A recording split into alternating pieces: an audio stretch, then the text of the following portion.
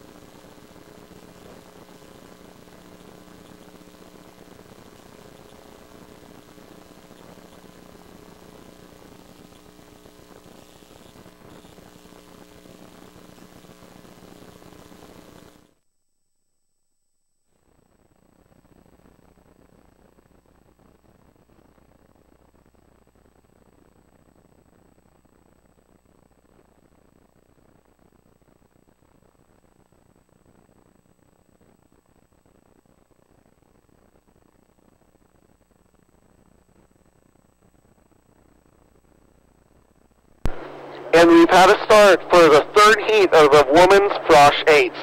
We'll get a call as these crews approach the 500-meter mark.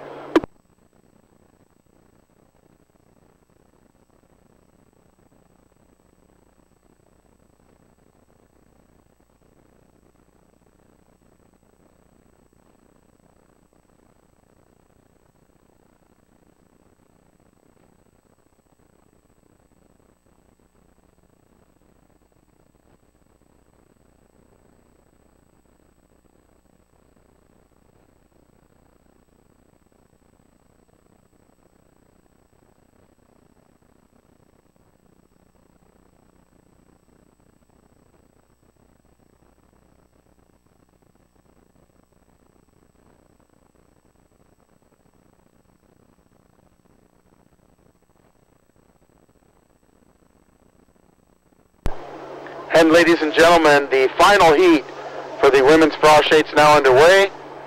Again, 2 boats will go on to the grand final. Right now, the early leader is going to be Lane 1, Marina Aquatic Center, followed closely by lane number 2, Long Beach. Long Beach is back about 7 seats behind Marina. Now, both Marina and Long Beach already have a comfortable open water margin over the third place team, Berkeley High School in lane 3. Berkeley 4 seats ahead of the C boat from Oakland, so that means Oakland has 3 Frosh 8s entered in this event. Oakland's C boat right behind Berkeley's A boat. We then have a team here from Utah, lane 5, Waterford. Great to see them out here with the women's Frosh 8. Freshmen are the future of any program. And Waterford rowing in 5th place right now over Palo Alto in lane 6. Palo Alto making a small move right now at 750 and pulling even with Waterford.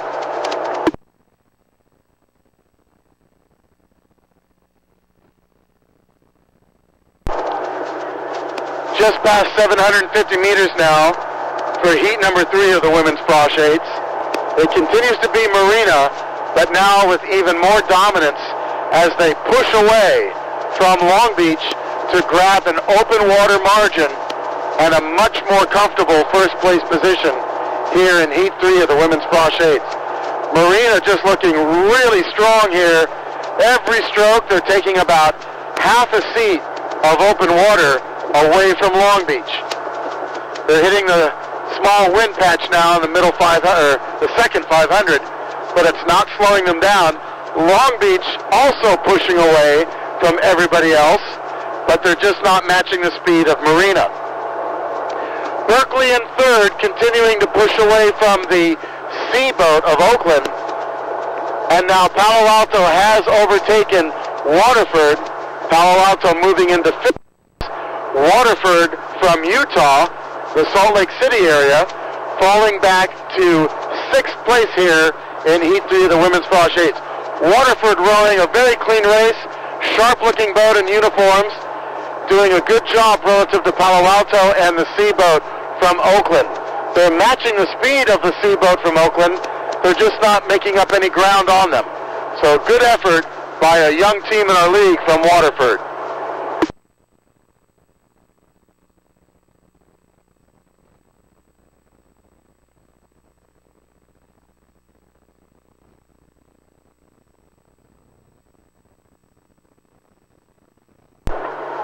At 1,250 meters, it's Marina Aquatic Center. It's definitely a MAC attack right now, as they've got one boat length of open water between themselves and Long Beach. Long Beach with even more open water, almost 3 boat lengths now between themselves and Berkeley High School. Berkeley 2 seats open water over the Oakland C boat. Oakland 6 seats over Palo Alto, and Palo Alto now bow to stern over Waterford.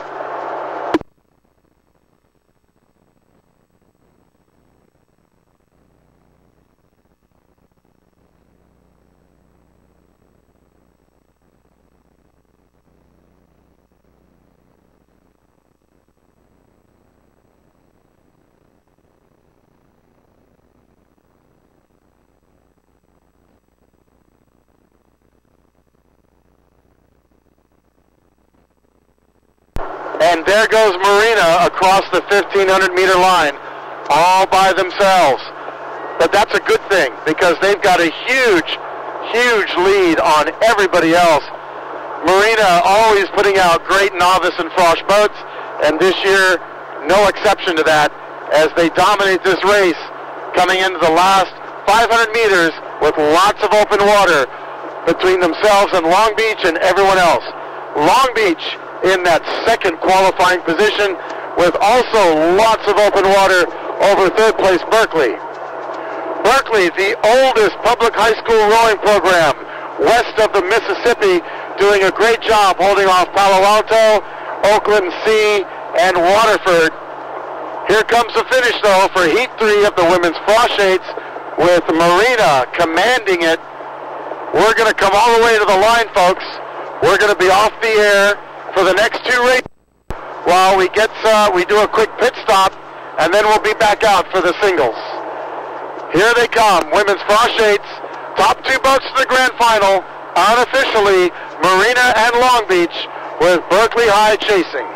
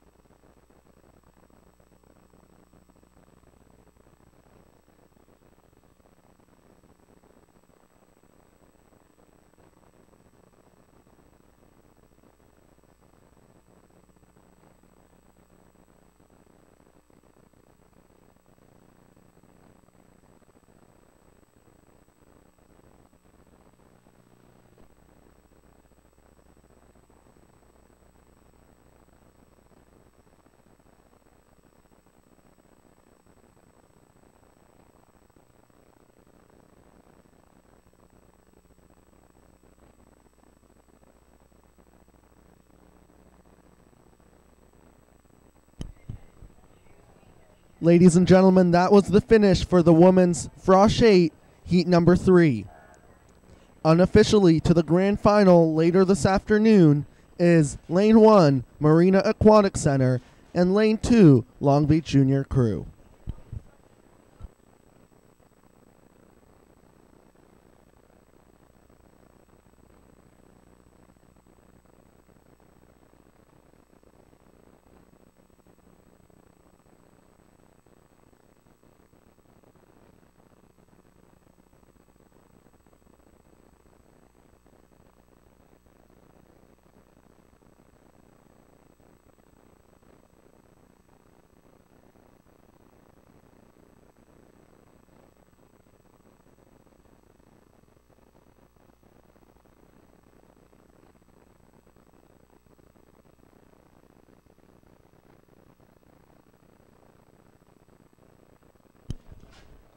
We have a public service announcement. Spectators, please keep the landing and launching chutes clear. Again, please keep the landing and launching chutes clear. Thank you.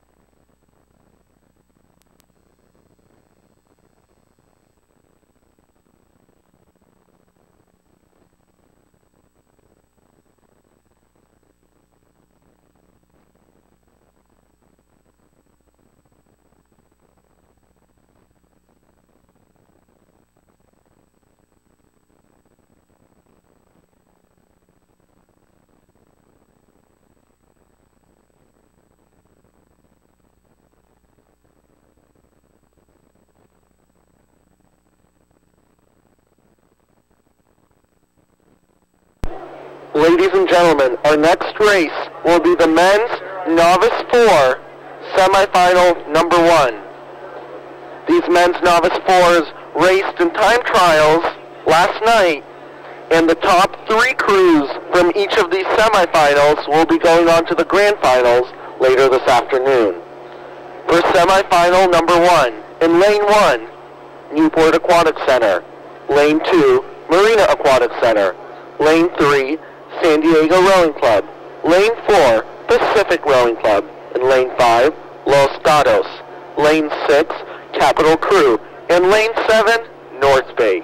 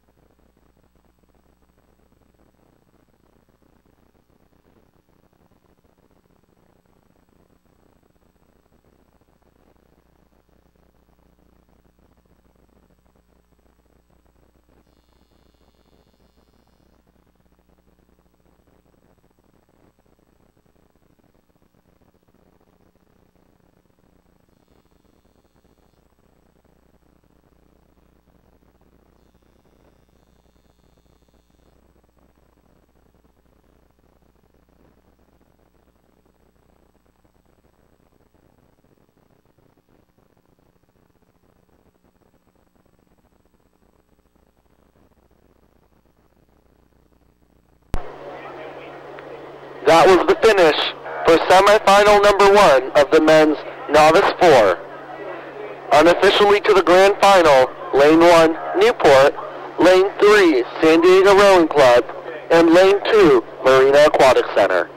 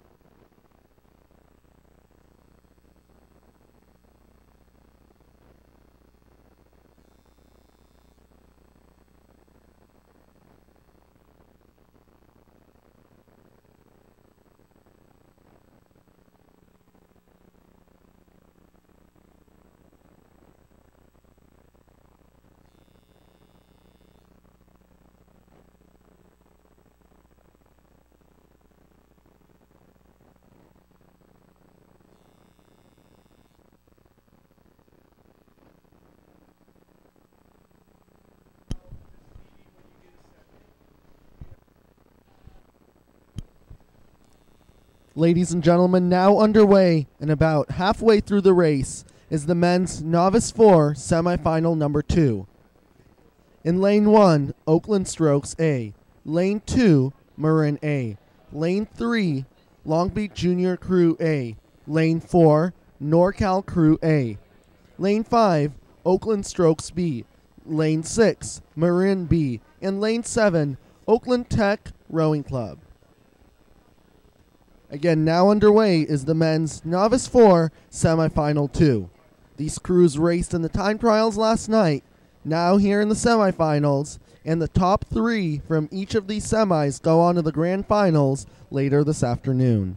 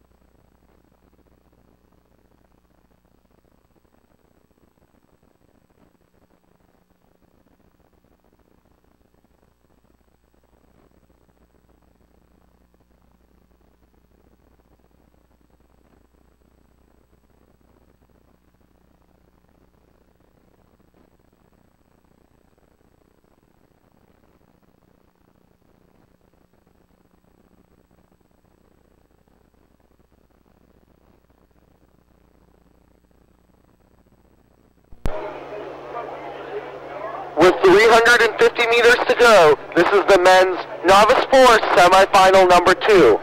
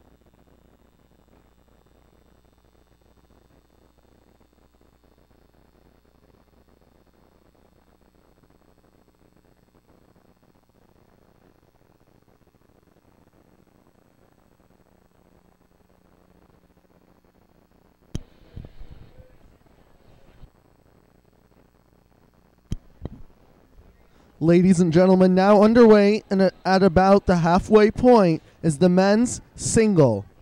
Heat number 1 of 3. In lane 1, Newport A. Lane 2, Tempe Junior Crew B. Lane 3, Long Beach Junior A. Lane 4, Sarah High School. Lane 5, Brophy B. Lane 6, Palo Alto. And lane 7, Central Valley. Again, now underway is the men's single, heat number 1, with the top 2 finishers going on to the grand finals.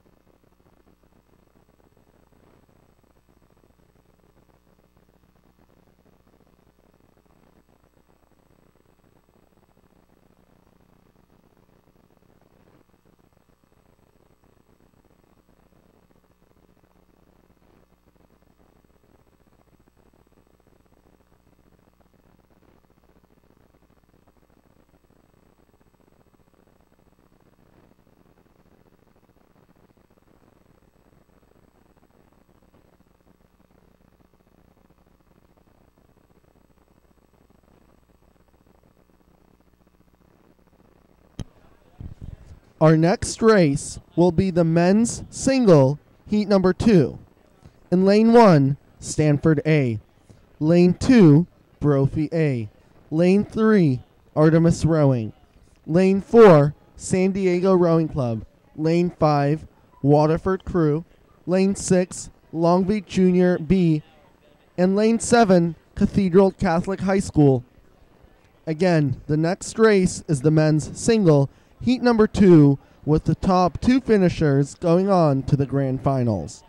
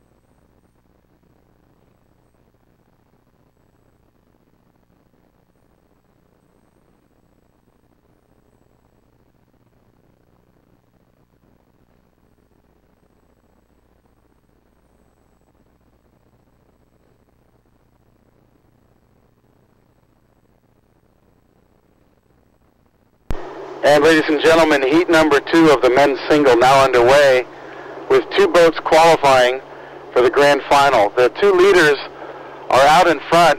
Leader number 1 is going to be Stanford A in lane 1, followed by Brophy A in lane 2. Both Stanford and Brophy now have almost a boat length of open water over lane 3, Artemis. Artemis with lots of open water over lane number 4, San Diego Rowing Club, followed by lane 6, Long Beach, and then in 6th place we go back inside to lane 5, Waterford, and then the trailing sculler will be from one of the newer teams in our region, Cathedral Catholic High School out of San Diego. He's in lane 7. He's rowing cleanly, but just not matching the speed here of the leaders. Now way up front, this field is really spread out, but way up front, it is Stanford and Brophy with over 3rd place Artemis. So with only 2 boats going to the final, we're going to keep our eye on 3rd place Artemis to see if they catch Brophy or Stanford. Both Stanford and Brophy now at 12:50 as some of the other boats are coming across at the halfway markers. So you can see how spread out the field is. Artemis continues in 3rd. He hasn't really moved any closer to Brophy, but he's making a push right now. His rate just went up. Brophy is definitely at a lower rate, as is Stanford. Artemis with the highest rate of these 3 boats, and we'll see if he moves up on either of them.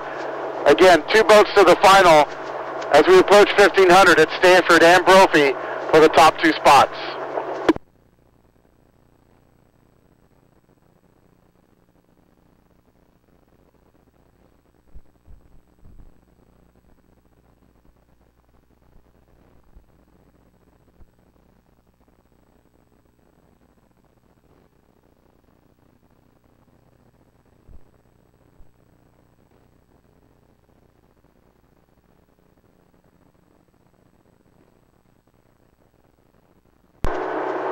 And here's the final race call for heat number 2 of the men's singles. Lane 1, Stanford, and lane 2, Brophy, still both in a very good position to go to the grand final, as Artemis, at the higher stroke rate, not able to pull in either one of these scullers. Both Stanford and Brophy, all they basically do is scull all year long. They're both known for their sculling programs, and they are both looking really strong here to go on to the grand final. So 400 meters to go. Stanford and Brophy with open water over Artemis as we turn around and head back to catch heat number 3 of the men's singles. Heat number 2 now finishing with the top 2 boats going to grand finals.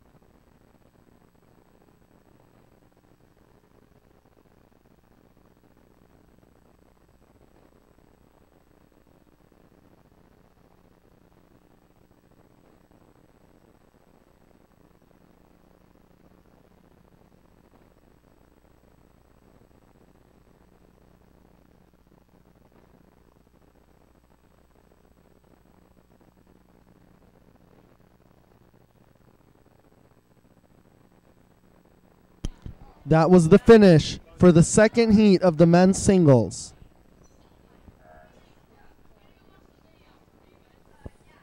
Unofficially to the grand final is Stanford A and Brophy A out of lanes 1 and 2.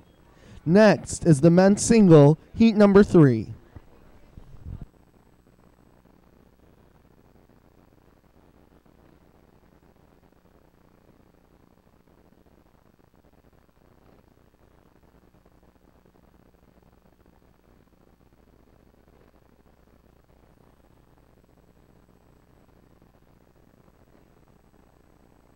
Ladies and gentlemen, all boats are loaded at the starting platform, and we are close to a start for the men's single, heat number 3.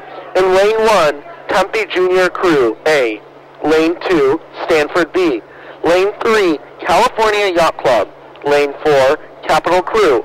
Lane 5, Newport D. Lane 6, Casitas Rowing. And Lane 7, Pacific Deepwater Rowing. Again, we are close to the start for the men's single, heat number 3, with the top 2 finishers going on to the grand finals.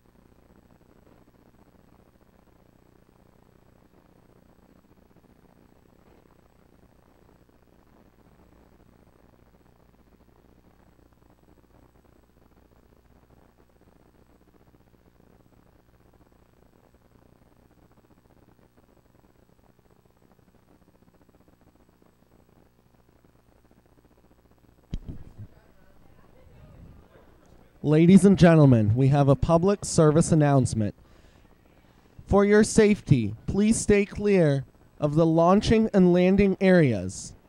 Again, for your safety, please stay clear of crews that are launching and landing in the designated areas. Thank you.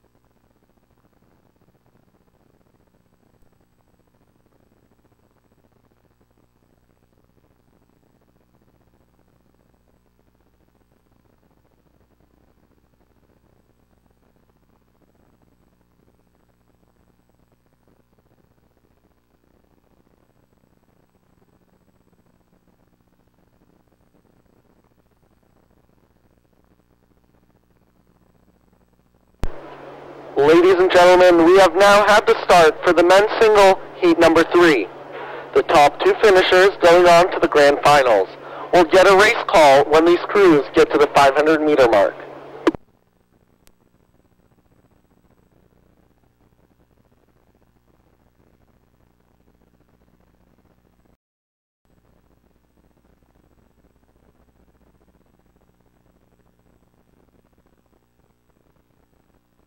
And ladies and gentlemen, the third and final heat for the men's singles now underway. 7 boats on the course, 7 boats running cleanly. The wind picking up just a little bit here. Lake Natoma from all the foggy breezes coming up from the Bay Area. It is a close race here. We have an early leader. Lane 2, Stanford B, out in front now with about a seat open water. But lane 3, California Yacht Club, and lane 1, Tempe Junior A, they are bow ball to bow ball, racing one another for that second qualifying position. Behind them, we go to lane number 4, Capital Crew. Capital in 4th. We then go to lane 6, Lake Casitas in 5th place. Then we go inside to Newport D. And then finally the trailing boat from lane 7, Deepwater, a young program from Stockton. Now in the lead here, 500 meters, continues to be in the yellow Empahker, the B boat from Stanford. Stanford Juniors doing a great job in the sculling events every year here. That's all they do is scull. The Stanford B rower settling down to a little bit of a longer stroke as he tries to push away from both Cal Yacht Club and Tempe Junior A.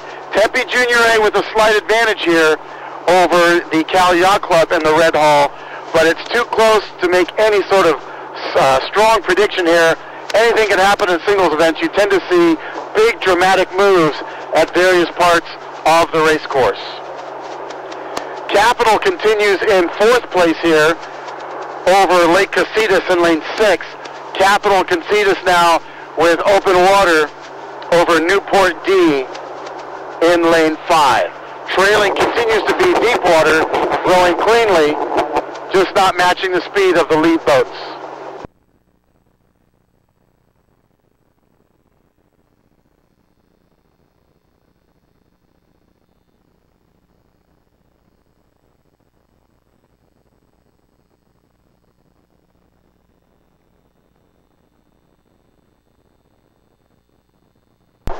Past 750 meters, it's Stanford B all the way with the lead, followed very closely by lane 1 Tempe Junior, and right hot on his heels, lane 3 Cal Yacht Club.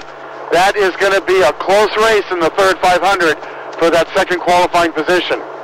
Capital Crew continuing in 4th, Capital open water by several boat lengths behind these top three scullers. Then outside to Lake Casitas. Then back inside to Newport D, and then finally Deepwater in lane 7. And now it looks like Cal Yacht Club making a move to move up and take second place, but he's still down a little bit. Like I said, this is going to be decided in the second 1,000. And right now, Cal Yacht Club, realizing the time is running out, trying to make a push and secure something before he goes into the last 500 meters. It's Stanford with open water first, then Tempe Junior Crew, followed by Cal Yacht Club. Top two to the grand final. It's going to be between Cal Yacht Club and Tempe Junior here as we pay attention to them.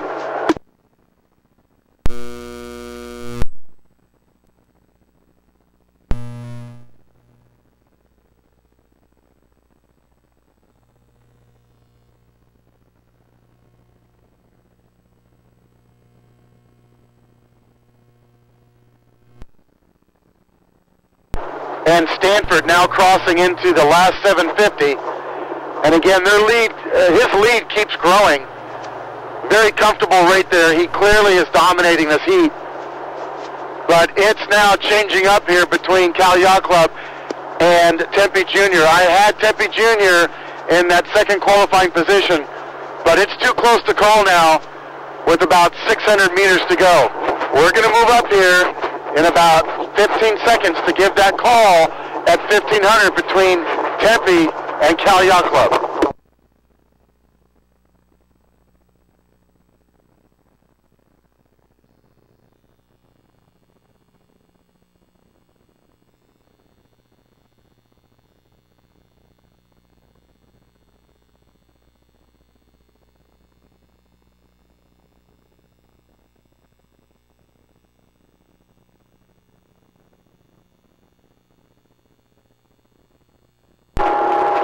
Stanford B already across the 1,500 meter line with a huge open water advantage, and it is too close to call between Tempe and Cal Yacht Club. This is going to be a race decided in front of all of you, the spectators, as they come into the last 500.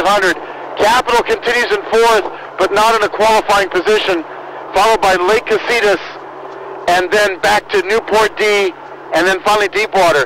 These trailing scullers all rowing very good races, rowing cleanly, handling the chop quite well, but it's the top three boats here that are duking it out. And the red hull out in lane 3, that is Cal Yacht Club chasing lane 1 Tempe Juniors. Keep an eye on them. One of them will go to the grand final. Heat number 3 of the men's singles. Now finishing, Stanford's got that first place finish. It looks like along the shore, Tempe over Cal Yacht Club, but there's still 300 meters to go and anything can happen.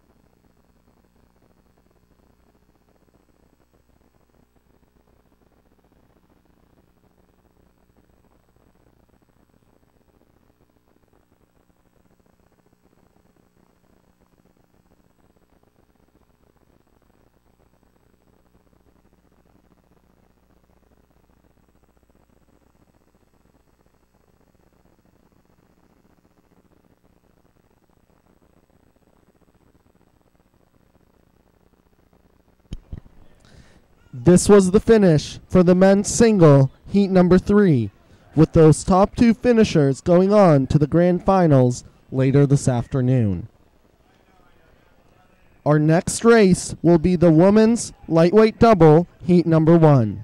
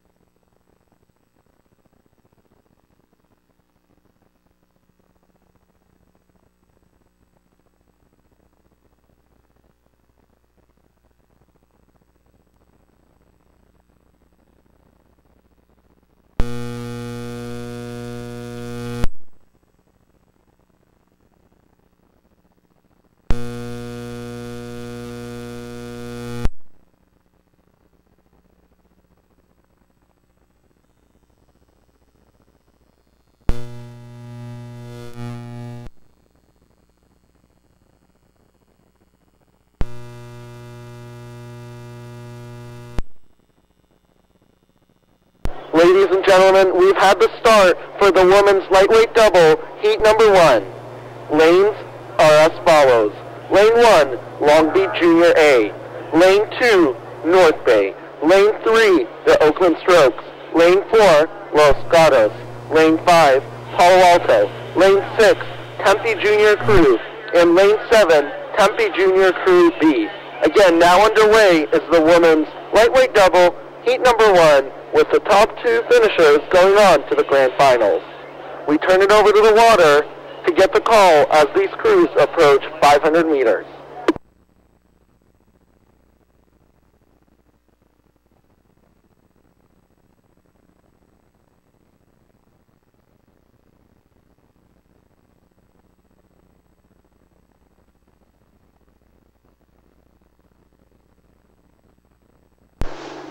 And ladies and gentlemen, now underway, as you heard, heat number 1 of the women's lightweight doubles. A lightweight double is a 2-person boat, 2 oars per rower. Also, being that it's a lightweight category, none of these women weigh more than 130 pounds. So the strength to weight ratio is quite high for these rowers. Top 2 boats will go to the grand final. Right now, those top 2 boats, it's going to be lane 1 with a walkaway. Even at just 500 meters in, lane 1 Long Beach with lots of open water over lane 3 Oakland. Lane 3 Oakland now with 2 seats open water over lane 2 North Bay. North Bay bow to stern over lane 5 Palo Alto. Palo Alto open water over lane 6 Tempe Junior Crew. Tempe Junior Crew open water over Los Gatos in lane 4. And then trailing Tempe Junior Crew B boat. So lanes 6 and 7 of both Tempe Junior Crew boats, A and B. 7 boats on the course, 7 boats running cleanly.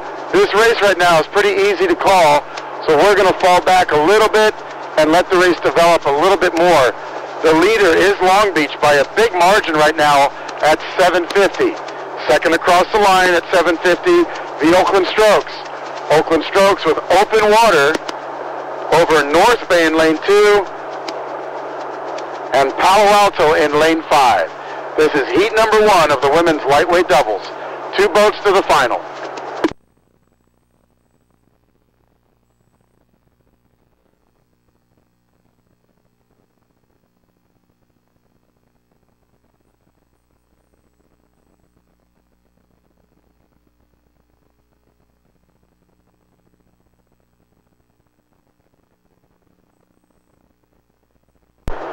And as we approach the halfway markers, the leaders are still the same, Long Beach and Oakland, but now by an even greater margin of open water.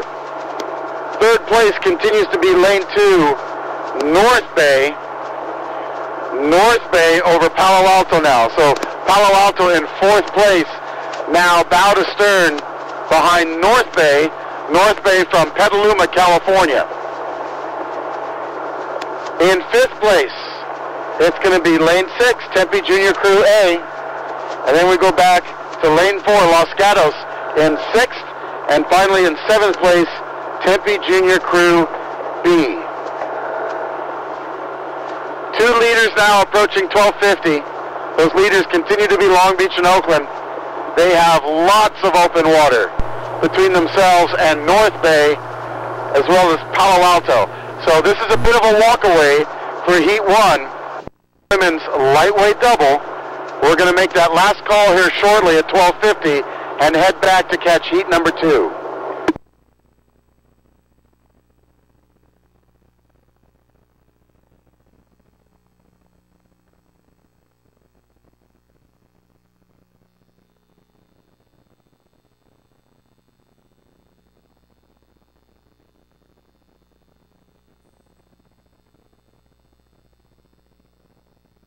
All right, we're at 1,250 meters now for heat number 1 of the women's lightweight double.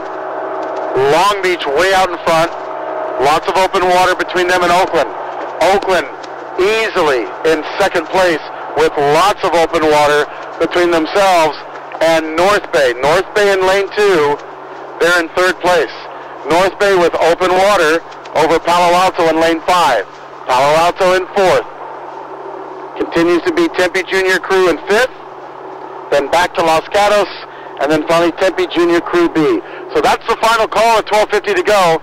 Unofficially, the two boats to the grand final with 7:50 to go, looking to be Long Beach and Oakland, with North Bay and Tempe Junior chasing.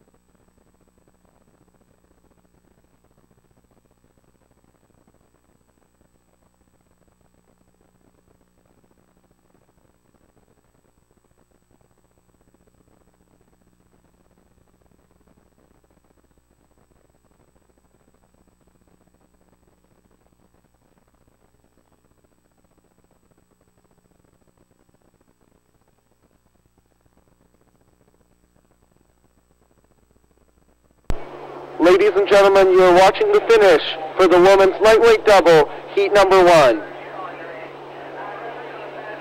Unofficially to the grand final, that's lane 1 Long Beach, followed by lane 3 the Oakland Strokes.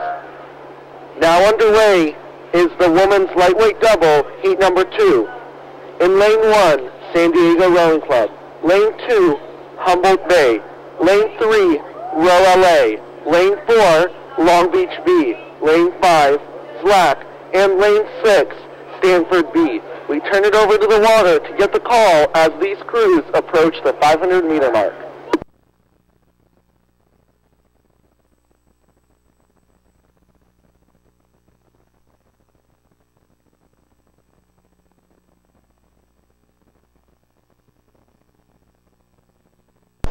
Ladies and gentlemen, heat number 2 of the women's lightweight double now at 500 meters. We've had a little bit of steering going on by the referees. Lane 7, Stanford B, getting steered a little bit. Excuse me, lane 6.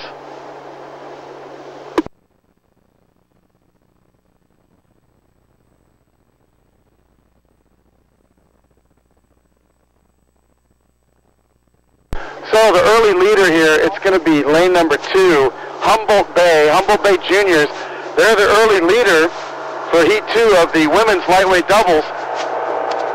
And then it's a 3-boat race for that second qualifying position between lane number 1, San Diego Rowing Club, lane 3, Row LA from Los Angeles, and then finally Long Beach B in lane 4. Lane 5, Slack Crew, they're in the trailing position. Stanford B in lane 6, they're in 6th place. And Artemis, we have a little mix-up of lanes here. Artemis is in lane 6, Stanford B is in lane 4, but Artemis right now in 5th place as we hit 750 meters. I don't know if that's an Artemis A or B boat, however. As we look forward to the leader, it continues to be lane 2, Humboldt, the crew from way up in the northwest corner of California, showing a lot of speed right here as they continue to hold on to the first place position. Now they're holding off a challenge from lane 3, Row LA. Lane 3, Row LA trying to get away from Long Beach B, as well as San Diego Rowing Club in lane 1. So it's in this order at the halfway markers. Humboldt, followed by Row LA, a young and new team from our region, followed by San Diego Rowing Club, and then Long Beach B.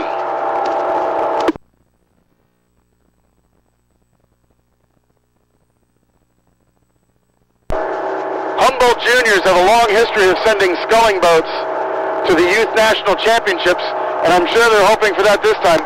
Oops, we just had a small crab from Row LA. Row LA stroke seat, starboard side, caught a small crab, but now they're charging back hard. They're like, we cannot let San Diego get any closer to us. So Row LA is bow to stern behind the leader, Humboldt, but not that far behind Row LA is lane 1, San Diego in third, and then Long Beach B in lane 4.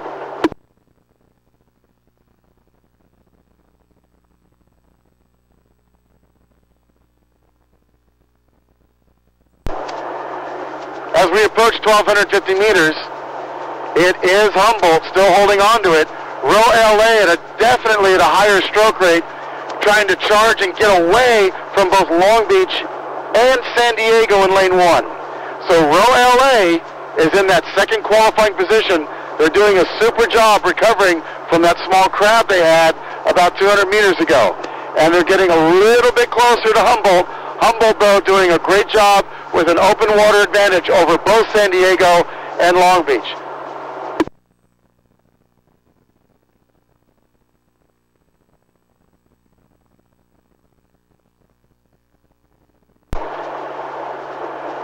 The other team's doing a good job here. Artemis rowing cleanly. A little bit of chop out here in that second 500, but they handled it very nicely, as did Tempe A and Slack.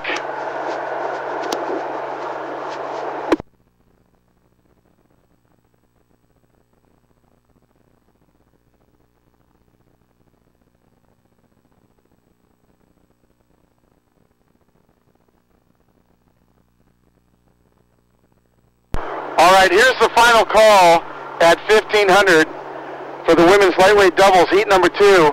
It's still Humboldt, followed by Row LA, but watch out for lane 1 in the red hull along the shore. That's San Diego Rowing Club. They are chasing Row LA very hard, and anything could happen in the last 350. So it's Humboldt, Row LA, San Diego chasing. 2 boats go to the final. Will it be San Diego or Row LA?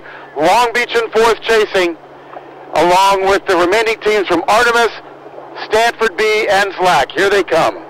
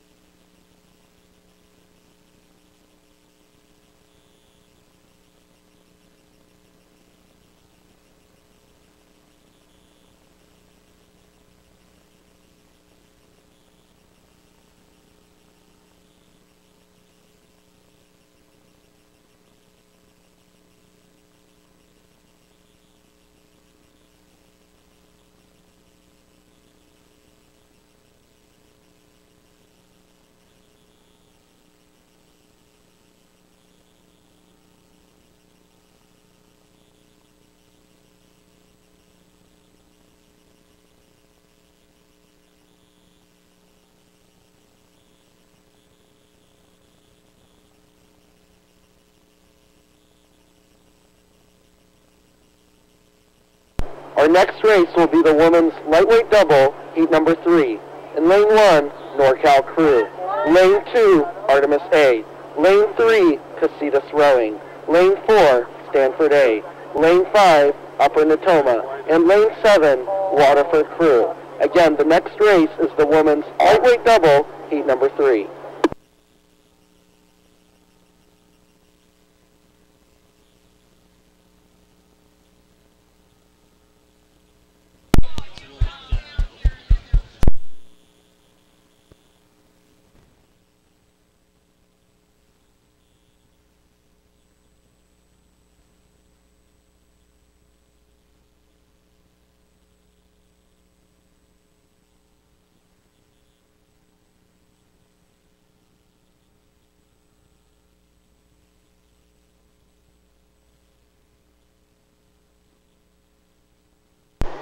And ladies and gentlemen, heat number 3 of the women's lightweight double now at 500 meters. Early leader, lane 1, NorCal Crew. Lane 1, NorCal Crew out by almost about a stern advantage over lane 2, Artemis A. So Artemis A, though, looking at a big fight coming from lane 4, Stanford A. So it's Artemis A and Stanford A, bow ball to bow ball, for that second qualifying position here as they both chase NorCal in lane 1. We're just past 500, moving towards 750. Now these top 3 boats have open water on 4th place, which is Lake Casitas in lane 4. Lake Casitas with 4 seats open water over lane number 5, Upper Natoma, and then in the trailing position, lane 7, and it actually looks like they've been moved into lane 6, Waterford High School from Utah. So great race going on here for that second qualifying position at 750, and now Stanford has overtaken Artemis for the second qualifying position in the women's lightweight doubles. Not by much though.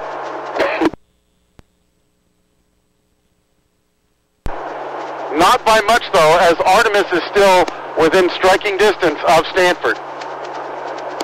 Leader continues to be NorCal, lane 1. NorCal understroking both Stanford and Artemis with a huge layback windup.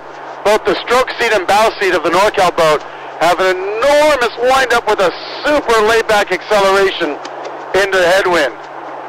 Despite that, Stanford is now moving up on them. So this leader could change.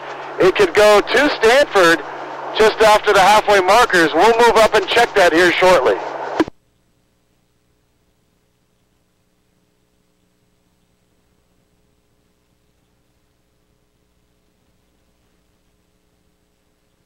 At the halfway markers, it's still NorCal, but Stanford is chasing hard.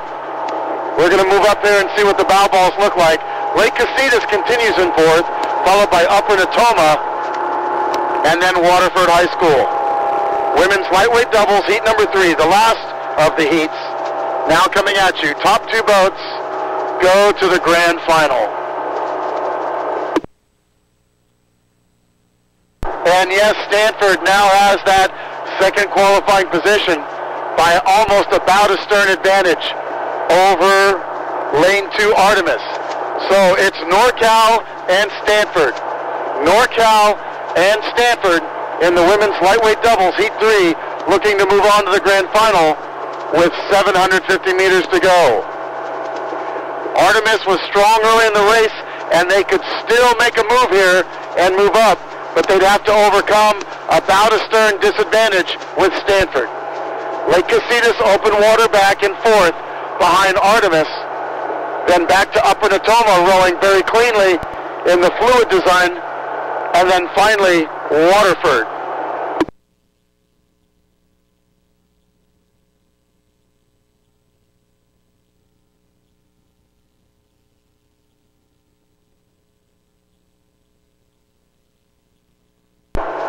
As we approach 1,500 meters, we'll make our final call before we turn around to catch the men's frosh eights.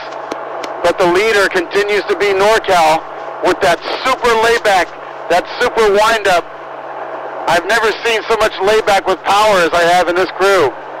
Second place at Stanford, but there goes Artemis. Artemis making a move now, and they're back inside the Stanford boat.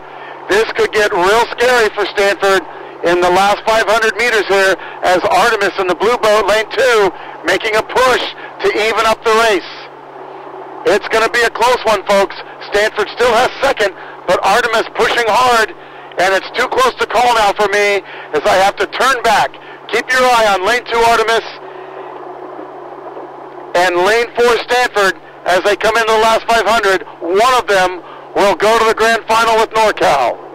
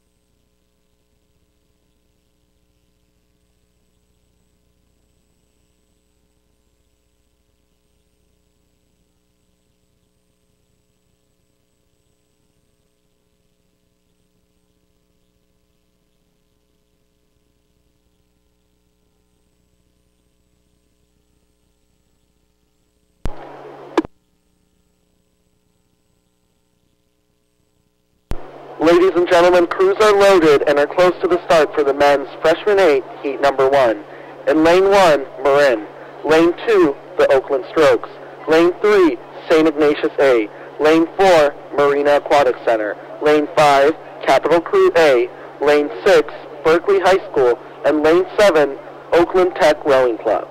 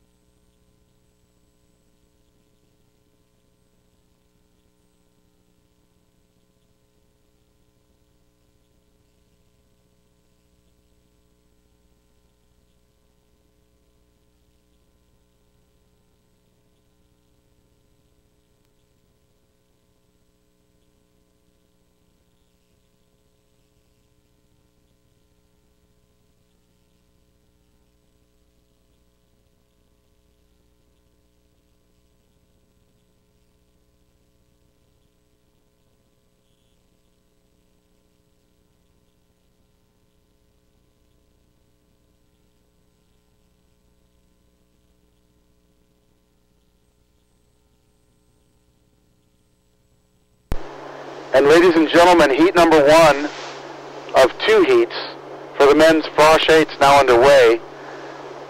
7 boats on the course, 7 boats rowing cleanly. One of them, a brand new team this year in the league, Oakland Technical High School Rowing Club.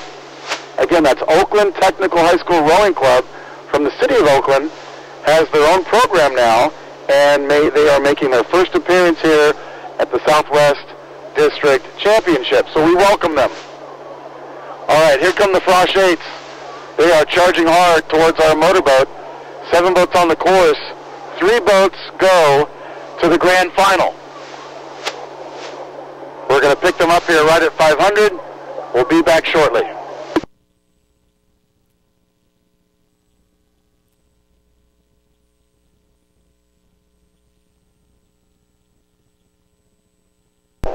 All right, those 3 boats right now at 500 meters are Marin, followed by Oakland, and then lane 5, Capital Crew.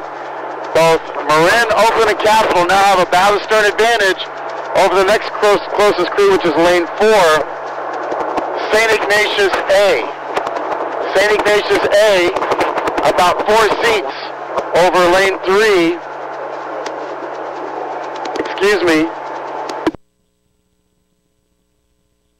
Correction, Marina Aquatic Center in 4th place over St. Ignatius.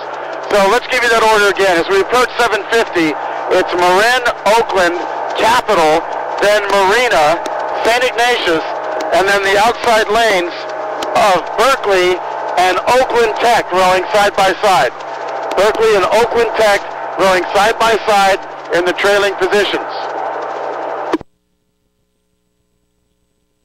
Now Marin along the shore in lane 1, they've always had a strong frosh program. They are pushing away from both Oakland and Capital.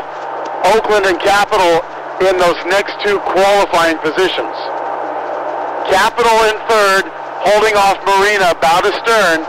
Marina now side by side, dead even with 5th place St. Ignatius.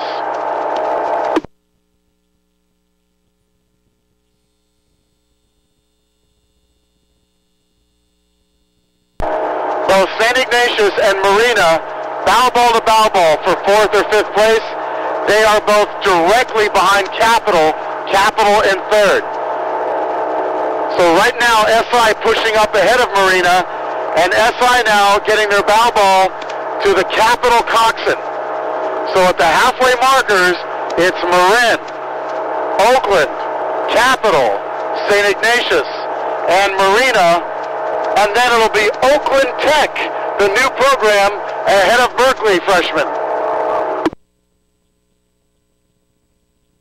Oakland Tech, a public high school, just like Berkeley, Great to see two public high schools here competing in this event. Back to the leaders up front. It continues to be Marin out in front with the red hall, followed by Oakland in the green hall, then Capital in the white hall for third.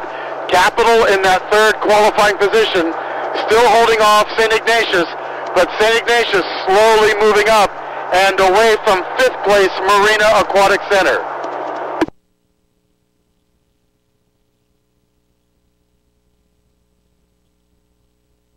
And now Capital making a move. The coxswain sees how close SI is getting. He's barking at his crew. And Capital now trying to take another seat or two away from SI. 750 meters to go. 3 boats to the grand final. It's Marin, Oakland, and Capital.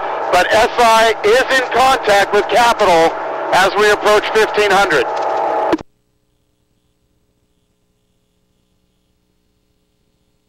Further back, Oakland Tech continues to lead Berkeley High School. Oakland Tech doing a super job in their first appearance here, taking on an older, more established program. Oakland Tech in 5th place. Excuse me, 6th place. Now here comes the call at 1500.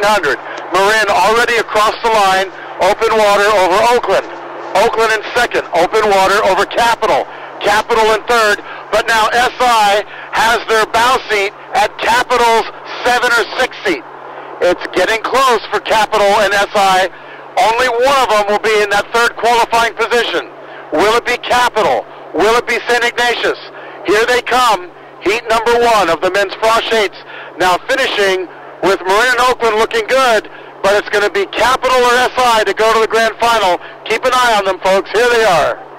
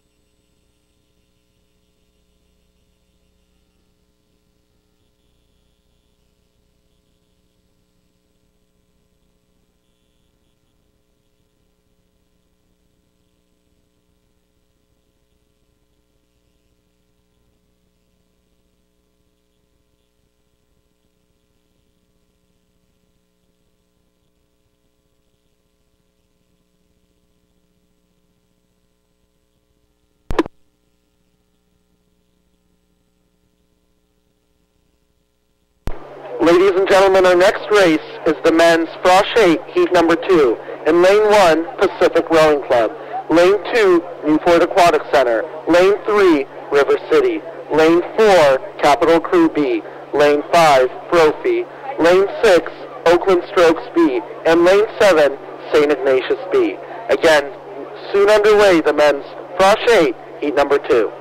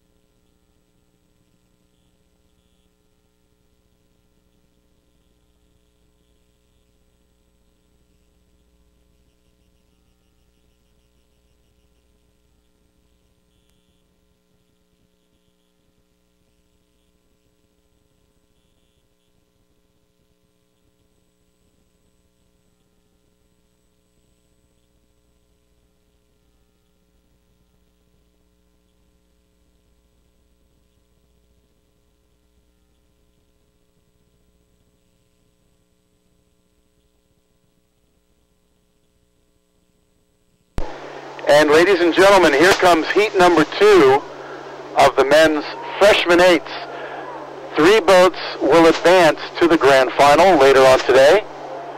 It's very close coming across the 500-meter line. We do have an early leader out by a full length. That's going to be lane 2, Newport Aquatic Center. Newport Aquatic Center has a great novice program going on this year, and here are their freshmen first across the line at 500. In second place, it's going to be lane 1, Pacific Rowing Club. Pacific with open water over the remaining field. So Newport and Pacific, the early leaders, at 500. In third place, all 3 boats here in contact. It's going to be River City in contact.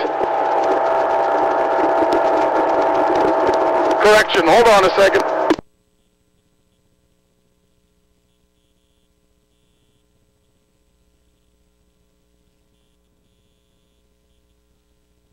So lanes 3, 5, and 6 are now shooting for that third qualifying position. Lane 3, River City, followed by lane 5, Brophy, and then lane 6, the B boat from Oakland. We then fall back to lane 7, the B boat from St. Ignatius, and in the trailing position, the B boat from Capital Crew. Again, these are the men's Frosh 8s racing to make it to the grand final. Leader continues to be Newport, out in front, open water, ahead of second place, Pacific. Pacific open water now, ahead of third place, River City in lane 3. River City working out now to an advantage over Brophy and the Oakland Strokes B. Brophy and Oakland B head-to-head here as they both chase River City. Brophy and Oakland fighting it out for fourth place as they chase third place River City. You can probably hear the wind in my microphone as we go through the middle thousand. A little bit breezy out here. Not a lot of chop, but definitely a little bit of breeze.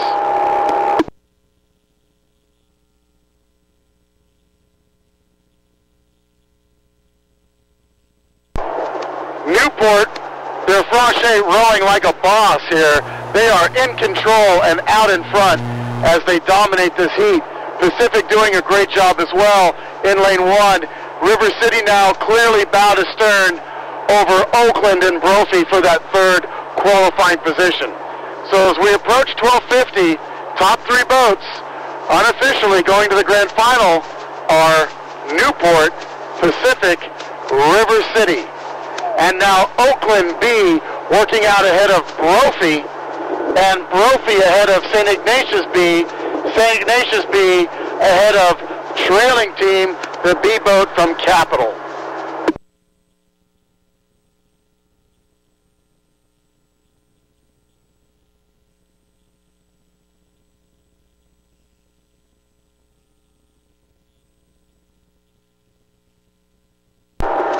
All the leading boats for this heat are now past 1250.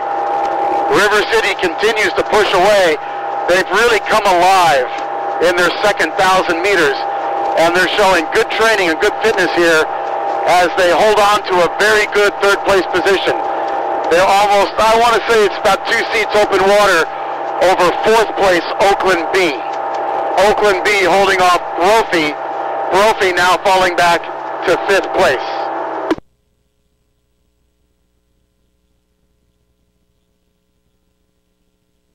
And here's the final call at 1500 for the final heat of the men's frosh eights.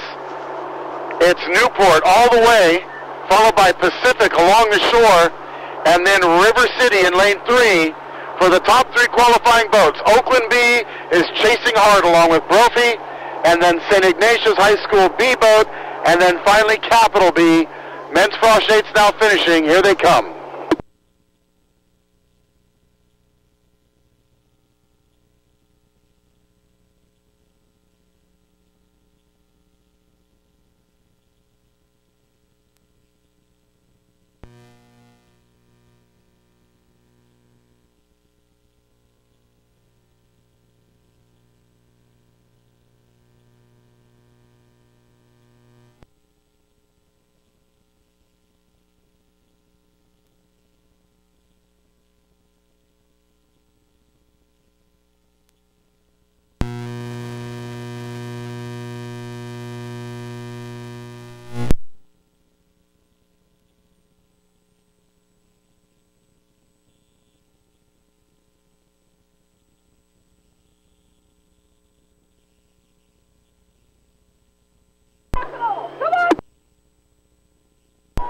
And this is the finish for the men's frosh 8, heat number 2.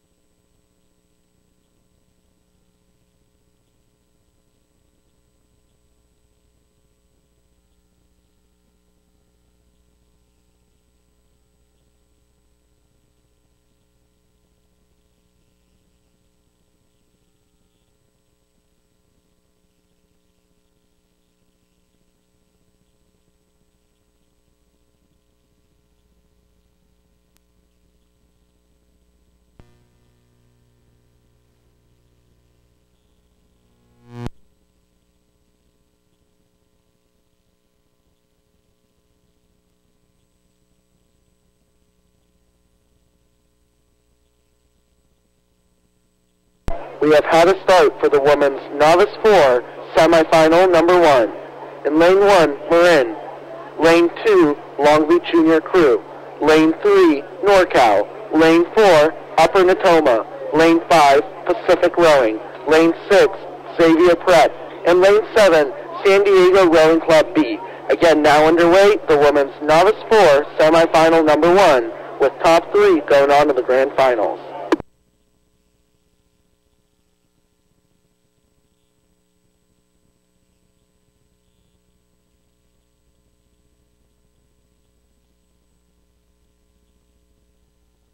And ladies and gentlemen, now we have the next race, which was based on yesterday's time trial.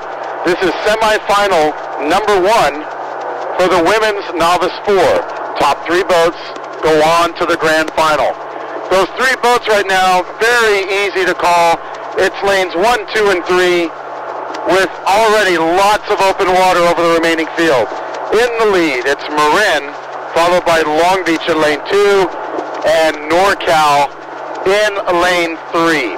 So those are your early leaders, and when I say open water, we're talking 3 boat lengths of open water already over the 4th place crew. In 4th place, it's going to be lane 5, Pacific Rowing Club, followed by 2 boats side by side, Xavier Prep and Upper Natoma. One of them, Upper Natoma, just caught a small crab in the chop here, second 500.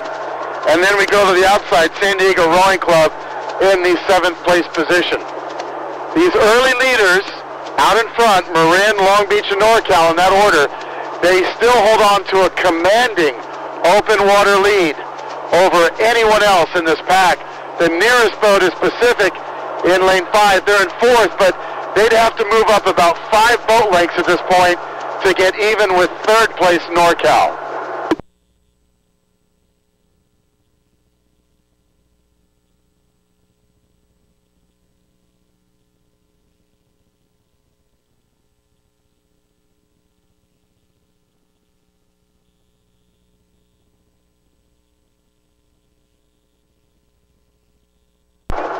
And here we go across the halfway markers. Still the same, Marin, Long Beach, NorCal. No surprise here as these women pulled fast times yesterday in the time trial. 4th across the halfway markers, there goes Pacific. It'll then be followed by Xavier Prep, then Upper Natoma, and then finally back to our trailing team, San Diego Rowing Club B. So we're going to turn this race over to you, the spectators, and the camera crew at 1,250 meters so we can get back to catch the next heat, because the top 3 leaders here, again, are not threatened in any way at this point by anyone. Pacific, again, they're in 4th. They now would have to overcome about a 6 boat length margin to move up to qualify. So NorCal in 3rd, doing a super job coming out of the starting blocks and get 3rd place position early. We head back now to the starting line for semifinal number 2 of the women's novice 4s.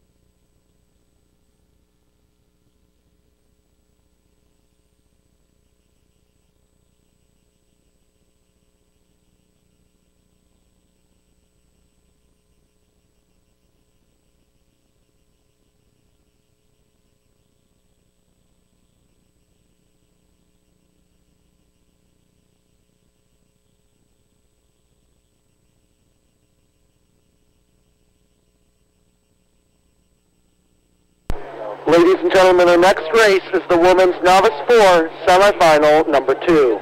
In lane 1, Capital Crew. Lane 2, Marina Aquatic Center. Lane 3, North Bay. Lane 4, Oakland Strokes A. Lane 5, Cathedral Catholic. Lane 6, San Diego Rowing Club. And Lane 7, Oakland Strokes B. Again, women's novice 4 semifinal 2 now underway.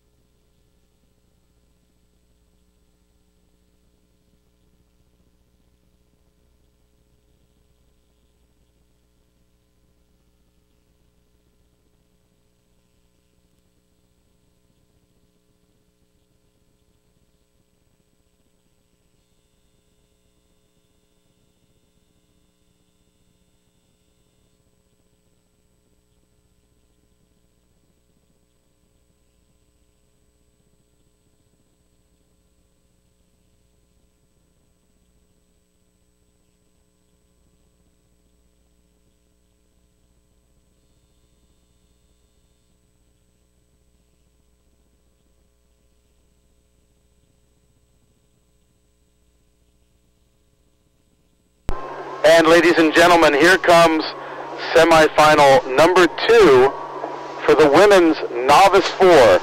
These boats made the semifinal after yesterday's time trial. 3 boats will advance to the grand final. Those 3 boats right now are once again lanes 1, 2, and 3. The team from Sacramento, Capital Crew, right here at Lake Natoma, Marina Aquatic Center, and North Bay.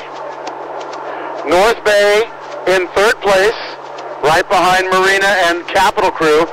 North Bay has open water now over the 4th place team, Oakland. Oakland almost bowed astern over San Diego Rowing Club. San Diego Rowing Club, open water over Cathedral Catholic High School. Cathedral Catholic, a new team from San Diego.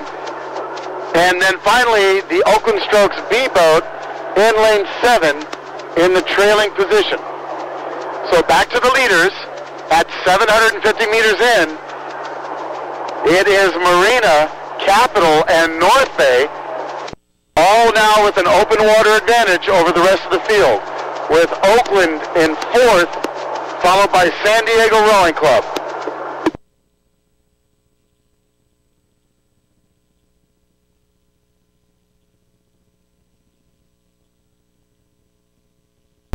And just past 750 meters, Marina Aquatic Center, known for their very strong novice women's program, making a big push and moving out ahead of both Capital and North Bay. So Marina now taking the lead clearly. 3 boats go to the grand final. So North Bay and Capital still both in a very good position to go on to the grand final, as both Capital and North Bay have open water between themselves and the next 2 closest boats. which are Oakland and San Diego.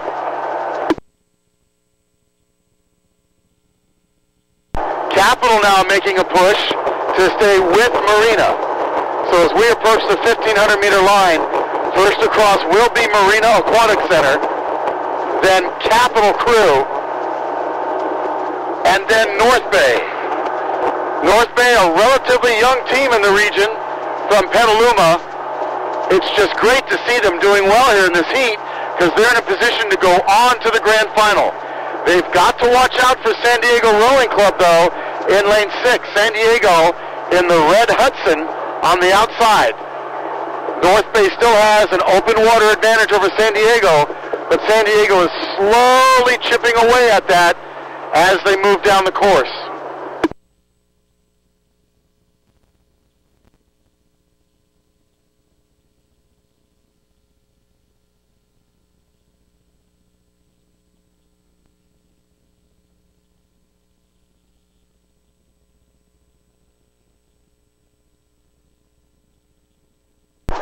As we approach 1,250 meters, continues to be the leader, Marina Aquatic Center from Southern California in the lead.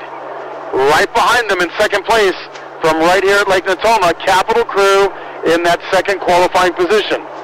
North Bay continues to hold on to third, but San Diego slowly chipping away at that North Bay lead. With 750 meters to go, we're going to keep a close eye on San Diego in lane 6 with North Bay in lane 3. The North Bay coxswain, she's got to sit up, turn around, look a little bit, make sure she can see what's going on.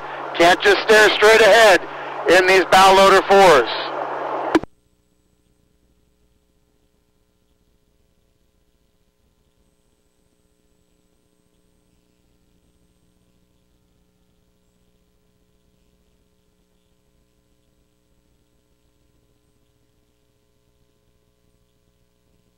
Here we come to the 1,500 meter line. It's still Marina for first, Capital for second, and North Bay for third.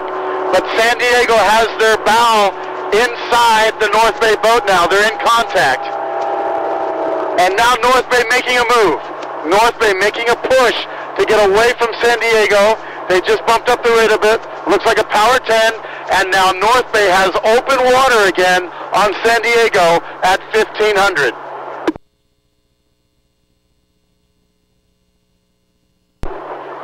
.500 meters to go for semifinal number 2 of the women's novice 4s. It's Marina, Capital, and North Bay. North Bay about a seat open water over San Diego, who's chasing in fourth, followed by Oakland, Cathedral Catholic, and the Oakland B boat. Here comes that finish, 3 to the grand final. Keep an eye on San Diego and North Bay.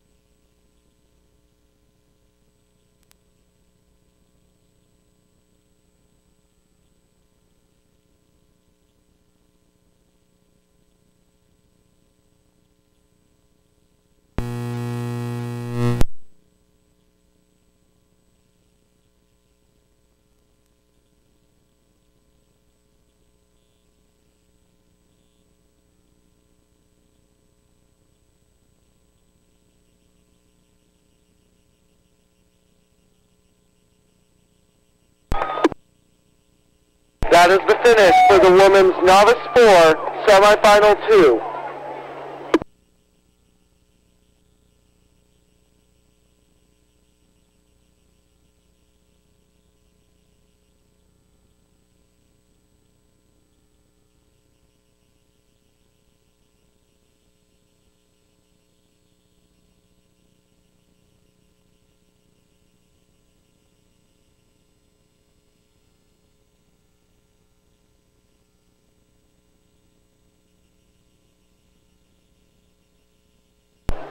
Ladies and gentlemen, our next race is the men's third varsity 8, heat number 1.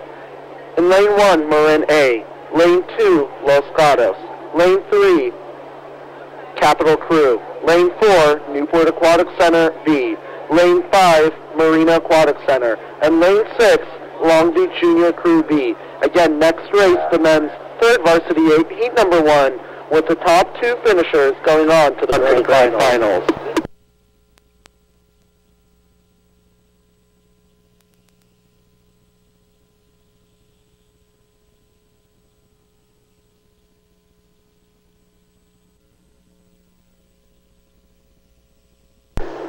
Okay, folks, here comes the next race. This is heat number one of the men's third varsity 8. What that means is these are the third fastest varsity 8s within each program. You have the varsity 8, which is fastest, the JV 8 second fastest, and then the 3V8, which is third fastest boat within the squad. Some of the teams here will have multiple boats at an event, meaning they have 4 to 5 varsity 8s in their program. Top two boats will go to the grand final. Now, right now, the early leader is going to be lane 1 Marin. They already have open water over the rest of the field. In second place, it's too close to call. Well, line advantage goes to Los Gatos in lane 2. Right next to them, Capital Crew in third. So again, two boats will move on to the grand final. And Capital and Los Gatos locked in a very close race here for that second qualifying position. In fourth place, we go to lane number 4, Newport Aquatic Center. Newport with open water over lane 5, Marina Aquatic Center. And then finally, in the trailing position, the B boat from Long Beach in lane 6.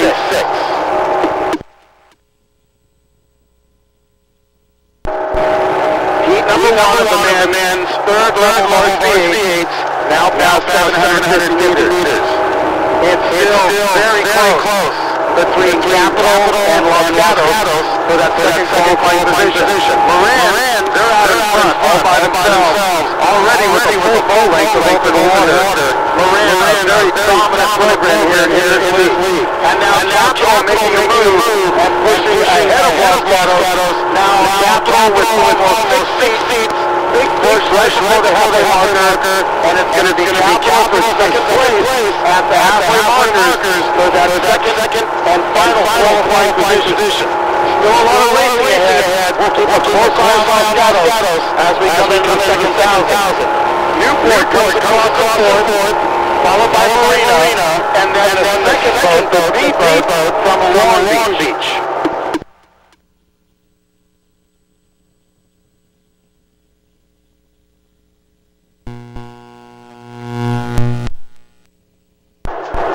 Looking at Marin boat in lane 1, who is comfortably in control of their heat, and you think they're a varsity 8. A lot of Marin lower boats look as good as varsity boats in other programs. Really a testament to their good coaching and the overall program and structure they've set up at Marin. Now in second place, again, only two boats to qualify. It is Capital, now with an open water advantage over third place, Los Gatos. Los Gatos in third with an open water advantage over Newport. Newport open water over Marina open water over Long Beach.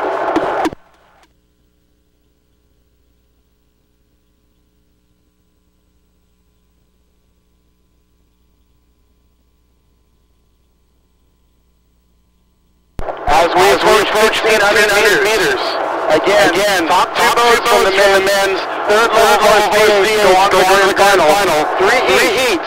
This is heat number 1. Marin already across 1,500. Second will be Capital. Third will be Los Gatos. Fourth will be Newport. Then Marina and Long Beach. And that's our final call at 1,500 as we turn around to catch heat number 2 for the men's 3V8s.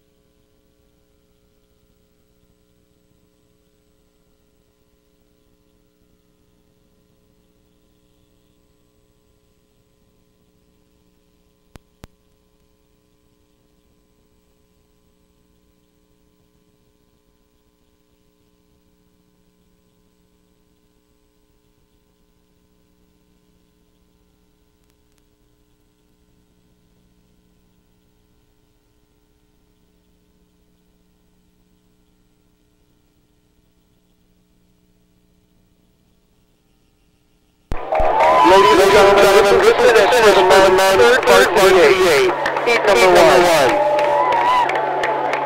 Unofficially the grand final, Marin Rowing and Capital Crew.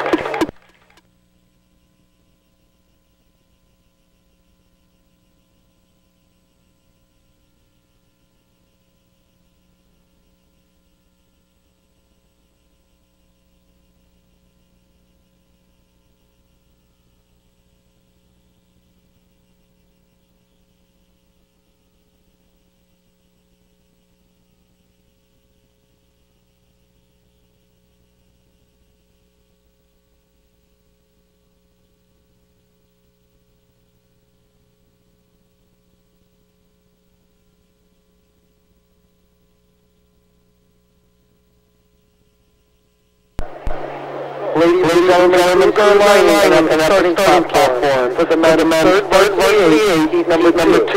In lane 1, Marin B. Lane 2, Oakland A. Lane 3, Pacific Rowing Club. Lane 4, St. Ignatius High School. Lane 5, San Diego Rowing Club. And lane 6, Oakland C. Again, the close start for the men's third varsity heat number 2 with the top places going on to the grand finals.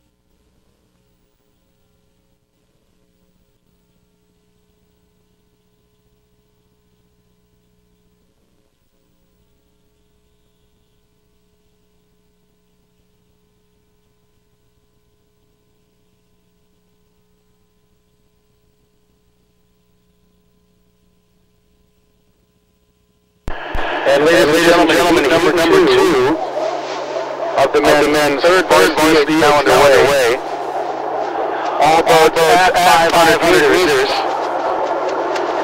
Same as the last race, top boats go on to the grand final. Right now, first across the line is going to be lane 2, Oakland. That's their A boat, their top boat in this. Right behind them, in lane 1, the B boat, the second entry from Marin. So you saw Marin's A boat qualify in heat number 1, and here their B boat is also in a qualifying position in heat number 2. In third place, we have Pacific Rowing Club in lane 3. Right next to them in fourth is St. Ignatius High School. We then go outside to lane 6. In fifth place, the C boat from Oakland. And then finally, in sixth place, Diego Rowing Club.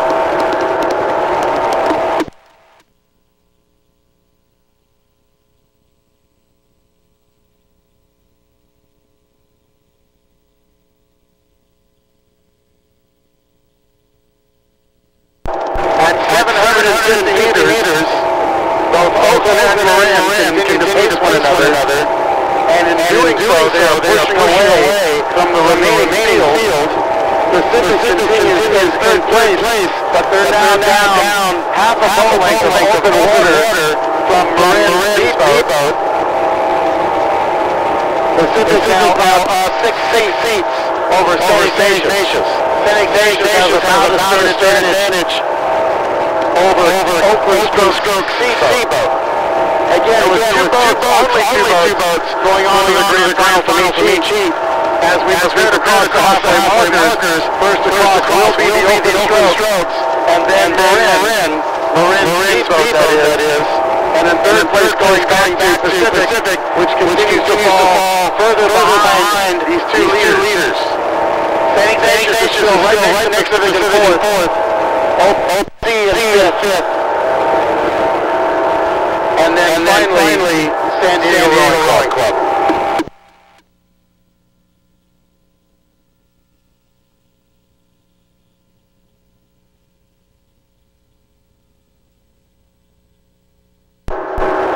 As we approach 1,250 meters, Oakland and Marin, they're really looking at everyone behind them and saying, we're going to the grand final. No need to use up all the energy here. Let's take it all the way to the grand final. For now, just cruise and qualify. So they've got that under their belt. Oakland pushing just a little bit harder. They've got about a standard advantage over Marin's speedboat.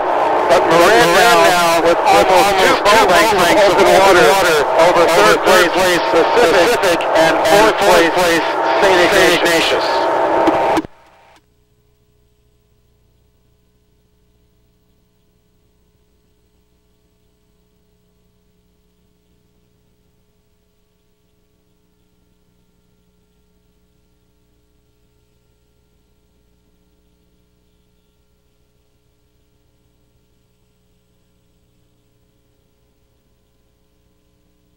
And here comes the final at 1,500 meters for the men's 3v8 number two. Two boats going to the grand final. Unofficially, those are Oakland, followed by Marin, with Pacific, St. Ignatius chasing in third and fourth, followed by OC and San Diego. Here they come, folks. We turn back now to catch heat number three of the men's 3v8. As heat number two now finishes.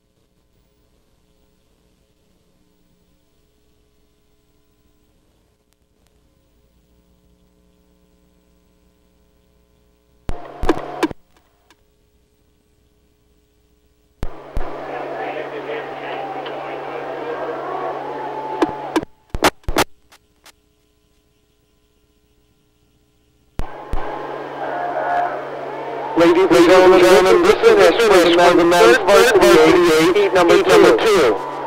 Unofficially, the grand final. That is Marin B and the open strokes A. Our next race will be the third heat for the men's third varsity 8.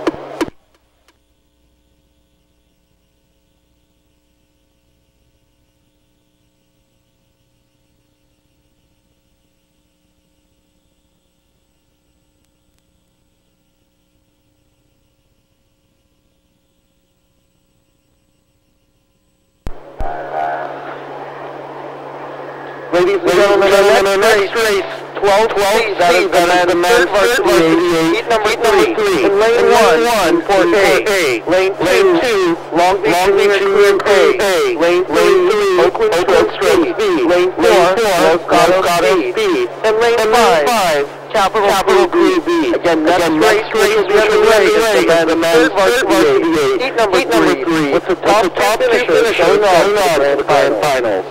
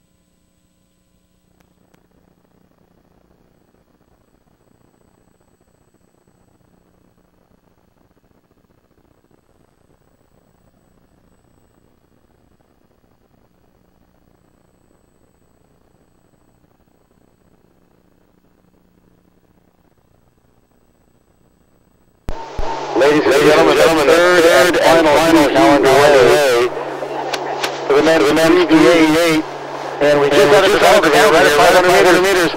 Los Gatos in lane 7, just cut a huge grab. Dior has wrapped himself around under the hall, and now Capital's speedboat is going by them now with an open water advantage. But the early leaders are going to be way up front. Newport, Long Beach, the early leaders. Oakland speedboat in third, not in a qualified position as they cross the 500-meter line.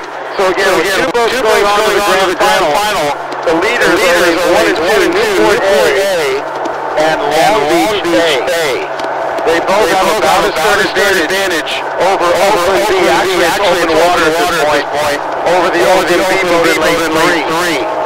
In fourth place, we go back to lane number 4. Capital Crew speedboat, and then on the outside, the B-boat from Los Gatos.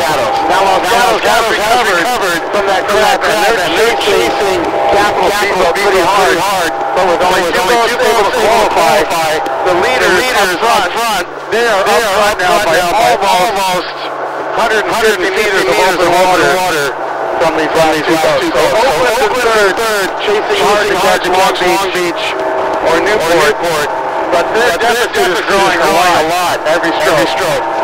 It's Long Beach and Newport. They keep taking water from Oakland, so Long Beach and Newport holding on to those two qualifying positions.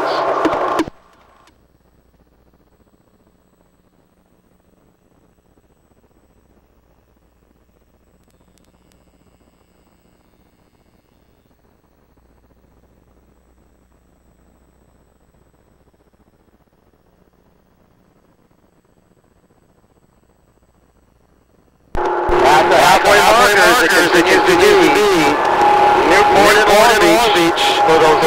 last qualifying spots for the grand final in the men's 3v8. Oakland still chasing in third. Capital being fourth. And Los Gatos B in fifth. The two leaders now approaching 1,250 meters. And they're slowly putting more in the water between themselves and Oakland. It's really Newport and Long Beach Bobble facing each other. It's very close. But regardless, they both are in a qualifying position. So again, just cruise and qualify tends to be what's going on here. Just cruise and qualify, and then we'll see what everyone has in the grand final. Men's 3v8s, heat number 3 now past 1250.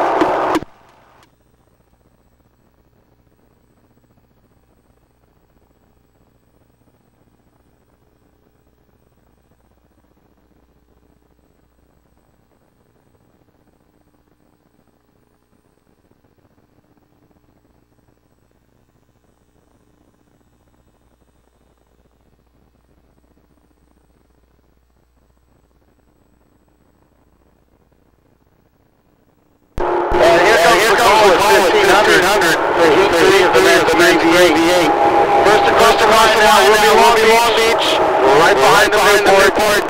Open water back from Newport. Oakland, that's the B boat from Oakland.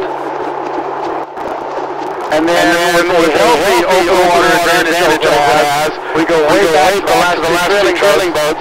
The B boats from Capital and Los Gatos.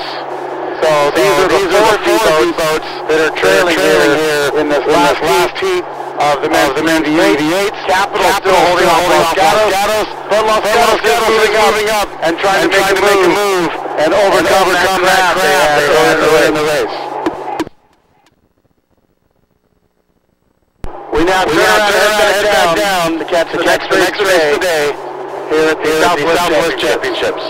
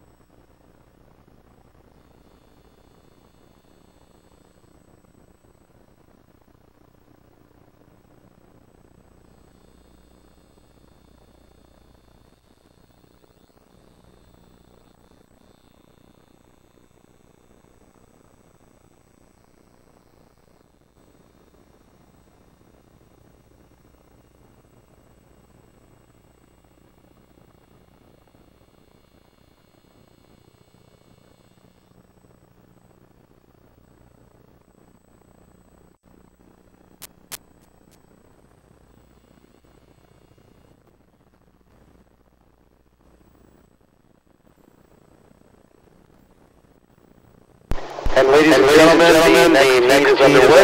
This is women's 3v8. 3 heats will happen.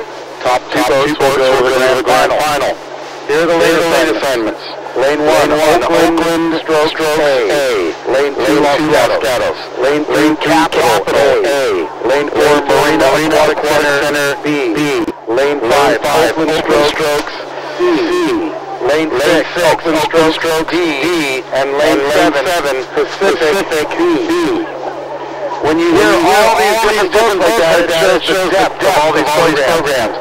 And the early leader here, top two boats, they're both from Oakland. It's going to be lane 1, Oakland A, and then lane 5, Oakland C. In the lead, both with an open water advantage over anyone else.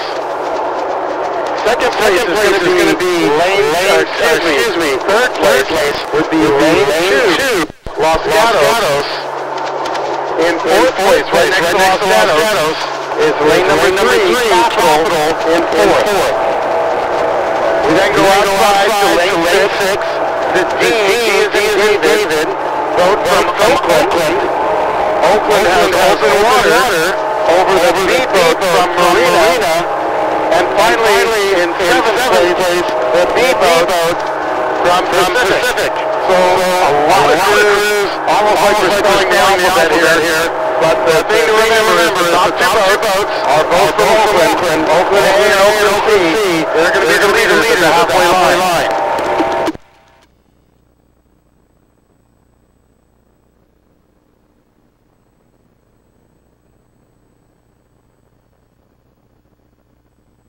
So here's the call at the halfway markers. It is Oakland A, Oakland C, Oakland C with a full boat length of open water between themselves and Capital. Capital now overtaking Los Gatos at the halfway markers. Oakland C now to stern behind Capital. We then go back to Marina and Pacific for the two trailing positions.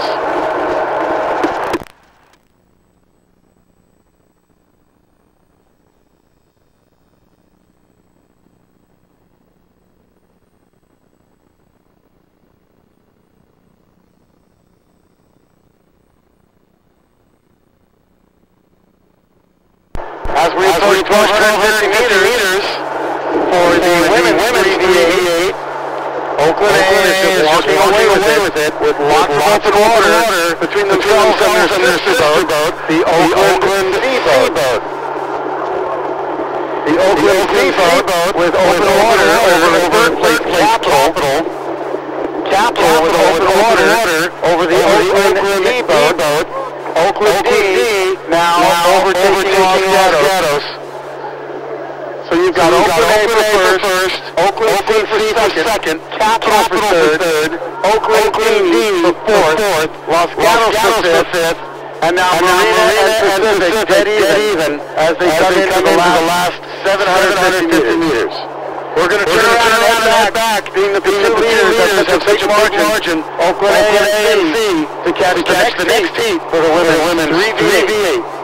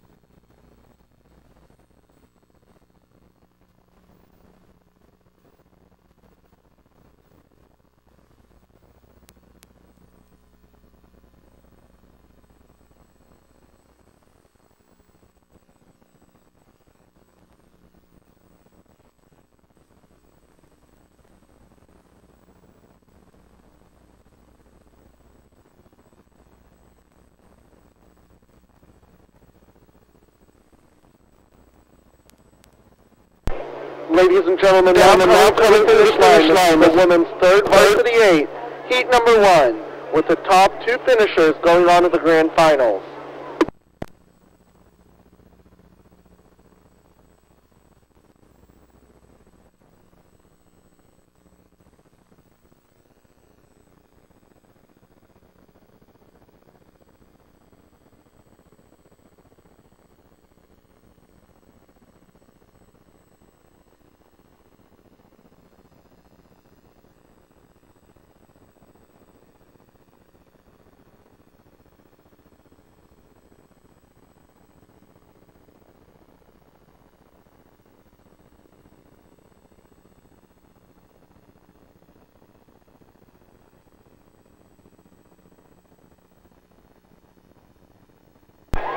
And officially to the grand final for the women's varsity 8. Oakland Stroke out of lane 1 and Oakland Stroke out of lane 5. Our next race already underway is the second heat for the women's third varsity 8. In lane 1, Marin A. Lane 2, Marin B. Lane 3, River City. Lane 4, Pacific Rowing A. Lane 5, St. Ignatius High School B. And lane 6, Capital B. And now underway the women's third varsity 8, heat number 2. We turn it over to the water for the call as these approach the 500-meter mark.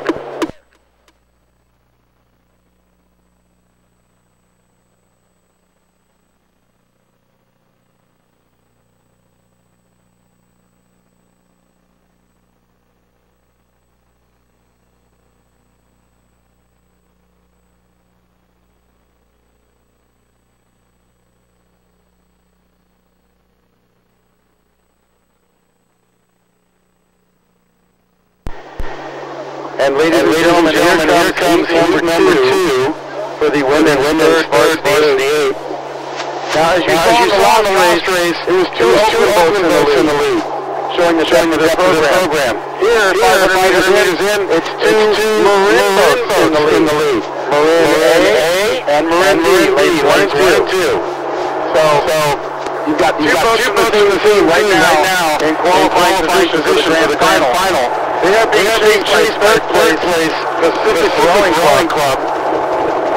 Right next to Pacific, St. Ignatius High School, their B-boat, and then River City in 5th place, and then we go back to 6th place, the Capital B-boat.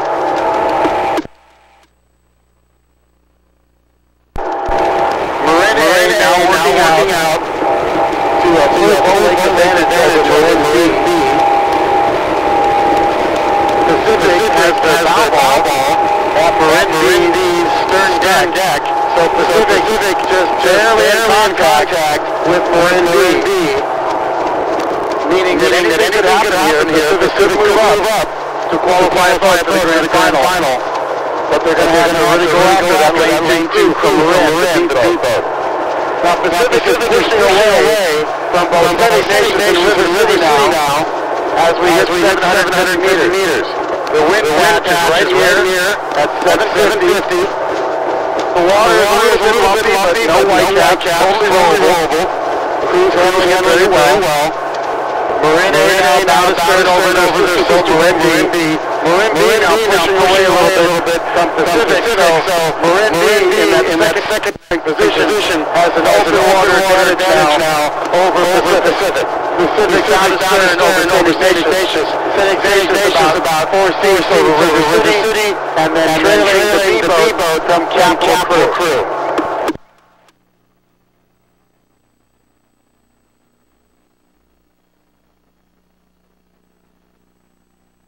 At the halfway marker, there goes Marin A across the line for heat number 2 of the women's 388, followed by their sister boat, Marin B.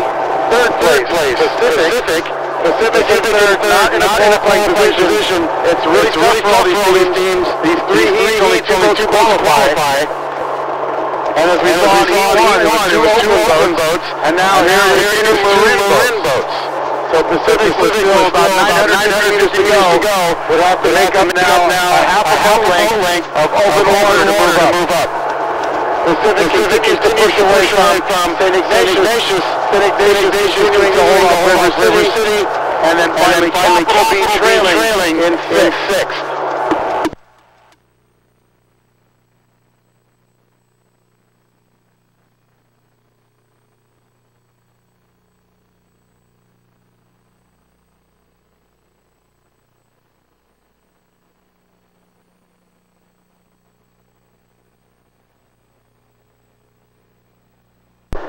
At 1,250 meters for heat number two of the women's 3v8. It's still Marin A and Marin B, both with an open water advantage over third place Pacific. Pacific now one seat open water over fourth place St. Ignatius High School.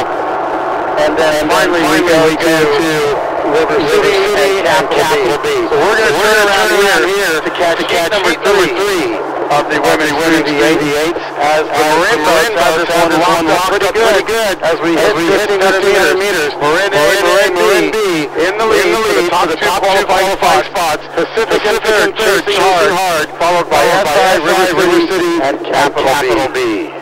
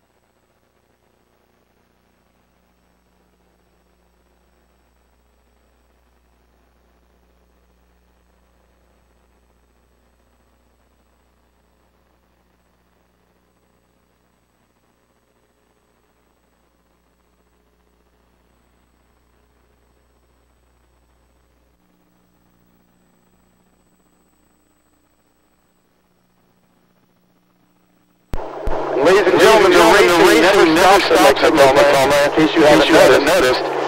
Here we go with heat number three of the women's varsity 8. Here are the leaders lineups. Lane 1, Marina Aquatic Center A. Lane 2, Oakland B. Lane 3, St. Ignatius High School A. Lane 4, Long Beach. Lane 5, Newport. And lane 6, Marin C. At the halfway markers, the leader is lane 2, the Oakland B boat, followed by St. Ignatius A in a very close race with lane 1, Marina Aquatic Center. In fourth place, we go back to lane 6, Marin C. And then finally, we go to the trailing teams, Long Beach in lane 4, and then Newport Aquatic Center in lane 5. Move up a little bit to see how much of a lead St. Ignatius has compared to Marina.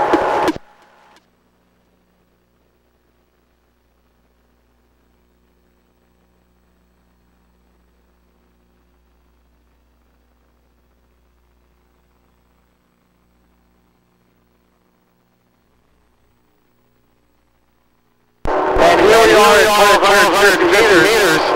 St. Ignatius clearly in that second qualifying position over Marina.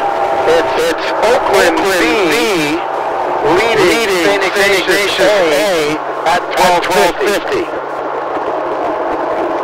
Oakland B leading St. Ignatius now by 8 seats. Oakland has their stroke seat at the bow deck of St. Ignatius A. St. Ignatius A has about 6 seats over Marina in lane 1. So 3 boats go to the grand final. Excuse me, 2 boats. 2 boats go to the grand final. And right now it's still anyone's race as Marina now making a move. Marina now making a big push right before 1500 to get up close to the SI. And this can become a 2-boat race for the last position. And now it's too close for me to call. Marina just made a huge move, and now they are even with St. Ignatius to possibly go on to the grand final. The wind's pushing a little bit out here, and that's hitting the cruise. And now it's Oakland still for the lead, but I cannot call the leader for second. It looks to be Marina along the shore with SI chasing in lane 3. Here comes the finish. For heat number 3, women's food level varsity. It looks to be Oakland being for the lead, and then Marina for second with SI right there.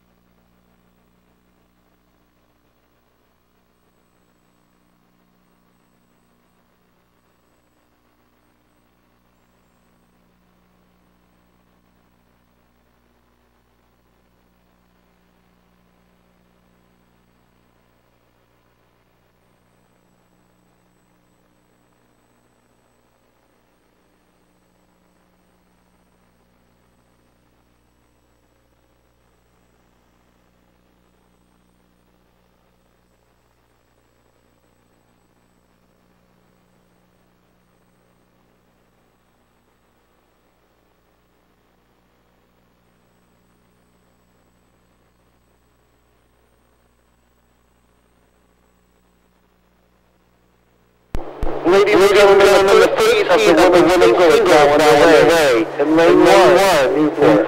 Lane 2, NorCal. Lane 3, Xavier Prep. Lane 4, California Yacht Club. Lane 5, Tempe Junior Crew. Lane 6, Waterford A. And lane 7, Artemis B. Again, the first for the women's single, now past 750 meters. Turn it over to the water for the race call.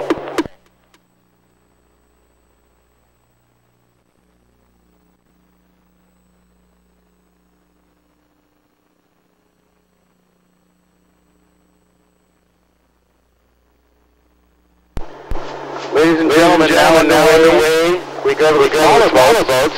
The women's varsity single Heat number one, now approaching the halfway markers as the referee keeps this regatta moving right along. Top three boats will go to the grand final. Right now, the top three boats are lanes 1, 2, 3, Newport, NorCal, and Xavier Prep. Xavier Prep and NorCal facing each other, and these top three boats have lots of open water already between themselves and the remaining crews. In fourth place, we're going to go to lane 6, Waterford, coming all the way from Utah. Waterford doing a super job here. It is fourth place, but she's ahead of other established programs. Waterford, one of the younger programs in the league. She's handling the job very nicely out here in the middle of the course. Waterford is just ahead of California Yacht Club. Cal Yacht Club in fifth. And then we go to Tenure Junior Cruise at 6th, and trailing, we're going to go all the way back to lane 7. The B-boat from Artemis, who is a considerable distance back from the race announcing launch. We're going to be careful not to cause any lake for that stroller as we watch this race from a distance. The top three leaders, though, are the same. Newport, NorCal, and Xavier Prep. Those three scholars have a comfortable open water margin over the next scholar, which is Waterford, in lane 6, Waterford in place. Those top three scholars for the women's single now approaching 1,250 meters.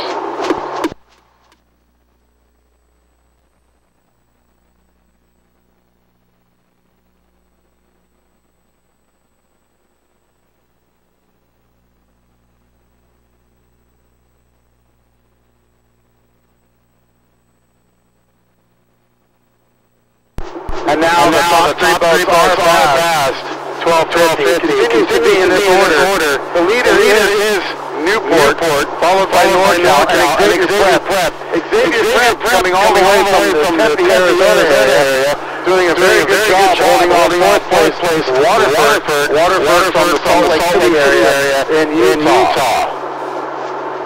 We then go to Cal Yacht Club, and then Tempe Junior Crew. And then trailing further back the B-boat from Artemis. So we're going to let this heat get turned over to all of you spectators as these top three scholars are preparing to hit 1,500 meters.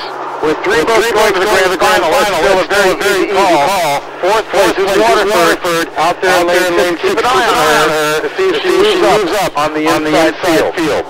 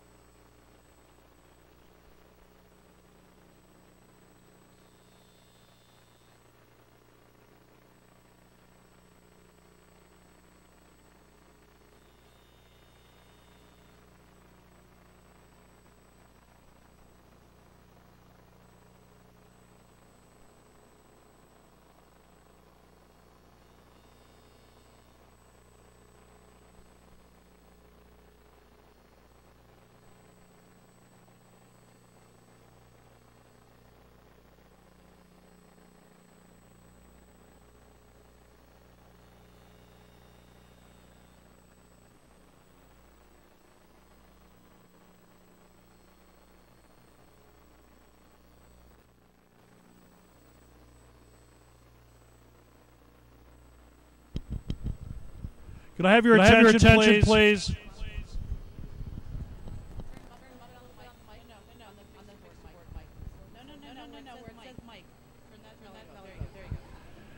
Could I have your attention, please, in the spectator area? We have a safety issue that I need the cooperation of all the spectators here.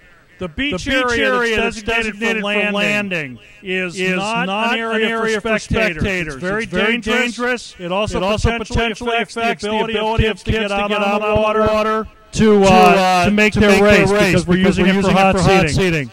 We're very much concerned about the safety in that area and really ask that all spectators stay clear of that beach area, stay behind the fences, and please pay attention to the officials and the volunteers in that area. We had folks get injured in that area last year. We don't want it to happen again. So we need your cooperation to stay clear. Thank you.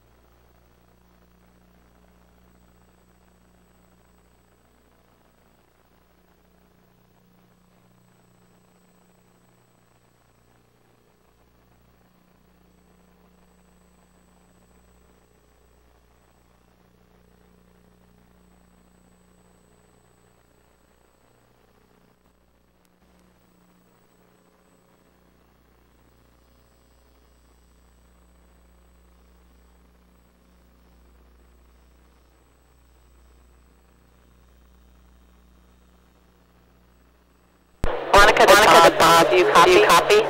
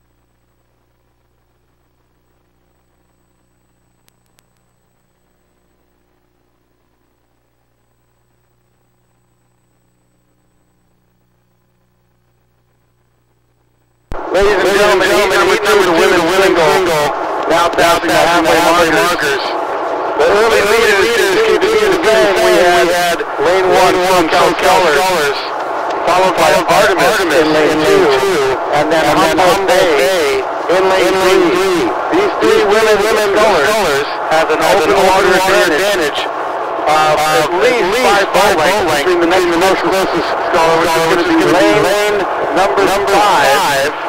Tempe Town Lake Rowan. Excuse me. Lane number 4, Stanford. We then go back to Tempe Town Lake, and the two trailing teams from Waterford B and Tempe Junior Group B. These are the varsity singles. 3 boats qualify to the grand final. And right now, those early leaders with a nice open water advantage continue to be Lake SoCal Scholars, followed by Artemis A, closely paced by third place Humboldt Bay Juniors. Stanford in lane 4 is also paced by about 4 to 5 boat lengths of open water behind Humboldt. And then even more open water is between Stanford and Tempe Town Lake Rowing in lane 5. Tempe Junior Group B is in sixth place, and Waterford B is in seventh. That is a pretty spread out field here for Heat 2 of the women's singles.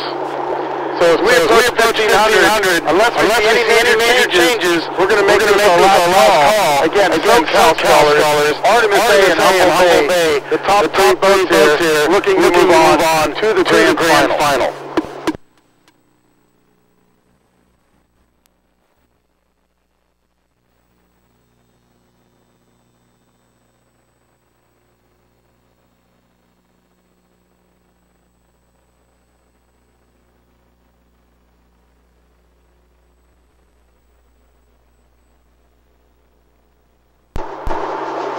All the single scholars still doing well. One of the hardest to row here, folks. These single shells often are only about 25 to 30 pounds in weight. Very skinny, and they flip in a heartbeat. So you're looking at very good technical prowess here in these singles. And when you add to it the breezes we're getting today on Lake Tacoma, makes their job even harder. You gotta stay square and married on the blade stability and center in the gunnels.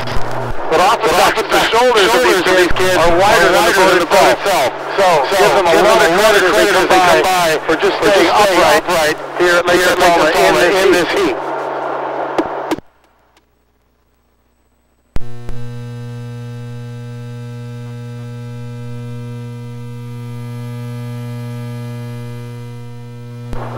So we're going to make the final call here as we come into the last 250 as we head in for a quick pit stop. SoCal Scholars out in lane 1, followed by Artemis A, which is a new program in the league. They're from the Oakland area, followed by Humboldt Bay Juniors. Those are the top three boats coming into the spectator area, unofficially looking to move on to the grand final as heat number 2, the final heat for the women's singles, comes to a finish.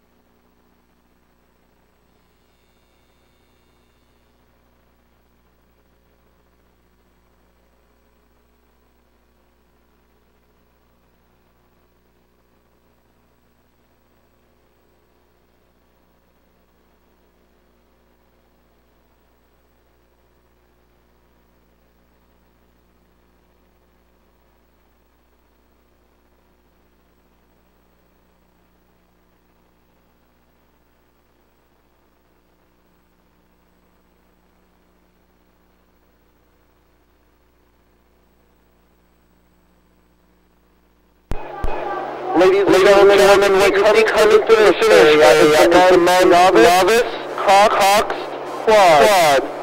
Heat number 2. Also on the course, the third heat for the men's novice quad. With the top finishers from each of these going on to the finals.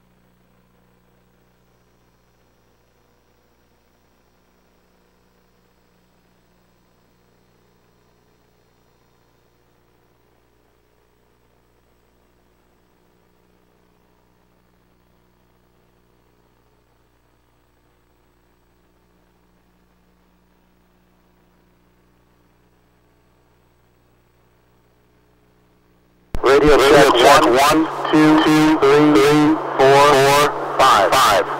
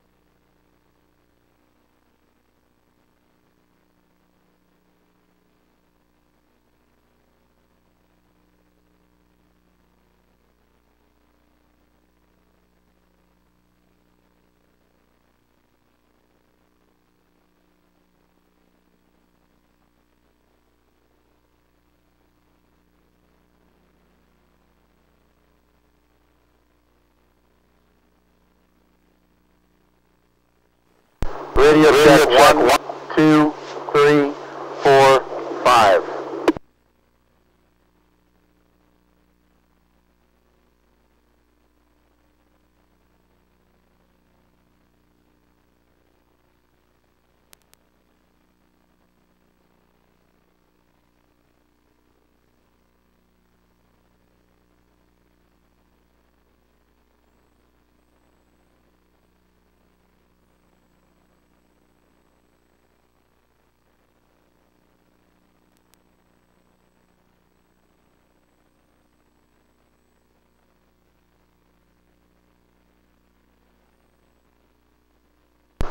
Radio check 1, 2, 3, 4, 5.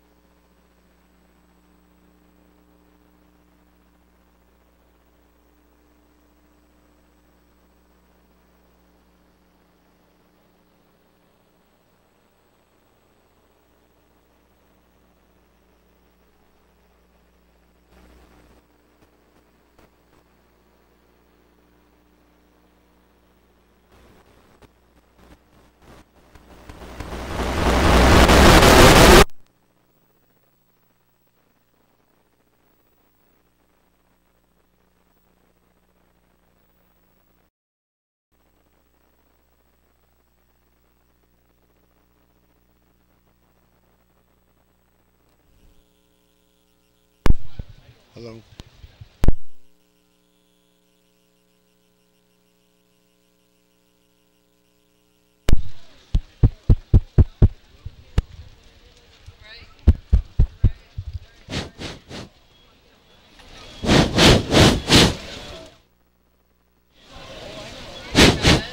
Hello, hello.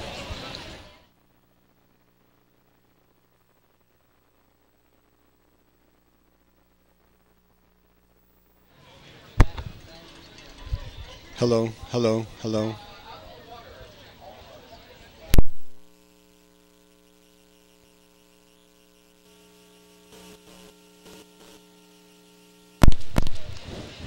Hello, hello.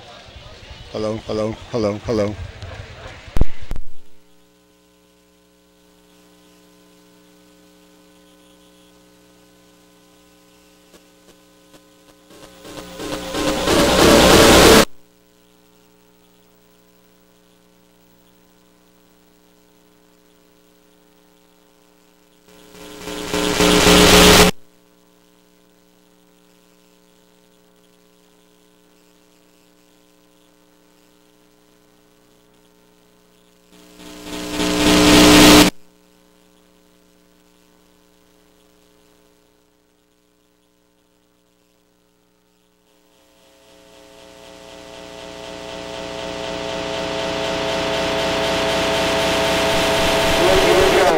We have a great and racing will resume at 2:12 with the men's varsity 8 grand final.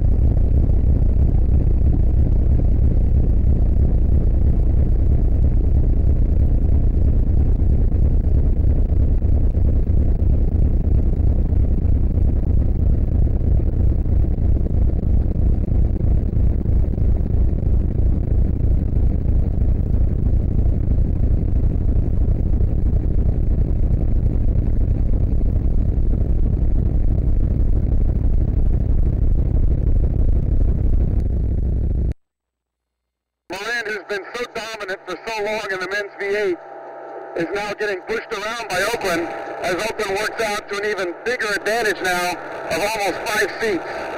Long Beach continuing in third for that final qualifying position to go to youth nationals. Falling back to fourth, it's still Pacific. Pacific over Capital. Capital working out now over Newport. As we approach 1500, it's still going to be Oakland for the men's V8 Grand Final, followed by Marin and then Long Beach.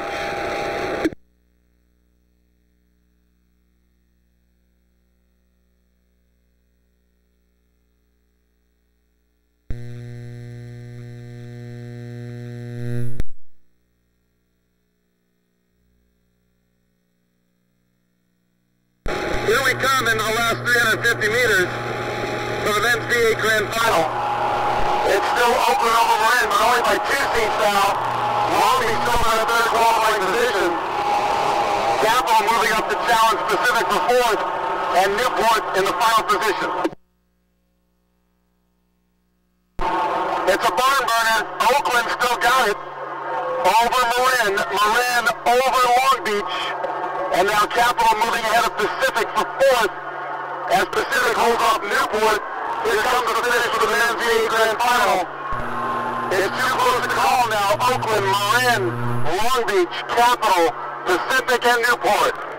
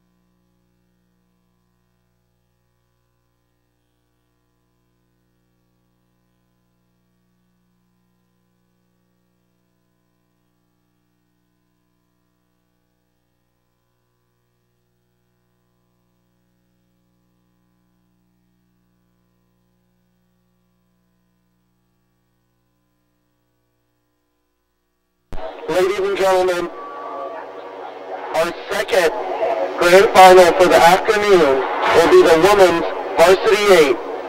In lane 1, Oakland Strokes. Lane 2, Marin. Lane 3, Marina Aquatic Center. Lane 4, Pacific Rowing Club. Lane 5, Capital Crew. Lane 6, River City. Soon underway, that is the women's varsity 8 grand final.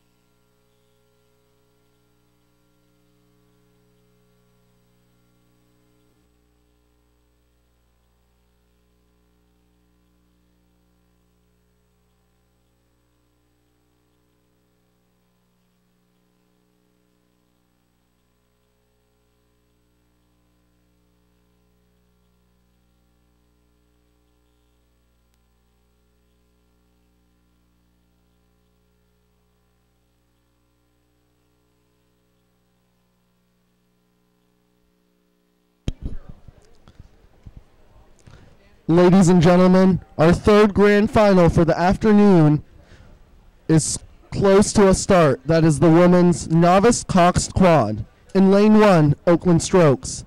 Lane 2, Pacific Rowing Club. Lane 3, Long Beach Junior Crew. Lane 4, Casitas Rowing. Lane 5, California Yacht Club. And Lane 6, Stanford. Again, we are close to the start for the women's novice coxed quad grand final.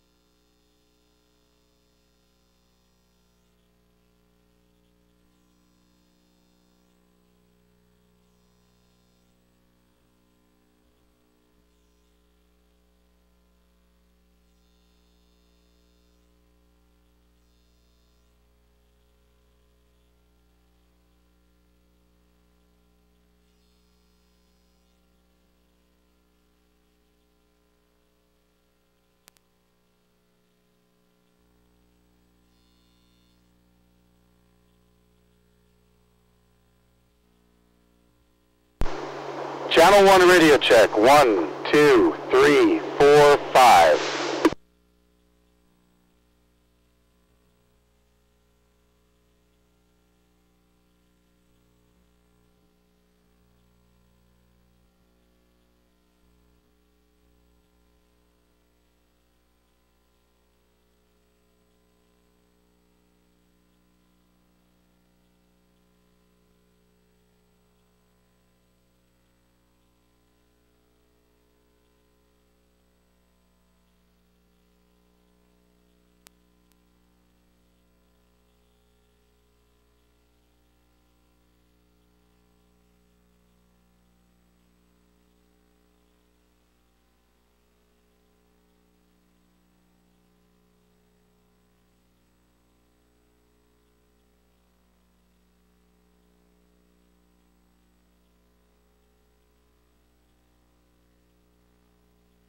Ladies and gentlemen, we have a restart for the women's novice cox squad. That race will be underway shortly.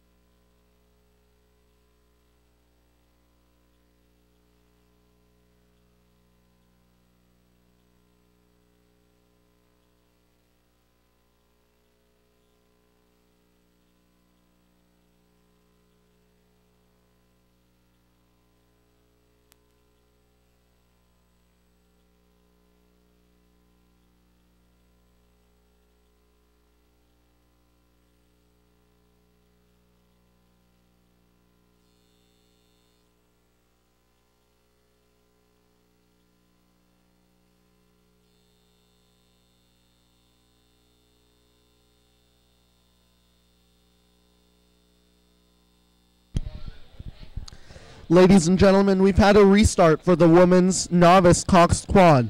Let's reset the lanes here. In lane 1, Oakland Strokes. Lane 2, Pacific Rowing Club. Lane 3, Long Beach Junior Crew. Lane 4, Casitas Rowing. Lane 5, California Yacht Club. And Lane 6, Stanford Rowing. Again, that is the restart for the women's novice coxed quad, now underway down the race course. We turn it over to the water for the call.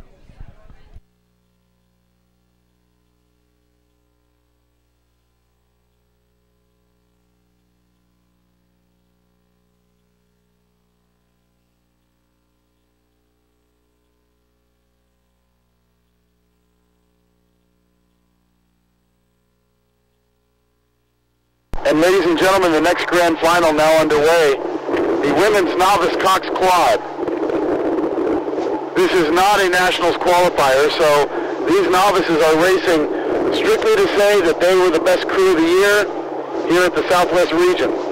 As we approach 500 meters, we're going to give you the early leaders, and it's going to be lanes 1, 2, and 4, Oakland Strokes, Pacific, and Lake Casitas. They are the early leaders as we come across 500 meters, with Oakland now working out to a slight advantage over lane 2 Pacific. Oakland up about almost half a boat length over Pacific. Casitas pacing Pacific, separated by only about 1 seat. In 4th place, it's going to be lane number 3, Long Beach in the yellow unisuits. Then we come back outside to lane number 5, California Yacht Club. Cal Yacht Club, a smaller program from Southern California, but with big speed here in this event. And then we go to the final position, Stanford in lane 6. They are in 6th place here, bow to stern behind Cal Yacht Club. As we approach 750 meters, it continues to be Oakland, and now Lake Casitas, followed by Pacific, then Long Beach, then California Yacht Club, and finally Stanford Juniors. These are the women's novice cox quads. They have a coxswain in the bow of the boat most often, and they are racing simply for the hardwares. Hardware of gold, silver, and bronze. And right now Oakland really finding that Lake Casitas is a tough challenge out there in lane 4. Lake Casitas almost dead even with Oakland here for that gold medal position. Pacific continues to hold on for the bronze. Long Beach for the 4th place position. Cal Yacht Club for 5th.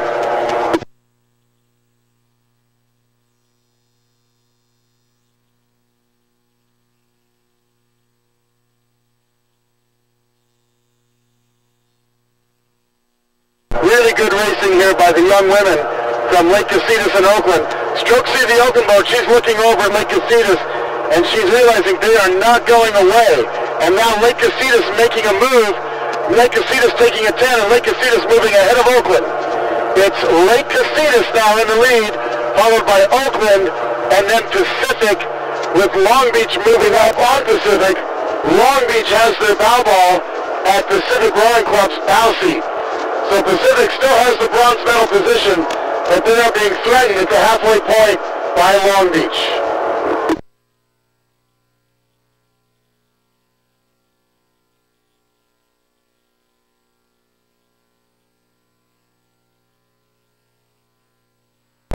They're now past the halfway markers for the women's novice cox quad, and it continues to be almost dead even between Casitas and Oakland.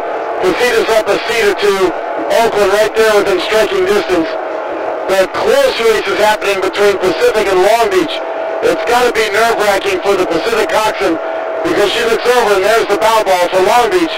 Pacific in the bronze medal position, but Long Beach in contact, and they could move up to take that bronze medal away from Pacific. So that's going to be one to watch here in the third 500. Cal Yacht Club also in contact with Long Beach and Pacific. The trailing boat Stanford is back now by about 3 boat lengths open water from these top 5 boats.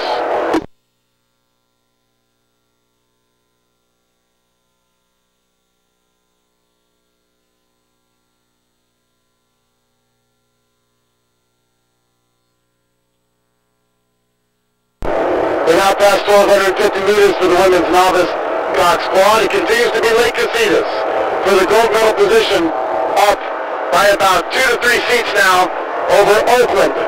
Oakland 4 seats over Pacific. Pacific 3 seats over Long Beach. Long Beach about 5 seats over Cal Yacht Club. And then trailing is Stanford. This could turn into anybody's race for all 3 medals in the last 500 meters, as you have 5 boats all in contact with each other as we hit the 1,500 meter markers. And now Oakland pulling even. Oakland moving up to pull even with Lake Casitas, and Pacific still holding on to the bronze, but Long Beach almost pulling even.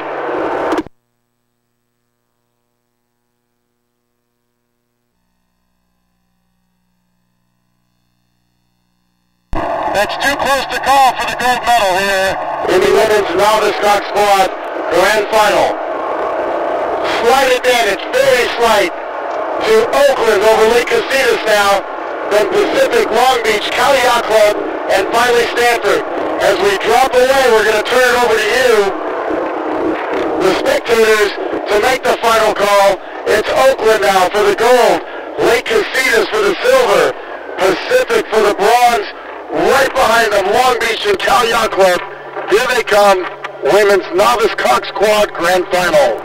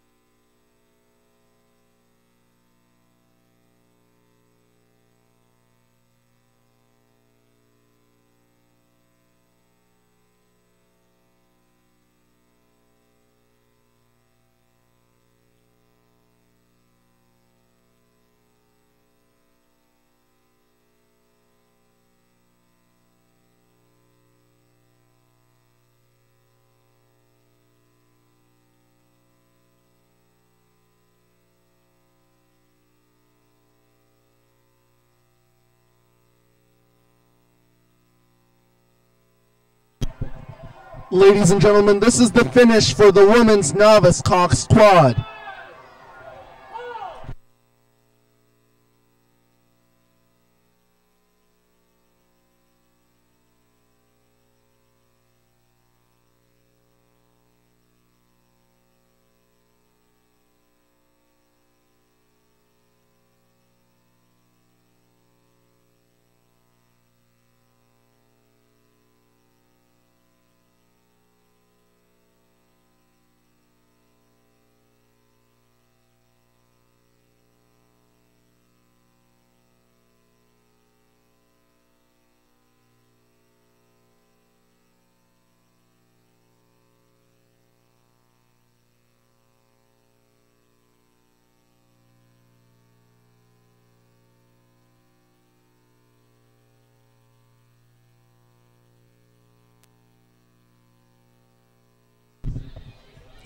Your attention, please, for the coaches with boats in the women's pair heats this afternoon. The coaches in the women's pair heats this afternoon. There has been a scratch in that event, and those heats will be redrawn. Please come to the finish line tent to get your new lane assignment.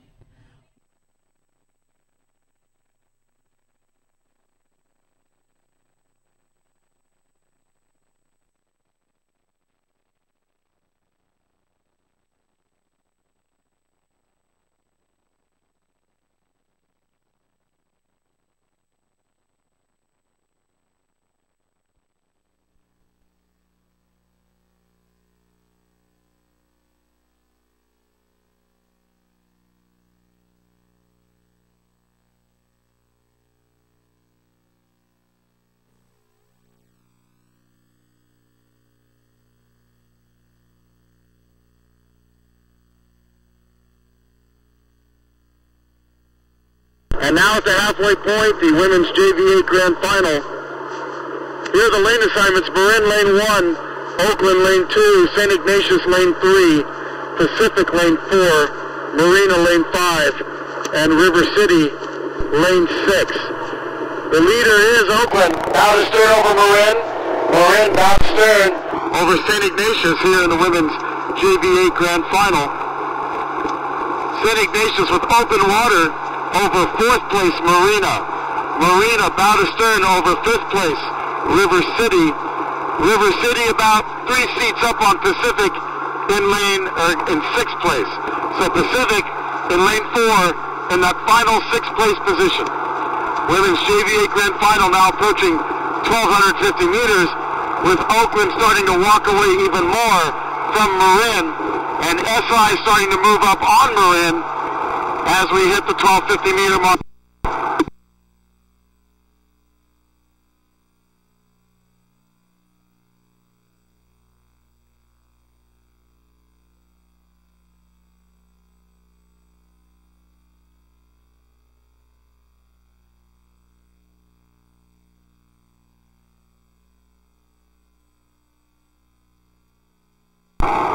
As we clear 1,250 meters, it's a walk away for the Oakland women here in the women's JV8 Grand Final as they take more open water from Marin.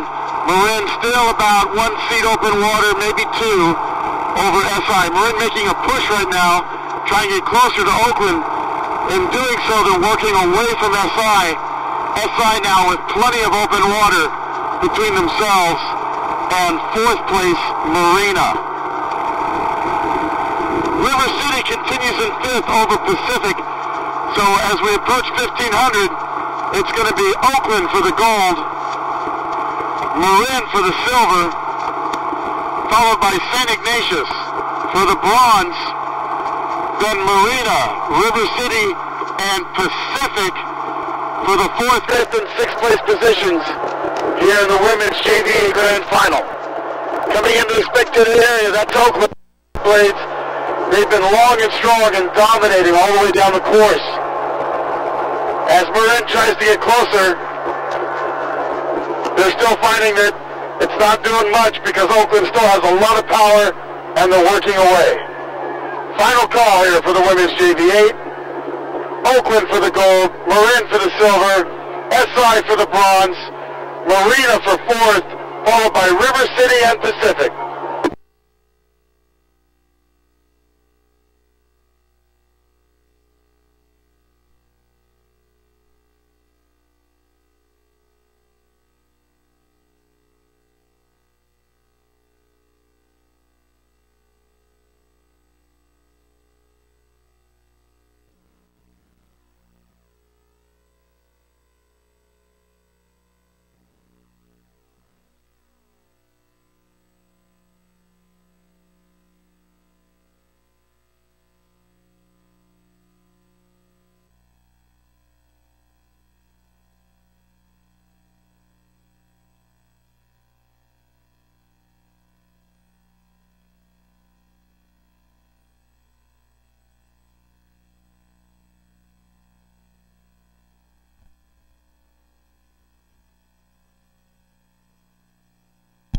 Ladies and gentlemen, this is the finish for the women's JV8 Grand Final. Unofficially, that's Oakland for the gold, Marin for the silver, and St. Ignatius for the bronze.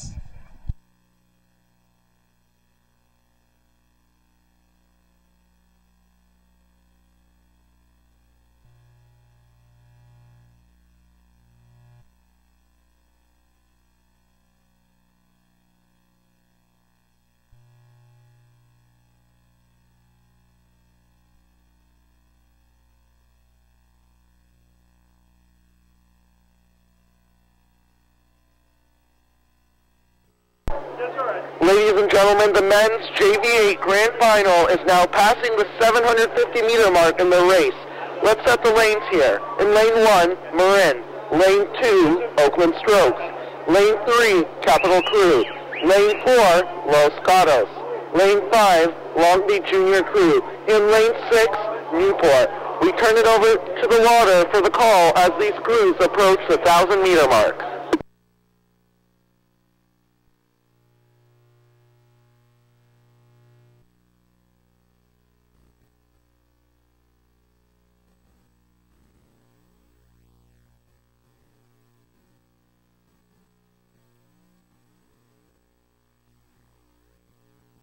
And ladies and gentlemen, the men's JVA Grand Final now hitting the halfway markers as these referees just run the races right on top of each other to stay caught up as best they can on these 8-minute centers.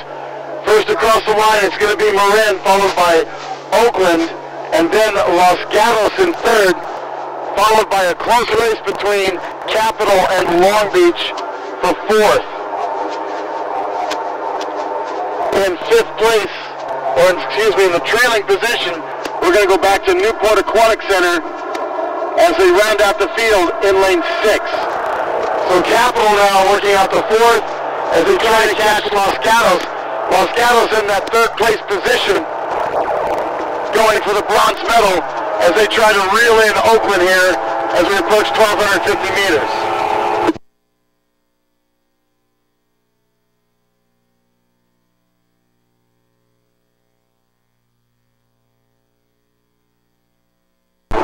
As we clear 1,250 meters, it's a walk away from Marin. They were fast in the men's VA competition, taking second, I believe, and here they are in their JVA taking first with open water over Oakland. Oakland bow to stern over Los Gatos. Los Gatos half a boat length over Capital. Capital bow to stern over Long Beach, and Long Beach in fifth place with 2 boat lengths open water over Newport.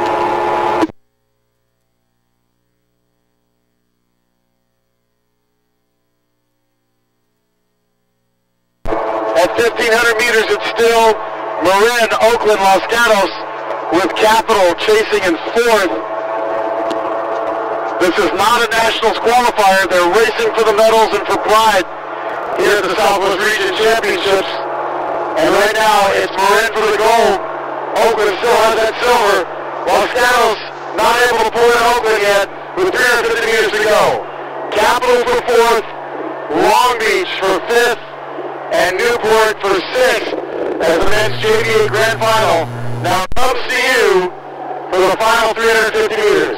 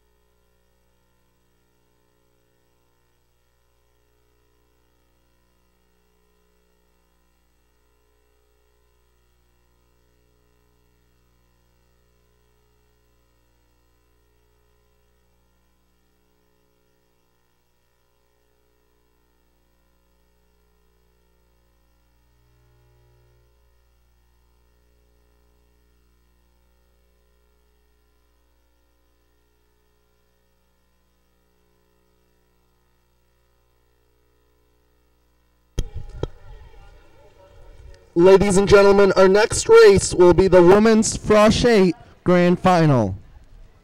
Lanes are as follows. Lane 1, Marina Aquatic Center. Lane 2, Marin Rowing Association. Lane 3, St. Ignatius High School. Lane 4, Newport Aquatic Center. Lane 5, Oakland Strokes. And Lane 6, Long Beach Junior Crew. Again, we're close to the start for the Women's Frosh 8 Grand Final.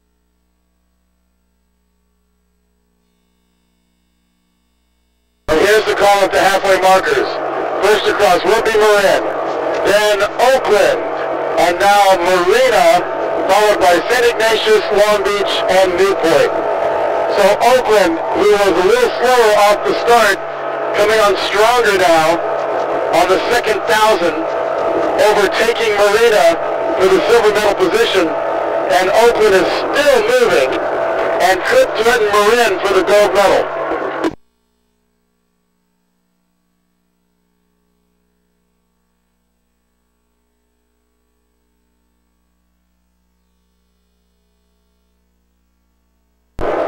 Oakland really doing a super job here chasing down Cruz. They are almost dead even with Marin now. Marin by maybe 2 seats, and Marin making a move. There goes Marin. They're making a big move. They're taking 1 seat, 2 seats, 3 seats from Oakland. So Marin now 3 seats up on Oakland, maybe 4. Oakland was getting mighty close to them, and Marin decided enough was enough, and they decided to put the pedal to the metal and get ahead a little bit more. So they've done that, and Marin now holds on to the gold medal position. But Oakland for the silver has overtaken Marina. Oakland bow to stern over 3rd place Marina. Marina bow to stern over 4th place St. Ignatius. St. Ignatius about 5 seats over 5th place Long Beach, and trailing is Newport in 6th.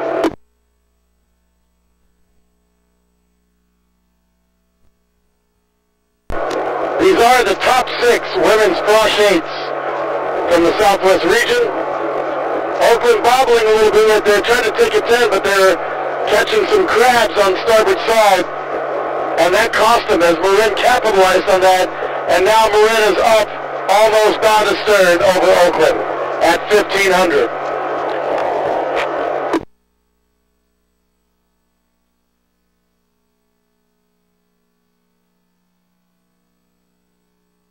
And the final call at 1,500 is Marin, Oakland, Marina, all separated by about 1 boat length as we turn around and head back to the starting line to catch the next grand final. These are the women's frosh-8s coming at you. Marin doing a superb job holding off a very strong Oakland crew. Oakland doing a great job as they took away the silver medal position from Marina, and Marina holding on to the bronze. Here they come, women's frosh-8s.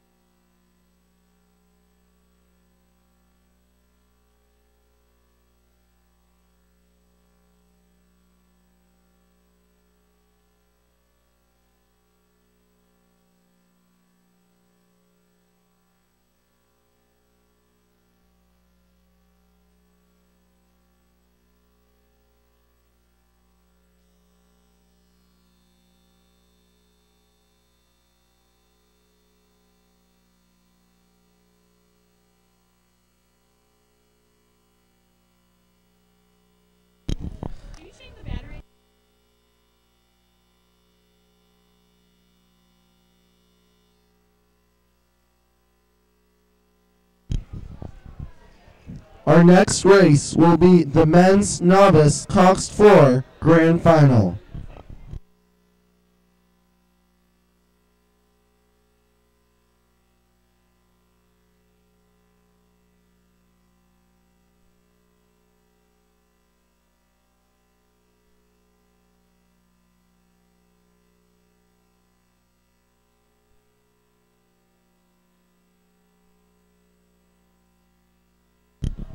Ladies and gentlemen, we've had a start for the men's novice Cox squad now underway. Let's set the lanes here. Lane 1, Newport. Lane 2, Oakland Strokes. Lane 3, Marin. Lane 4, San Diego. Lane 5, Marina Aquatic Center. And Lane 6, NorCal Crew. Now underway, the men's novice Cox 4 Grand Final. We turn it over to the water for the race call as they make it down the course.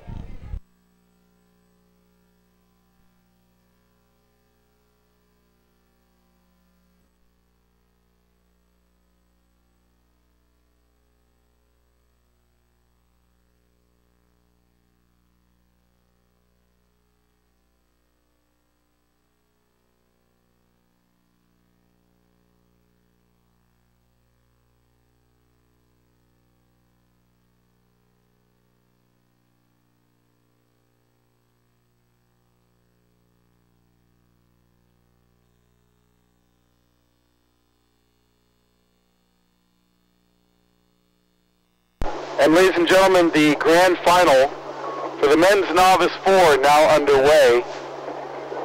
All these rowers in their first year of competition. Early leader by open water is Lane 1 Newport Aquatic Center, followed by Lane 2 Oakland, followed by Lane 3 Marin, then Lane 4 San Diego, then Lane 5 Marina in 5th, and finally NorCal in 6th. So right now, the lane placement equals where they are in the race. Lane 1 is in first place as we look across the lake. Lane 6 is in 6th place. Newport really showing a lot of strength here. They have a very dominant novice program this year, and they are walking away from Oakland and Marin. Newport just showing a lot of speed here, even in the choppy water in the second 500. They're taking water from Oakland and Marin, and it's pretty impressive to watch as we hit 750 meters. Oakland continues to hold on to a bow to stern advantage over Marin. Oakland holding on to a bow to stern advantage over Marin. Marin half a boat length open water over San Diego Rowing Club and Marina Aquatic Center. In the trailing position we have NorCal in 6th. And it looks like he just got not a crab, but a little bit of a sticky release there to the NorCal boat to slow them down a bit, but Cox is back on and telling them to move up, move up. We'll give you the next call here at the halfway markers. But it is Newport for the gold medal right now, and still followed Oakland and Marin for silver and bronze.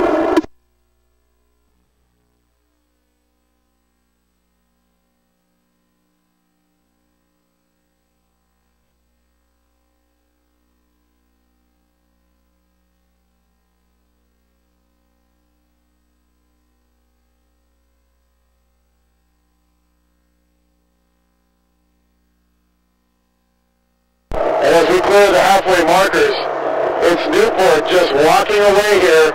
They now have easily 2 boat lengths of open water on Oakland and Marin. So that's the future varsity right there for Newport, and they're showing how much skill, how much strength, how much fitness they have.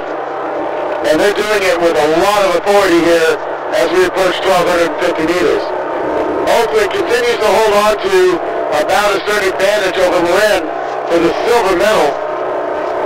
Marin holding on to a good open water advantage over San Diego Rowing Club for that bronze medal. So as we hit 1,250 meters, it's still Newport, Oakland, Marin for the gold, silver, and bronze medal.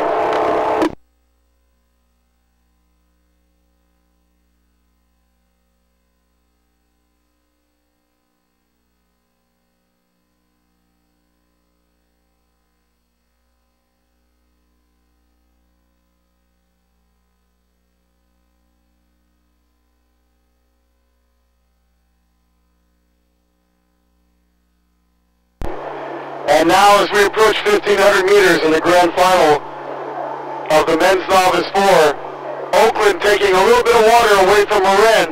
So Marin's still in a bronze medal position, but Oakland taking a little bit more water, but neither one of them is even close to Newport. Newport just taking this race from the get-go as they come into the last 500. San Diego holding on to a 4th place position over Marina and NorCal in 6th. Here comes the grand final for the men's novice 4s.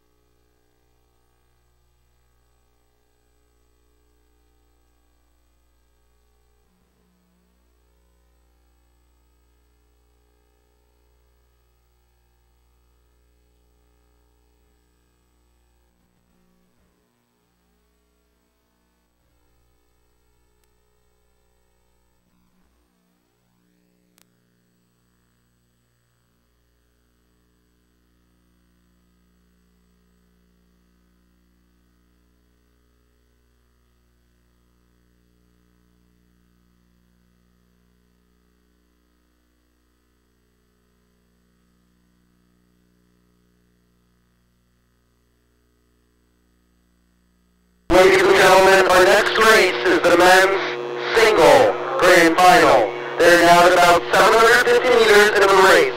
Let's set the lanes here. Lane 1, Newport. Lane 2, Stanford A. Lane 3, Stanford B. Lane 4, Tempe Junior Crew. Lane 5, Brophy. And Lane 6, Tempe Junior Crew B. Again, that's the men's single grand final at about 750 meters now headed down the course.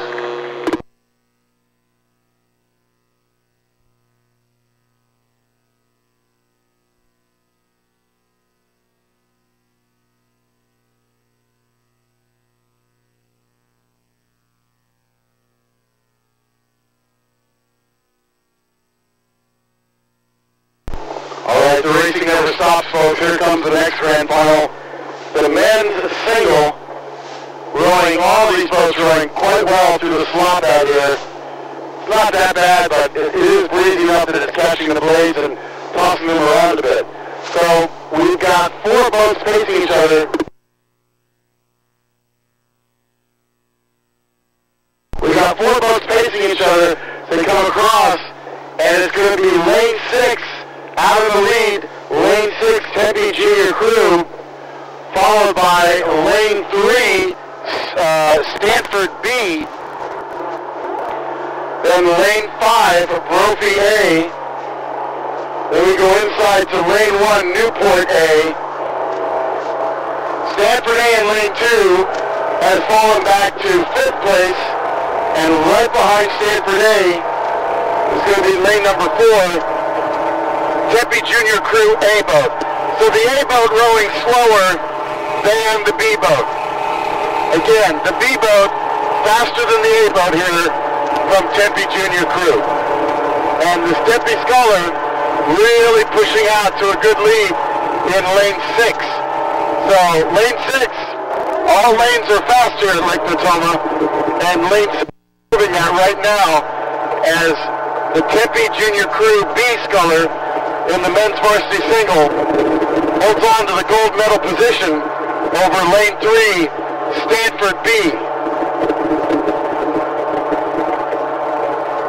Lane 1, Newport A now in that bronze medal position, and now all 3 boats are dead across. Tempe B, Stanford B, and Newport A dead even for that gold medal.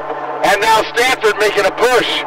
Stanford B in lane 3, making a big push and slowly edging ahead, but now lane 1 Newport responding, and as a result, Tempe B has fallen back to 3rd place behind Newport A and Stanford B.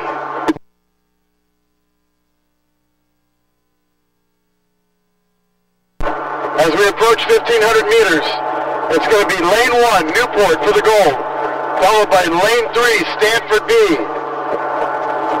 for the silver, and then Tempe Junior Crew B for that bronze medal. Continuing to chase in fourth place is going to be Brophy in lane 5 as we start to turn around and head back to the starting line for the next race. Trailing in fifth is Stanford A, and then finally Tempe A as the men's varsity single grand final comes into the last 400 meters. Too close to call between Newport A and Stanford B, with Tempe B chasing. This is an exhausting race into a headwind for these scholars. Here comes that finish. Keep your eye on Stanford B and lane 1 Newport for that gold-silver place.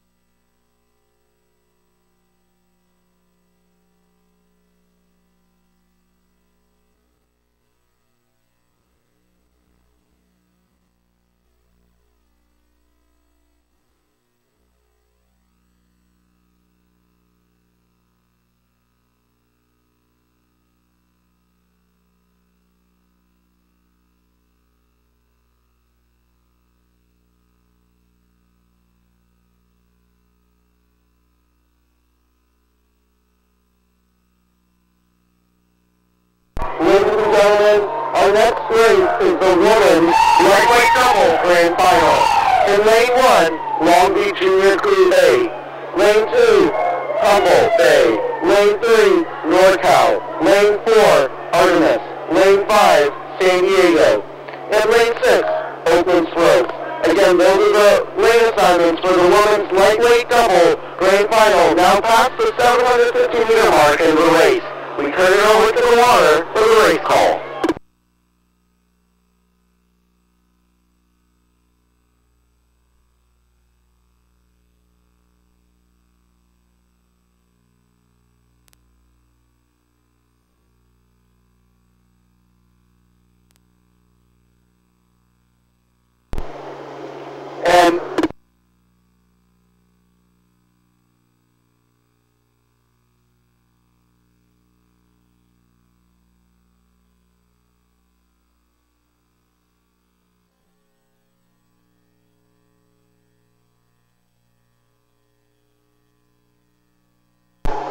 And next up, grand final for the women's lightweight double.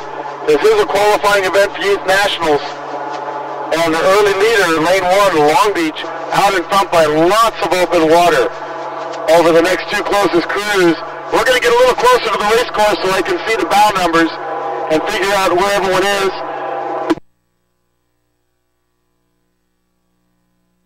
So lane 3 in second place here, that's NorCal Crew, followed by lane 4, Artemis. Artemis looking at almost a dead even race with lane number 2, Humboldt Bay.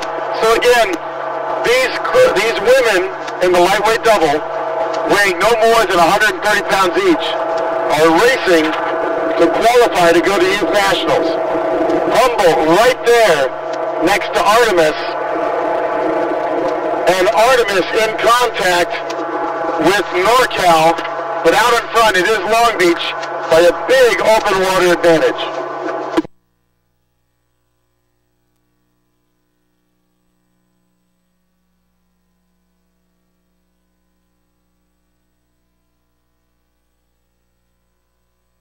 And as these women's lightweight doubles work their way down the course through the little wind patch here near the halfway markers, it hasn't had any effect. The wind is not slowing down Long Beach. Long Beach often doing a great job sending a lot of boats to Youth Nationals. NorCal now pushing away from both Artemis and Humboldt. But now it's Humboldt moving up ever so slightly into third place over Artemis. Humboldt staying a little bit longer and a little bit stronger as they challenge Artemis for that bronze medal position. If Humboldt gets that bronze medal, they get the automatic third ticket invite to Youth Nationals. At 12:50, it's Long Beach, NorCal, Humboldt, Artemis, then San Diego, and then finally Oakland. Oakland is way off the pack. They are way back.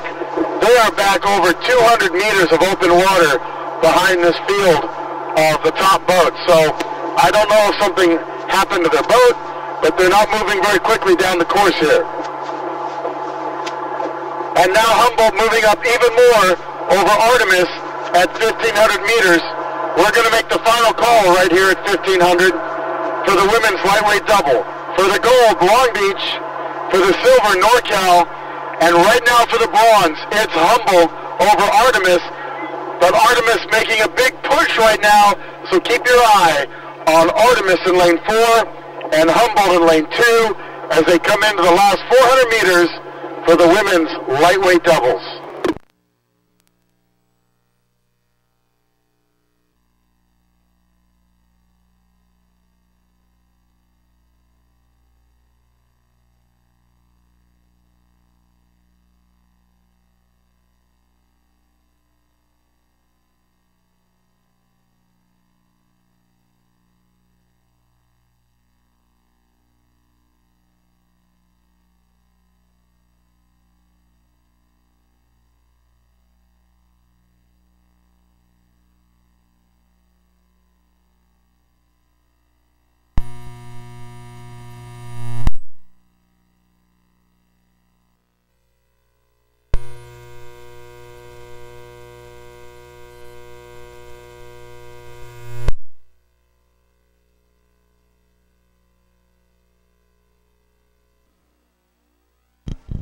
Ladies and gentlemen, now coming through the spectator area, this is the women's lightweight double grand final.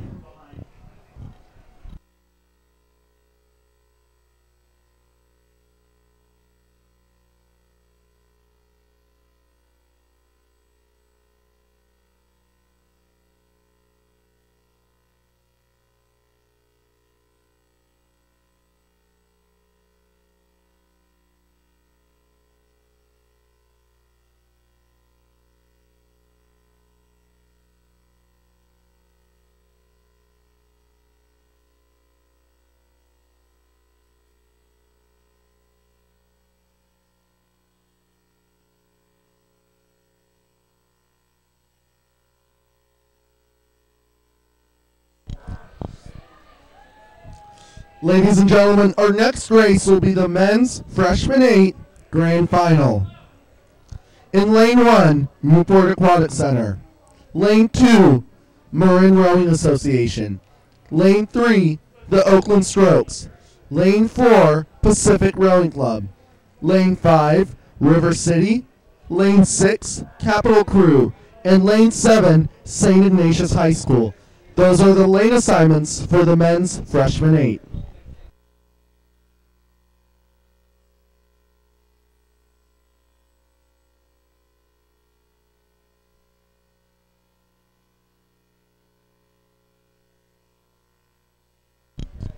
And we've had a start for that men's freshman 8 grand final. We'll get a race call as these crews head down the course.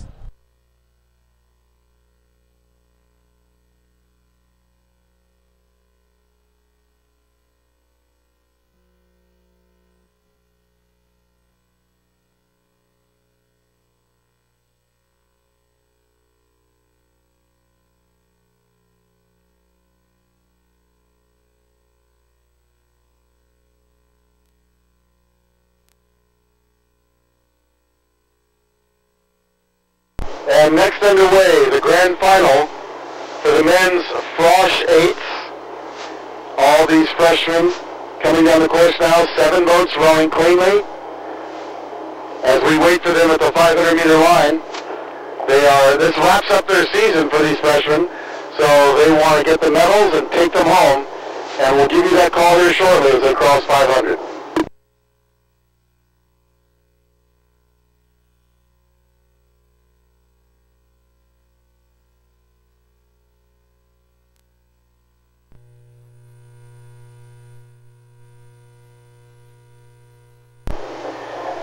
first across 500 meters, it's lanes 1 and 2, Newport Aquatic Center, followed by Marin. These two boats battling it out side by side, bow ball to bow ball here. We then go back to the next two closest boats, Oakland and Pacific. Oakland and Pacific side by side, bow ball to bow ball. They're back about half a boat length open water, maybe a little bit more from both Marin and Newport, the early leaders. In fifth place, we go to Capital in lane 6. Right next to them, we've got River City in 6th place, and right with River City is St. Ignatius High School in lane 7. So, 3 packs of boats, 2 up front, 2 in the middle, 3 in the back, all side by side facing each other. We'll give you the next call here at 7:50.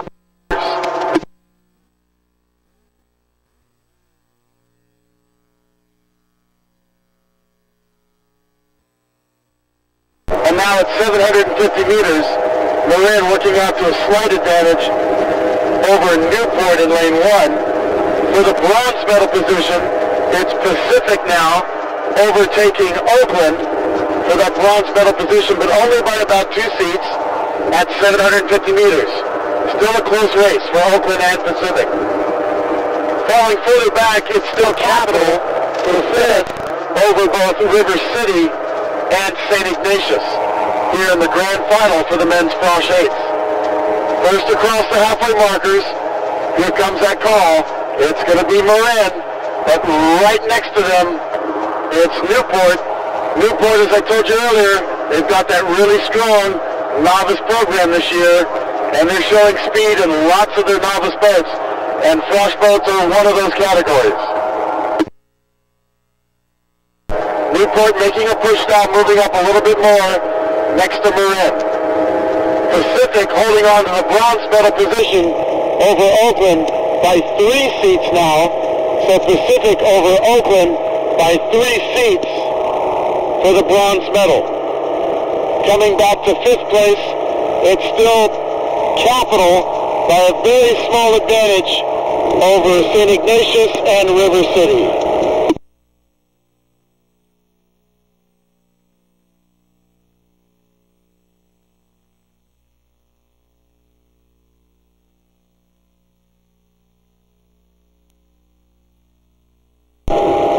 And as we come a little closer to the 1,500 meter line, clearing 1250, it's Marin now working out by 4 seats over Newport. Marin by 4 seats in the men's frosh grand final over Newport. Still Pacific for the bronze over Oakland. Pacific and Oakland, they're back now by almost 2 boat lengths open water behind the 2 leaders, Newport and Marin. Oakland making a big move right now, and they're pulling even with Pacific. So it's Oakland now, even with Pacific, as we approach 1,500. Too close to call now for the bronze medal. In 5th place, too close to call between River City, Capital, and St. Ignatius.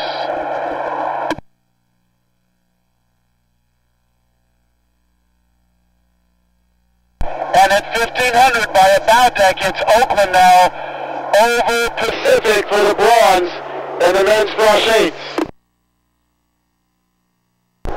So dead even race here almost between Pacific and Oakland for that bronze. Those are some hungry freshmen digging it out there. But now looking back at lane 1 along the shore, Newport has pulled Marin back in. It's Newport now in the lead for the gold medal.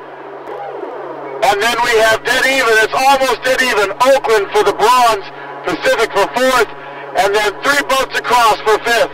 River City, Capital, and St. Ignatius. What an amazing finish for the men's frosh eight here. Newport along the shore, overtaking Marin. Here they come.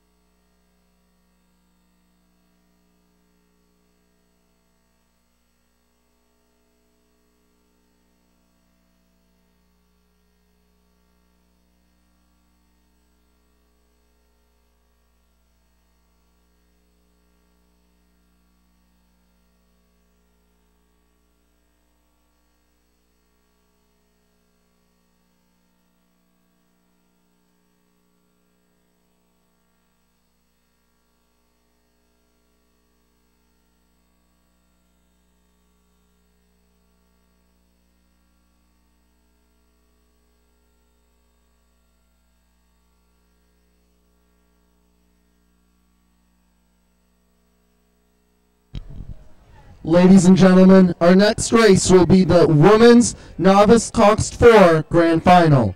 Lane assignments as follows. Lane 1, Marin. Lane 2, Capital Crew. Lane 3, Marina Aquatic Center. Lane 4, Long Beach Junior Crew. Lane 5, NorCal. And Lane 6, North Bay. Again, that is the Women's Novice 4 Grand Final now underway.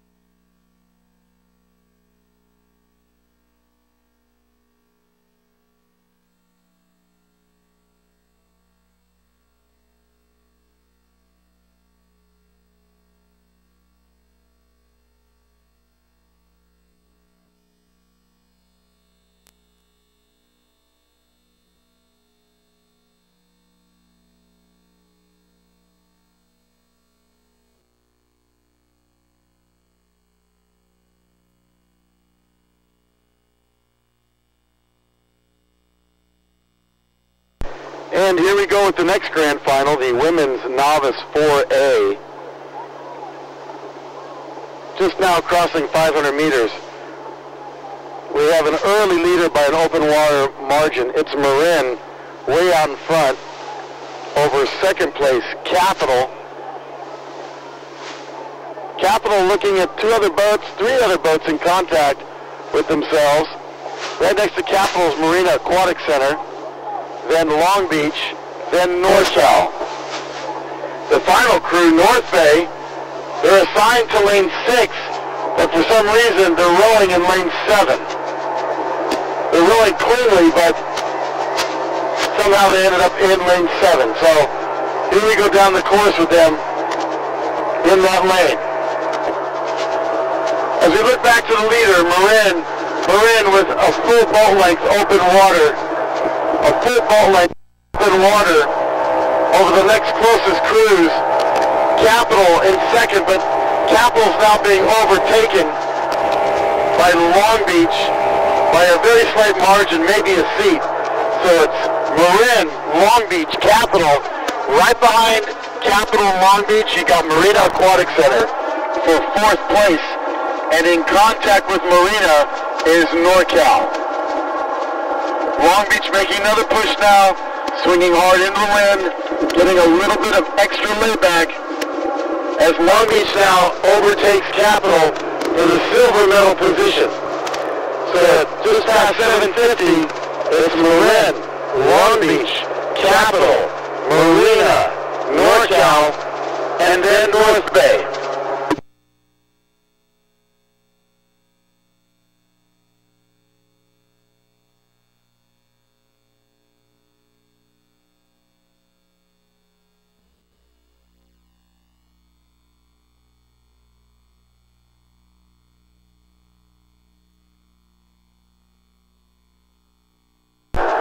And now here we are at the halfway markers for the grand final of the Women's Novice 4.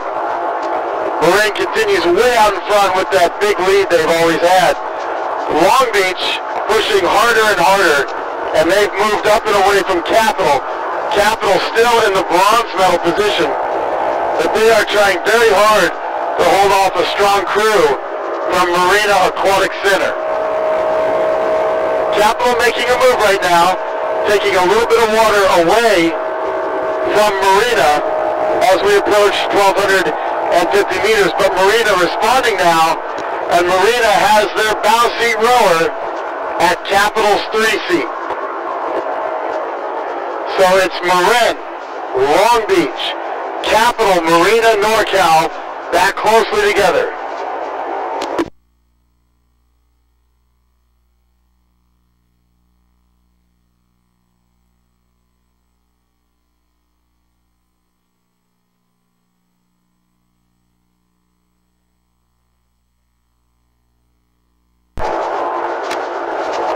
clear of 1,250 meters now for the women's novice 4 grand final. And Long Beach is slowly but surely chasing down Marin. Marin had a big open water advantage, but Long Beach now is moving up more and more every stroke. There's still open water behind Marin, but they've definitely closed the gap here in the women's novice 4 grand final.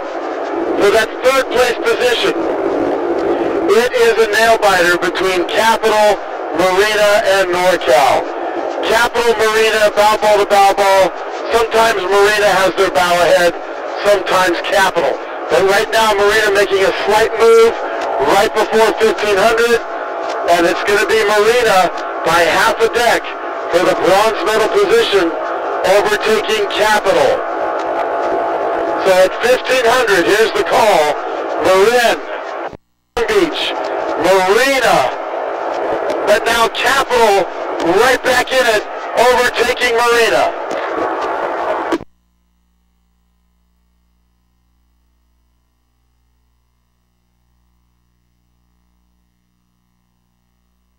Folks, you better get your lungs ready to shout out for your crew. Capital, Marina, dead even. They just will not quit. They will not give up any water here as we prepare to turn around. But in the front, it's Marin for the gold. It's Long Beach for the silver. But you're going to have to make the call for the bronze medal as Capital and Marina fight inch by inch for that bronze medal as they both hold off NorCal, with North Bay being in the final position of 6th place here in the grand final for the women's novice 4s.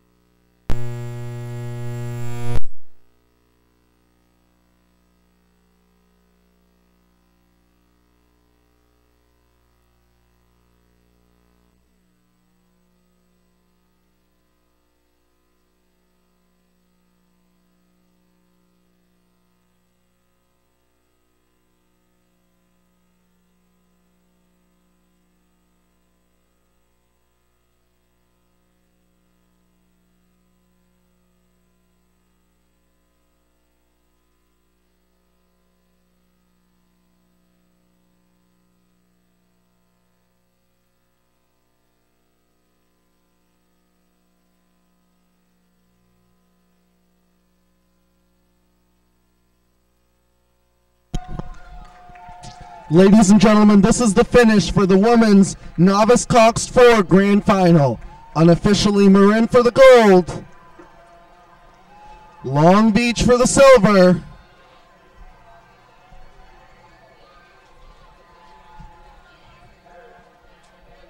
and Marina Aquatic Center for the bronze. Our next race underway is the men's 3rd Varsity 8 Grand Final. In Lane 1, Marin. Lane 2, Oakland Strokes. Lane 3, Newport. Lane 4, Long Beach Junior Crew. Lane 5, Marin B. And Lane 6, Capital Crew. Again, the men's 3rd Varsity 8 Grand Final now underway. We turn it over to the water for the race call.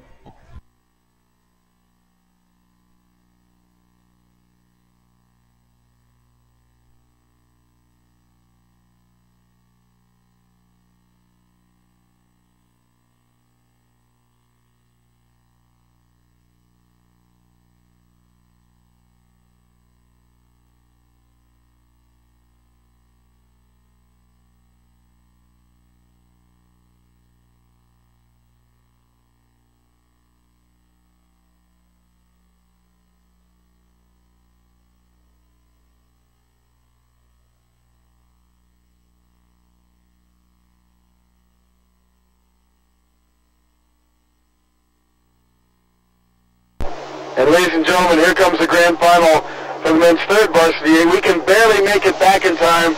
They're already at the halfway markers here. It's Marin way out in front with open water over Oakland. Oakland over Newport, bow to stern. And then we have another Marin boat in 4th place. That's Marin B. Right behind Marin B, Capital Crew for 5th, and then Long Beach for 6th as we come into the last 1,000 meters.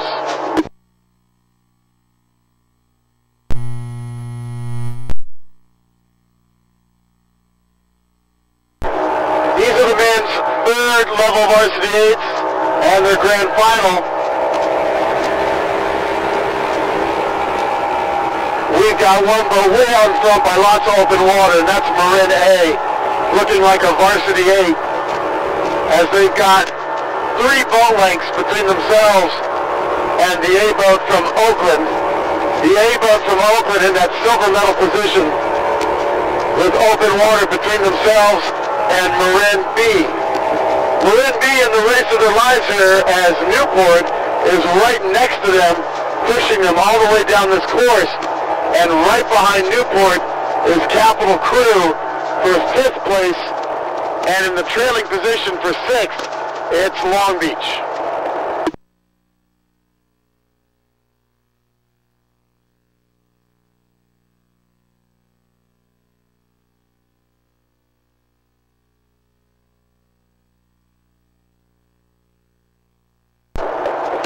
At 1,500 meters, Marin already across the line.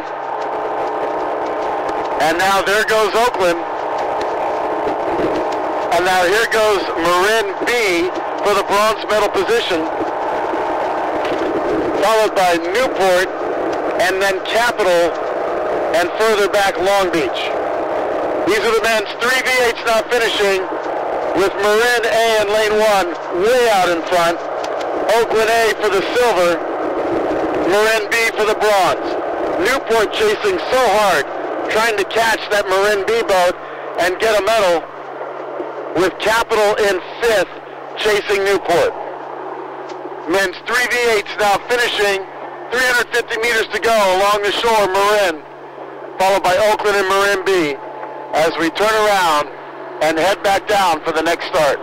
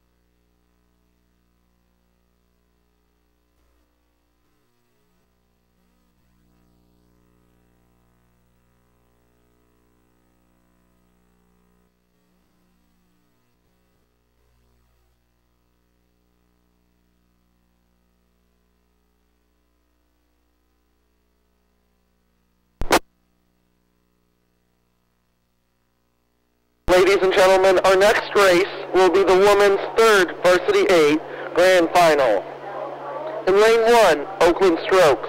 Lane 2, Marin Rowing. Lane 3, Marina Aquatic Center. Lane 4, Pacific Rowing Club. Lane 5, Capital Crew. And lane 6, River City. Again, the next race is the women's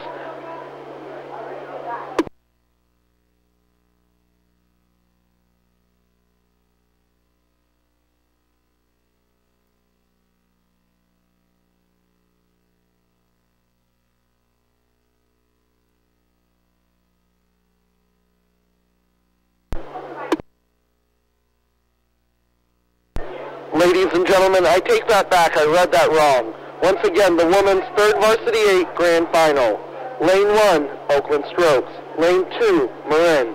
Lane 3, Oakland Strokes B. Lane 4, Marina Aquatic Center. Lane 5, Marin B. And lane 6, Oakland Strokes C. Again, the next race, the women's third varsity 8 grand final.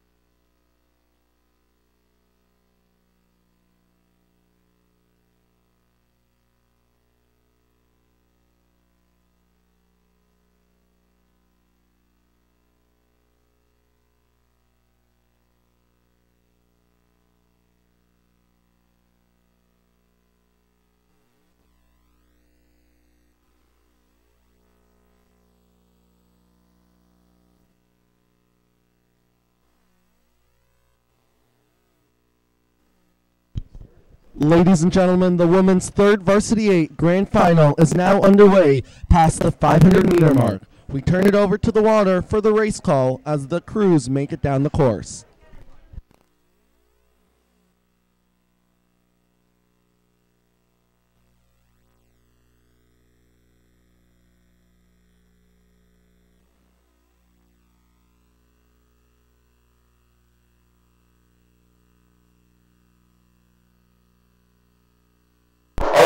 now underway, the women's 3v8 grand final.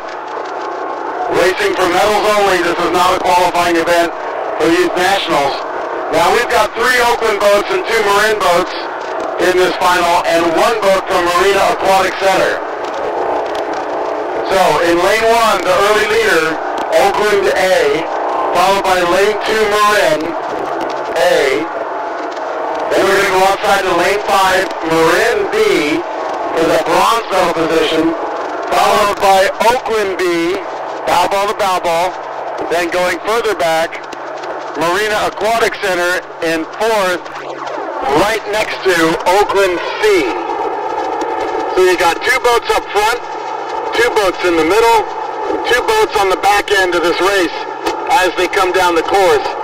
But up front, it's Oakland A all the way, as they now have worked themselves out almost about a start advantage over Marin A.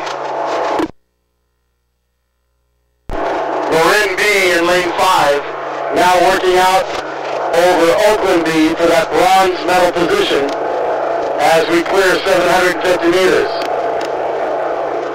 Oakland B in 4th place, and now their sister boat, Oakland C, working out into 5th place position over Marina Aquatic Center, who has now fallen back to the final position of 6th place. You're looking at the top boats here for these programs in the region, showing the depth of the women's rowing. But please note, again, that Oakland has 3 boats in this race, and Marin has 2, and there's only 1 other team represented, and that's Marina. And they have been, traditionally, the top women's crews in this region, Oakland, Marin, and Marina. So here they are, even at the 3rd level down, showing depth and speed. At the halfway markers, it continues to be Oakland A out in front, followed by Oakland B, and now, followed by Marin A, then Marin B for the bronze medal position. Oakland B in 4th, Oakland C in 5th, Marina in 6th. These crews are now moving towards 1,250 meters for the women's 3v8 grand final. The Marin B boat in lane 5 slowly keeps pushing away from that Oakland B boat in lane number 3. Great racing here by Marin, but they're both chasing the fastest boat, which is the A boat from Oakland.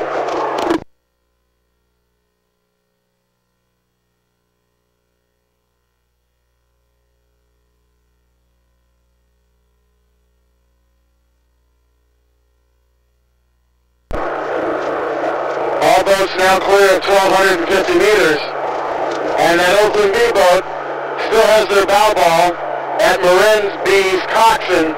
So Oakland B still in contact with Marin B for the bronze medal position with about 650 meters to go. But first across the 1,500 meter line with plenty of open water is going to be Oakland A, followed by Marin A. Oakland A with lots of open water between themselves and the silver medal crew, Marin A at 1,500. Marin B's got that bronze medal still, but here comes Oakland B trying to move up even more. Oakland really trying to pour on the pressure and see if they can close the gap and make this a 2-boat race for the bronze medal.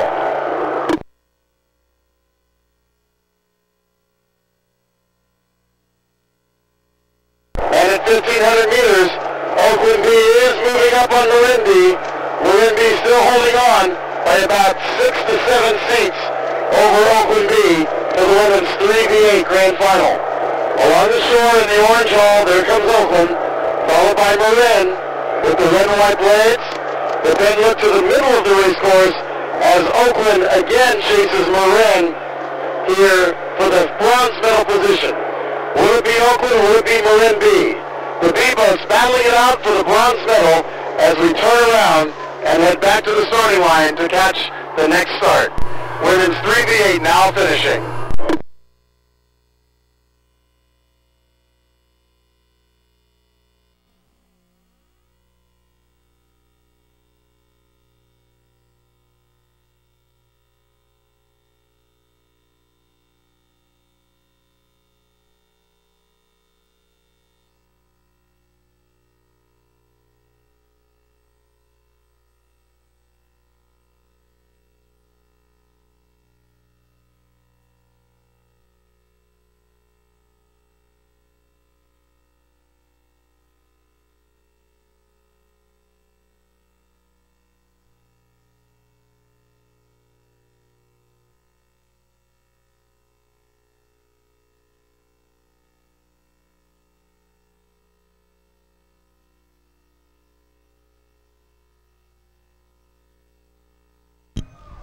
This is the finish for the women's third, varsity 8.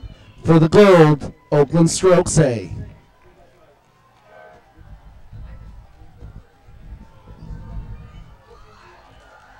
For the silver, Marin A.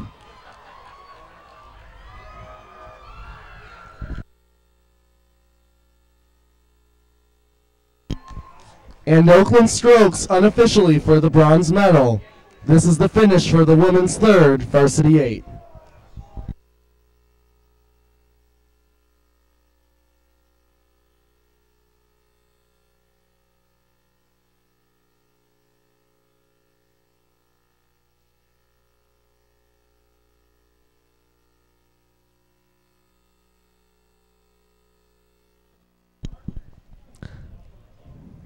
Ladies and gentlemen, our next race is the men's novice cock squad grand final. They are now at 500 meters into the race. Let's set the lanes here. Lane 1, San Diego Rowing Club. Lane 2, California Yacht Club. Lane 3, the Oakland Strokes. Lane 4, Stanford. Lane 5, Long Beach Junior Crew. And Lane 6, Newport Aquatic Center. Again, the men's novice cock squad grand final now underway past 500 meters. We turn it over to the water for the race call.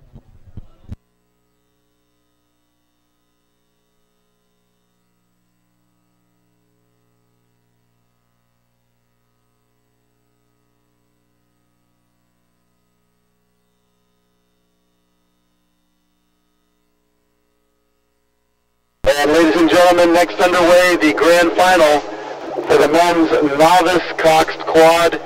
And we've got a rocket ship on the water. That's going to be lane number 1, San Diego. They are way out in front. For novices, this is a huge margin. They've got about 4 boat lengths of open water between themselves and the second place team from Oakland.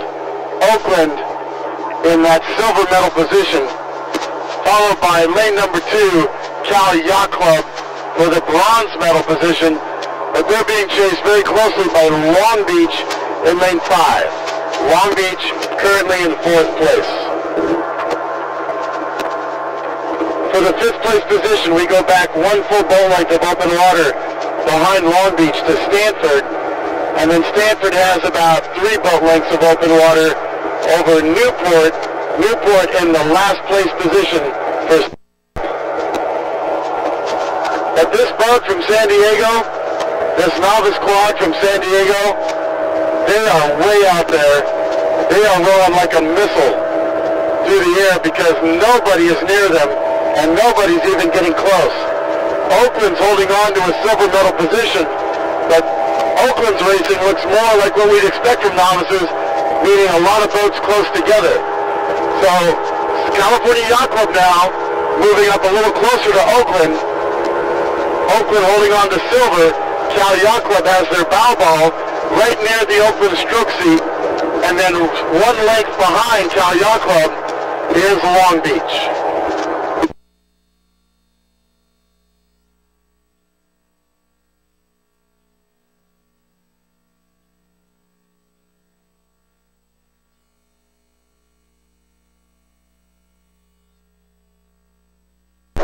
For the men's novice quad grand final, you're going to hear San Diego go across the 1,500 meter line way in front, and here they go right about now. Boom, there goes San Diego across 1,500 meters. And we're going to wait a while until the second place crew gets there. That's going to be Oakland. We're still waiting. That's how much of a lead San Diego has. Still waiting for second place. And finally, there they are, Oakland, then Cal Yacht Club, then Long Beach, further back Stanford, then Newport. So here comes San Diego Rowing Club for the gold medal. They're along the shore in the red hull. They are just walking away with this, unstoppable. What a great novice quad. Future varsity scholars for San Diego Rowing Club. And they got that gold medal in their pocket. Now back along the shore, Oakland, who's had the silver medal position. I told you Cal Yacht Club was right there, and Cal Yacht Club has moved up to challenge for the silver. So it's San Diego, followed by Oakland, Cal Yacht Club, then Long Beach, In fifth place, Stanford, and then finally Newport for the men's novice Cox quads, now finishing.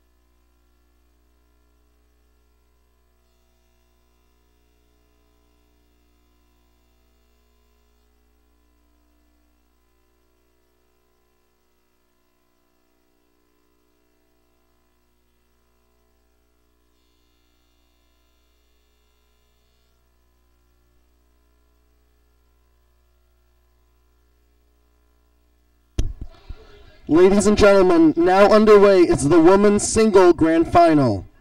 In lane 1, Newport A. Lane 2, SoCal Scholars. Lane 3, Artemis. Lane 4, NorCal. Lane 5, Xavier Prep. And Lane 6, Humboldt Bay Rowing.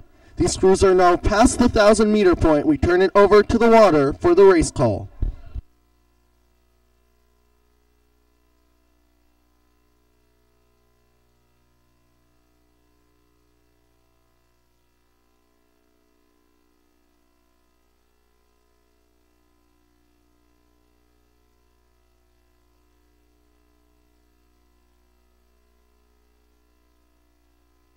And ladies and gentlemen, the women's varsity single grand final is now approaching 1,250 meters. Lanes 1, 2, 4, and 5 were the early leaders. Newport Aquatic Center followed by SoCal Scholars, then NorCal and Xavier Prep. On the outside we had Humboldt, and on the inside Artemis. We're not able to make that race call here as we head back down to the line. But again, the women's singles now approaching 1,500, and lanes 1, 2, 4, and 5 were the early leaders as they came across the halfway markers. We'll turn it over to you for that finish.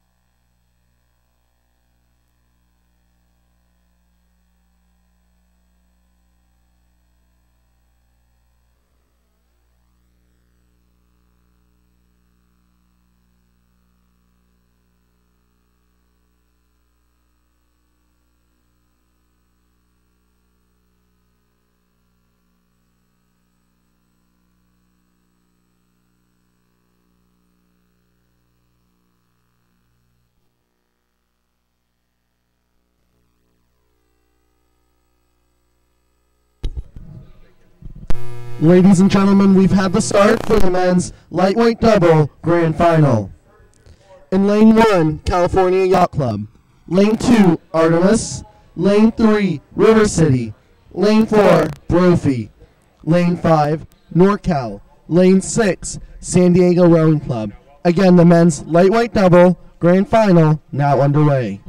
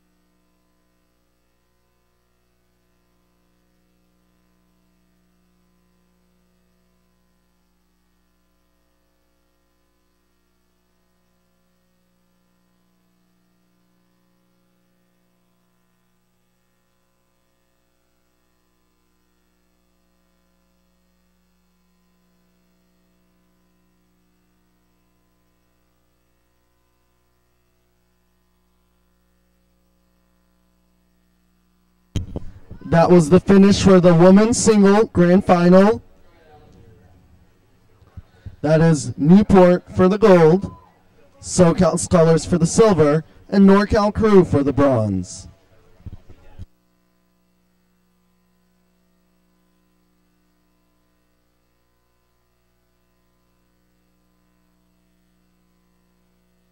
And next underway at Lake Natoma for the Southwest District Championships, the men's lightweight double grand final. This is a qualifying event for Youth National Championships. So the top 3 crews from this event will get automatic invites to go to Youth Nationals in June. The early leader is going to be lane 1, California Yacht Club. They are followed by lane 3, River City. Then lane 4, Brophy. Brophy, an all-boys school program down to the Tempe, Arizona area, and they're rolling a great race right now, staying ahead of Artemis, Artemis being in 4th. In 5th place, we fall back to San Diego Rowing Club, and then in 6th place, NorCal in lane 5. But right now, it's Cal Yacht Club. They've got this by about a start advantage over River City. River City in water over Brophy. Brophy almost about a stern advantage over Artemis, but Artemis really working hard here to try to get back up there next to Brophy. So at 750 meters, River City making a big push right now, and they are taking water away from Cal Yacht Club. Cal Yacht Club still with almost a length advantage as we hit the halfway markers. Men's lightweight double grand final, and here comes that call for halfway point. It's going to be Cal Yacht Club.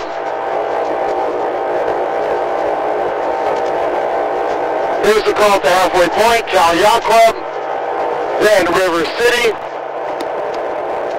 And then coming into view is going to be Brophy from Tempe, Arizona. Then Artemis. Then in the red shell on the outside lane, San Diego Rowing Club. And finally, NorCal Crew.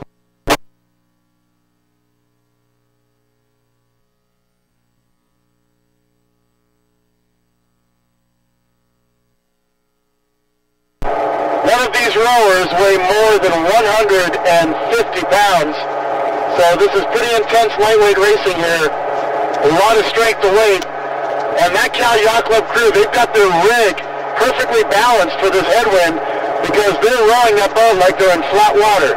Really good stroke rate, really good blade clearance, really a superb crew here. One of the best doubles I've seen at Lake Natoma in several years. They're looking really good. River City also rowing cleanly, just not able to match the speed of the leader, Cal Yacht Club. Brophy still holding on to that bronze medal position. Brophy, one of the newer programs in the Southwest region. If Brophy can hold off Artemis, Brophy gets to go to nationals, and you got to know they want that real bad. But there goes Artemis making a big move. Artemis making a huge move, and now Artemis pulling even with Brophy. So it's now bow ball to bow ball for third place to get that third place ticket to go to Nationals. This race just got very nerve-wracking for both the Brophy coach and the Artemis coach. River City continues for the silver medal, San Diego further back for fifth, and NorCal for sixth. And now Artemis making another move. They made a move, cruised for about 10 strokes, now they're making another one, and they've got water on Brophy. We're here at 1,500 meters. The leader continues to be Cal Yacht Club, followed by River City. But now Artemis coming on strong and taking water from Brophy. Brophy still in contact with Artemis with 450 meters to go. And now Artemis making another move. Endless moves by Artemis. And now they've got that, and they catch a crab. Artemis catches a crab, and they're trying to recover, and now Brophy has pulled almost dead even. Did the Brophy bowman see that? Did he see that? Is he going to call it 10? It looks like now Brophy's making a move to try to catch up. Too close to call, though. Is it going to be Artemis? Is it going to be Brophy for the men's lightweight double? 350 meters to go. In the lead, Cal Yacht Club. Second place, River City. And then Brophy Artemis for the bronze.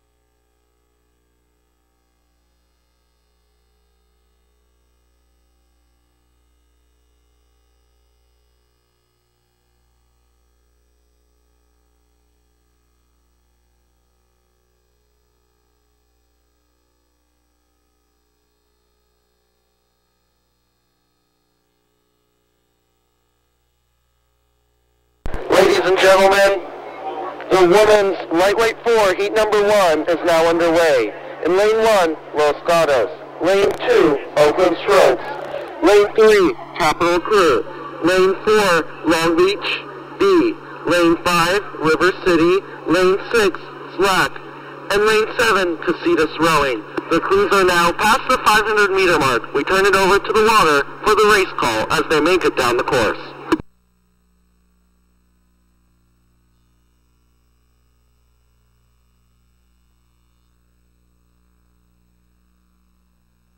And ladies and gentlemen, heat number 1. We're back to heats now. Heat number 1 of the women's lightweight 4 is now underway. 2 boats advance to the grand finals, which will be held tomorrow morning.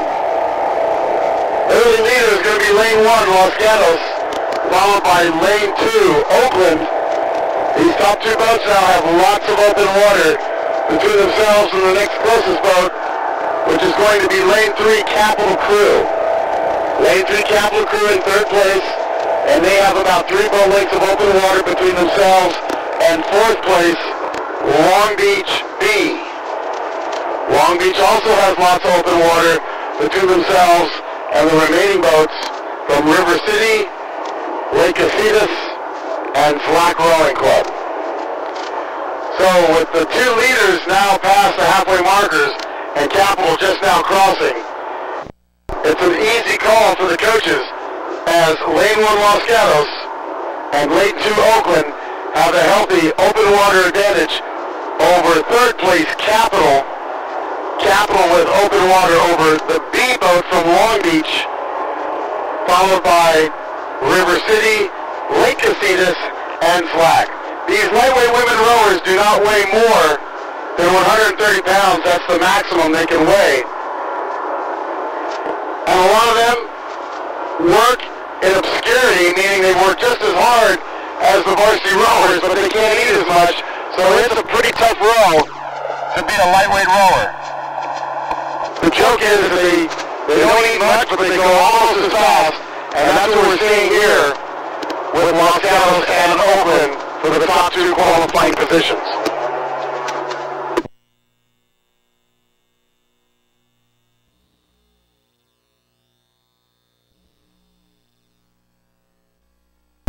Now with the lead boats past 1,250 meters, Capital Crew in 3rd also by 1,250.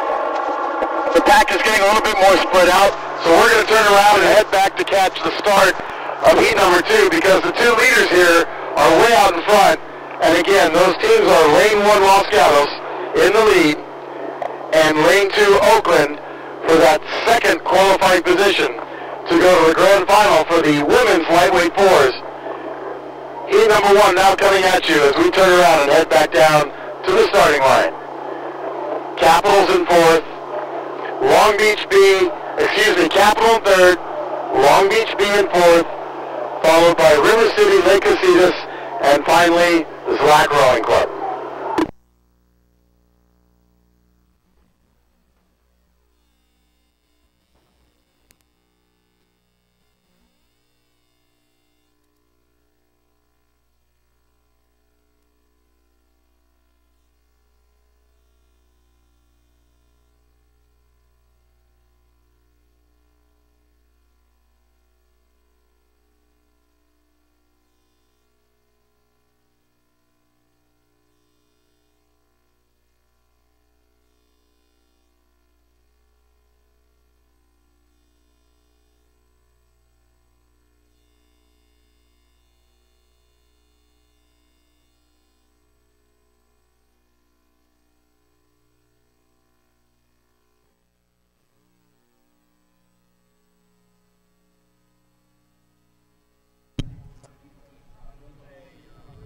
Ladies and gentlemen, now coming into the spectators area is the women's lightweight 4, heat number 1. The 2nd heat for the women's lightweight 4 is now underway. In lane 1, Long Beach Junior Crew. Lane 2, Pacific Rowing Club. Lane 3, NorCal. Lane 4, Upper Natoma. Lane 5, Stanford. And Lane 6, Palo Alto. Again, the second heat for the women's lightweight fours, past 500 meters, now coming underway. We turn it over to the water for the race call.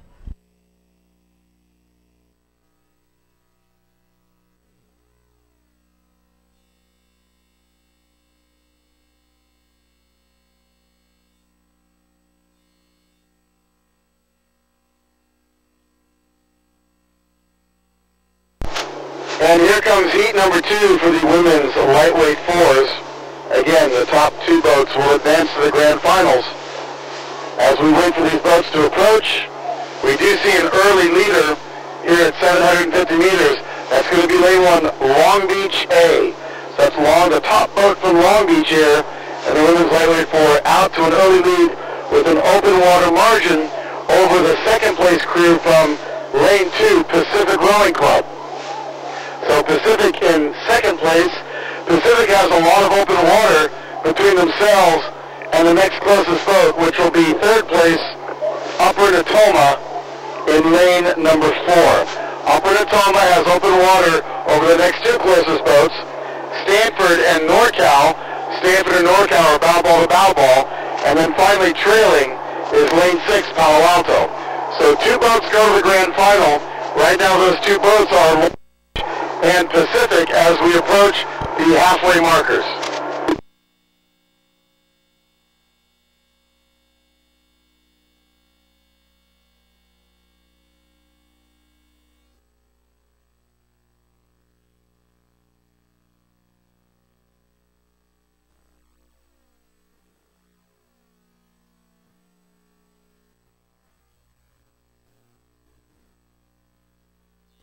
And now as we cross the halfway markers, Long Beach in lane 1 with the yellow unisits really moving out to a bigger advantage over second place Pacific.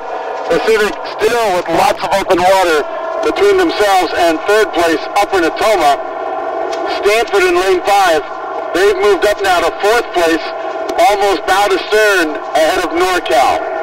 And trailing continues to be Palo Alto. All boats rowing cleanly, handling the water quite well. Again, these are lightweight women, only 130 pounds per rower, and in a stiff headwind, that's a lot of extra work they got to do to move their boat.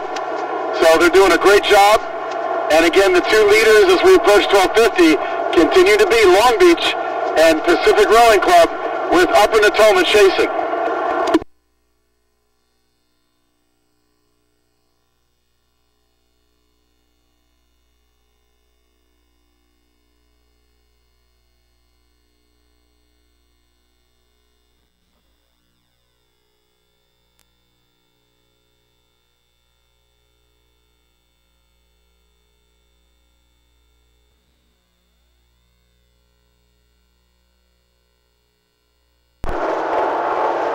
The top 3 boats are now past 1,250 meters.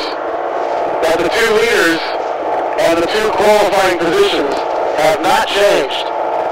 Long Beach, though, pushing away even more now from second place Pacific, but Pacific still in a very good position as they have plenty of open water between themselves and Upper Natoma to go on to the grand final.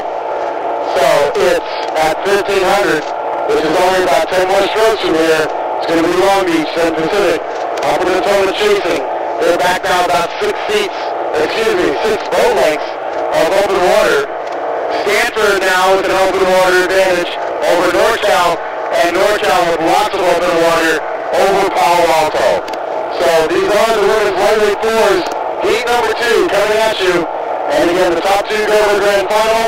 The grand final will be tomorrow morning. But hopefully there's a lot.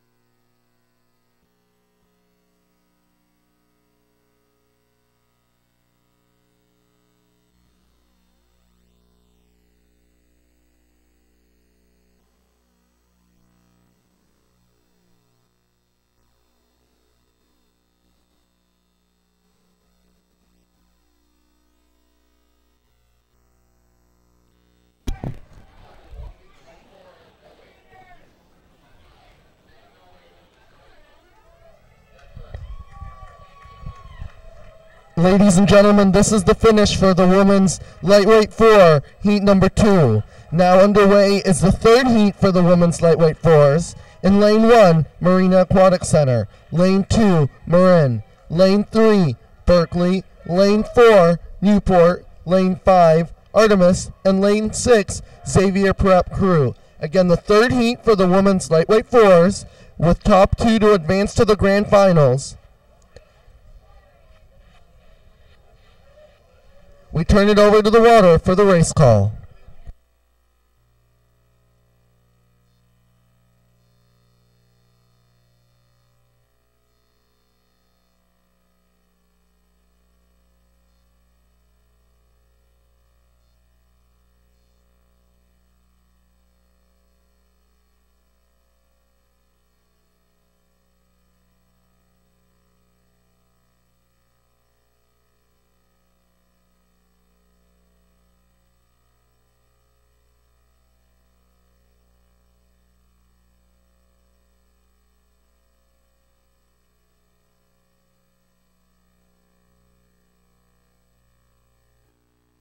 And here comes the third and final heat for the women's lightweight 4s.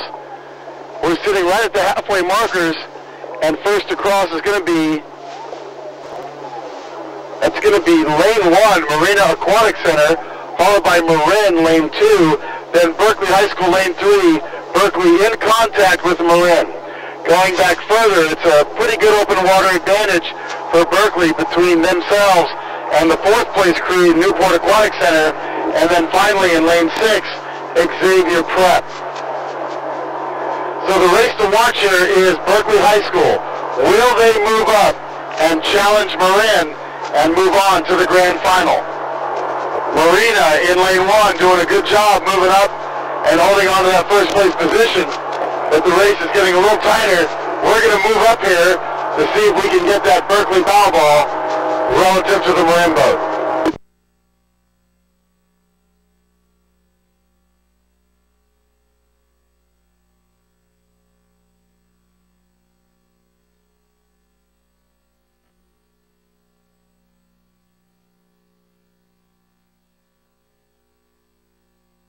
And at 1,250 meters, it's still Marina Aquatic Center with the lead. They got 5 seats on Marin. Marin has 5 seats on Berkeley. Berkeley has their bow ball at the Marin stroke seat, or just behind it, and then the same for Marin. So Berkeley, with 750 meters to go, could make it into the grand final here, but they're going to have to make a big push and a big move to catch Marin to qualify. 2 boats go to the grand final for this women's lightweight 4 heat. That grand final will be tomorrow morning. We'll give you the next call at 1500.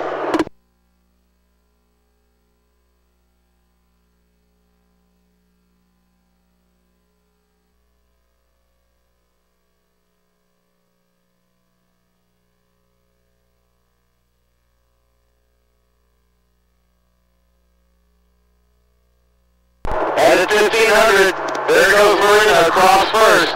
It's still Marina second, and Marina is taking a big push as they take the way up, and now they're pushing away from Berkeley, so that keeps Marina in that second place position to go on to the grand final as we prepare to turn around and head back to the starting line. Berkeley with the neon green hats, they've got 450 meters to do something if they want to go to the grand final, but unofficially, it's Marina, then Marin going on to the final tomorrow with Berkeley chasing, followed by Newport, and then Xavier Prep from Arizona.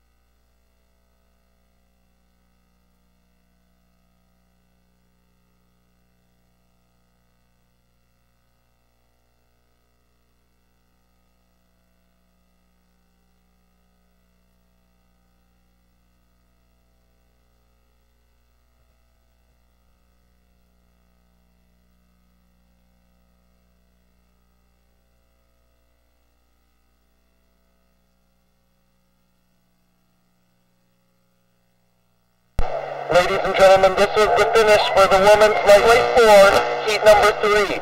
Unofficially to the grand final, that's Marina Aquatic Center out of lane 1 and Marin Rowing Association out of lane 2. Our next race will be the men's pair, heat number 1.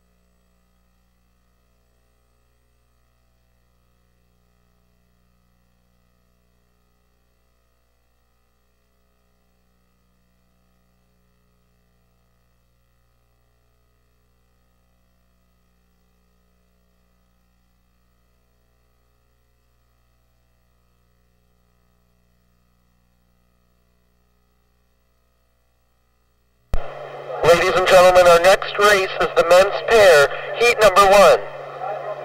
In lane 1, Marin A. Lane 2, Marina Aquatic Center. Lane 3, Humboldt Bay Rowing. Lane 4, Sarah High School. Lane 5, Palo Alto. Lane 6, San Diego Rowing B. And lane 7, Upper Natoma Rowing B. Again, that is the first of 3 heats for the men's pair, with the top 2 to advance to the grand finals.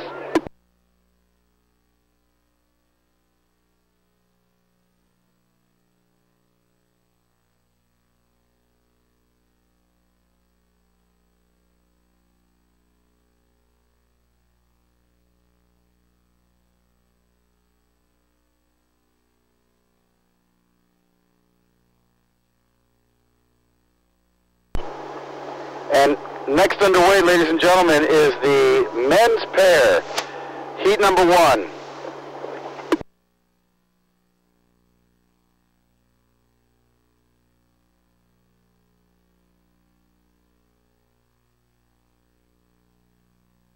This is the heat number 1 of the men's pair. Top 2 boats go to the grand final, which will be tomorrow morning here at Lake Natoma. Now, this is the most difficult boat to row because you've only got 1 oar per side, and oftentimes no steering. Most of the time the rowers have to steer by using pressure on the oars. Sometimes they have a rudder system. The early leaders, though, are going to be lanes 1 and 2, Marin and Marina Aquatic Center.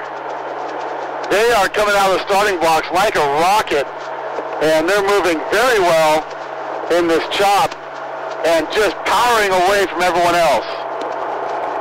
In that third place position, it's going to be lane number 3, Humboldt Bay Juniors over Sarah High School. Sarah High School making a move now to try to catch up with Humboldt, but again, Humboldt and Sarah, they're already looking at 4 to 5 boat lengths of open water between themselves and the two leaders from Marin and Marina. Marin and Marina really rowing a strong rate. Marin almost at 37 strokes per minute in a headwind. Marina almost matching that, a little bit lower.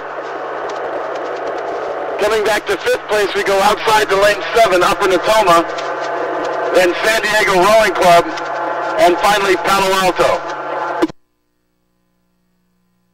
So at 750 meters, we've got two pairs that have really separated themselves from the pack, Marin and Marina. And now Sarah High School has overtaken Humboldt Bay Juniors for 3rd place, but again, 3rd place does not qualify for the grand final. And there is no petite final for this event. So the crews are racing to see, well, if we can't go to the grand final, how fast can we go relative to the other teams? And right now, Sarah in 3rd here. On the outside, Upper Natoma in lane 7, slowly moving up and possibly on the verge of overtaking Humboldt Bay Juniors.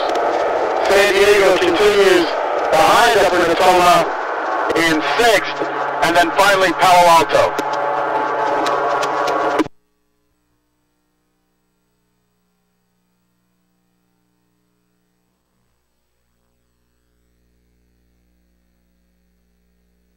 We're going to make our final race call for this one at 1,250 meters before we turn around, because it's very clear cut.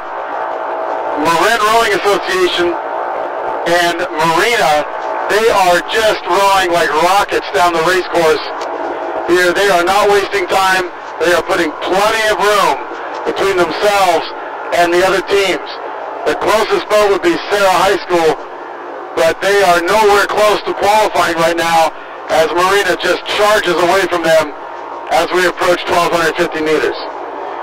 Upper Natoma has overtaken Humboldt Bay Juniors. Both Humboldt and Upper Natoma even right now at 1,100 meters, followed by San Diego and Palo Alto. We're going to turn around now and head back to the start to catch heat number 2 of the men's pairs.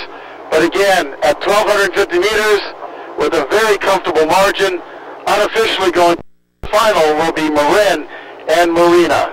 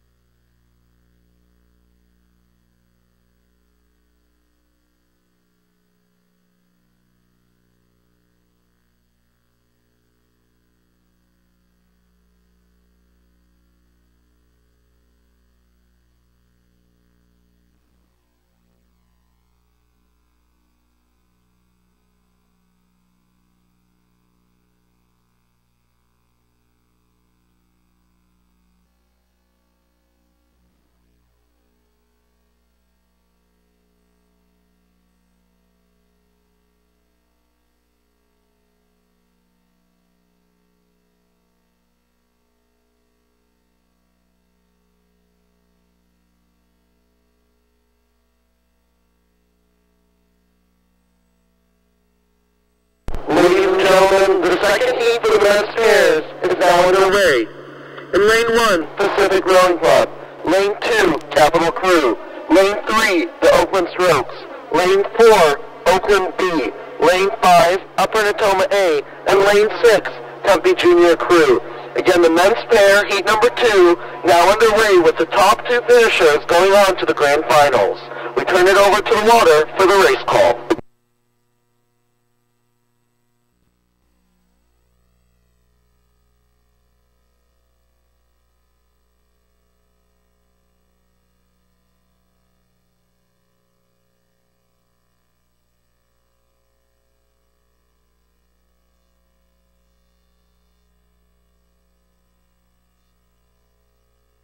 And here comes heat number 2 for the men's pair.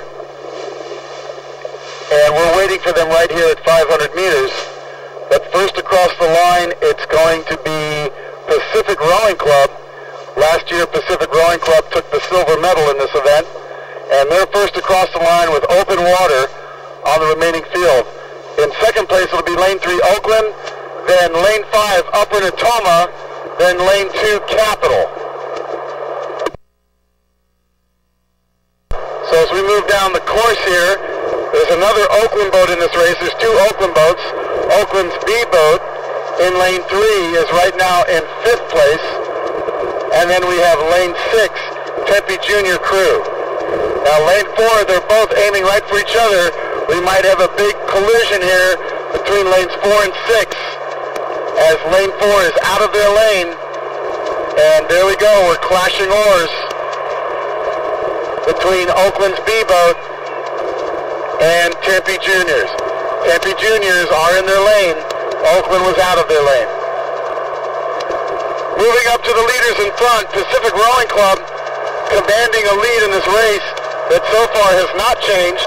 They have open water over Oakland, and Oakland has about a stern advantage over now Capital, who has moved into 3rd. So it's Pacific for the lead, 2 boats to qualify for the grand final. So it's Pacific, Oakland, Capital, then Upper Natoma, followed by Tempe Juniors and the Oakland B boat. Now for the second qualifying position, Oakland is open water behind Pacific, and Capital is open water behind Oakland.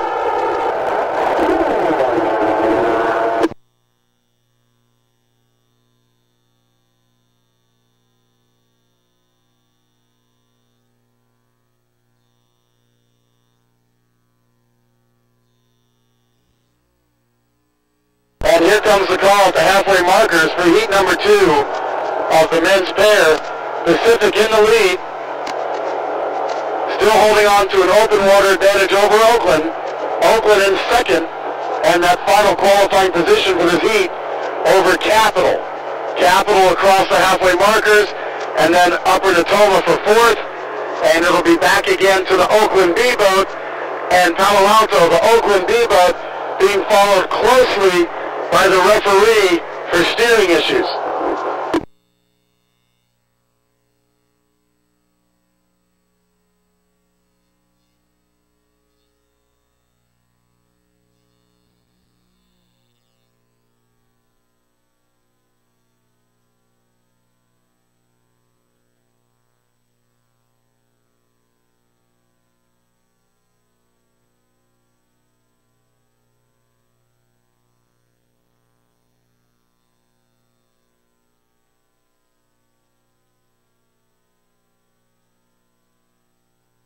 At 1,250 meters, the wind still has not died down out here, but Pacific's handling it very well as they maintain an open water lead over Oakland.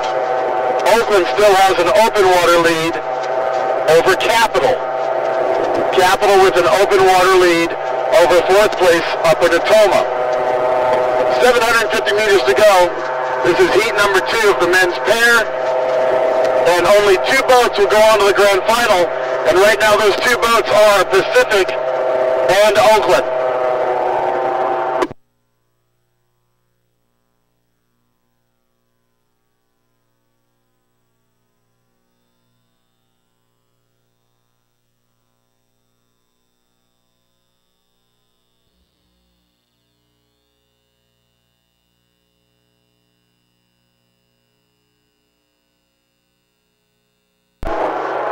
Pacific at 34 strokes per minute, Oakland at 35, Capital at 31.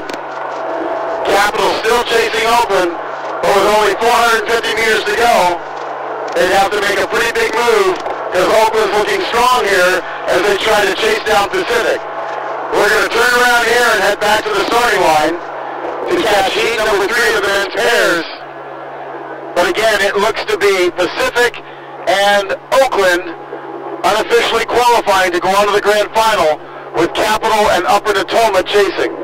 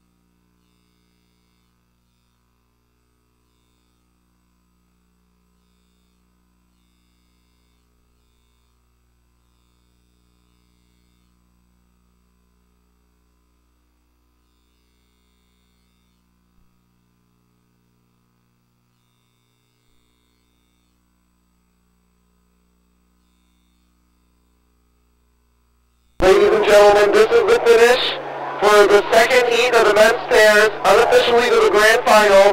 That's Pacific Rowing Club and the Oakland Strokes. Now underway is the third heat for the men's pair.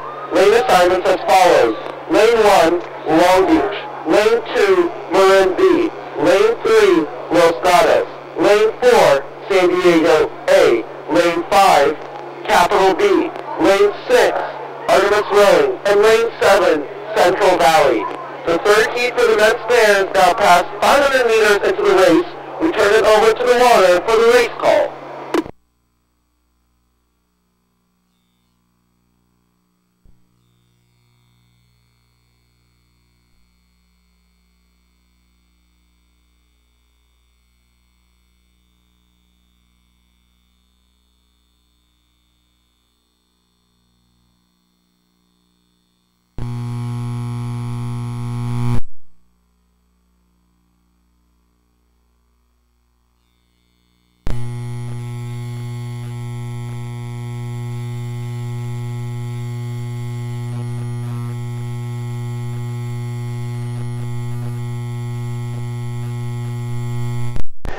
And here comes heat number 3 for the men's pair.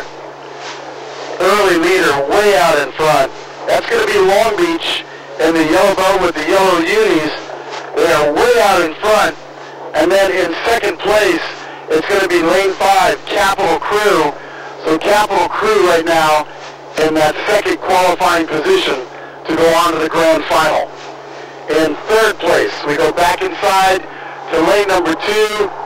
The B-boat from Marin, right behind them, Los Gatos in lane 3, then back to San Diego Rowing Club for the 5th place position. Then further back we go to lane 7, Central Valley for 6th, and finally in the trailing position, lane 6, Artemis. This pack is really spread out.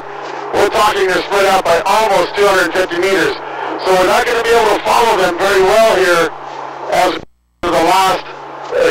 the third 500.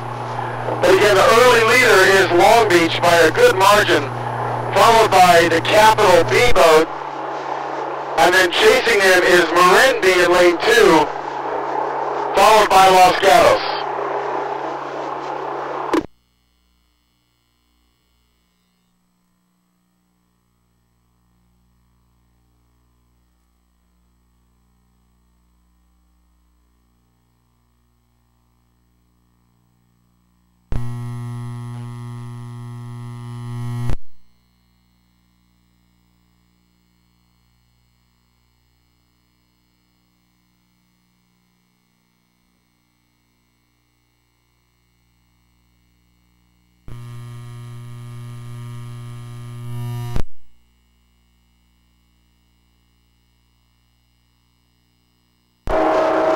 1,250 meters for heat number 3, the final heat for the men's pair.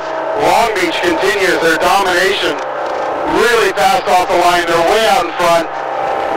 And they are looking pretty clean in this water. They are still followed by the B boat from Capital Crew in that second qualifying position.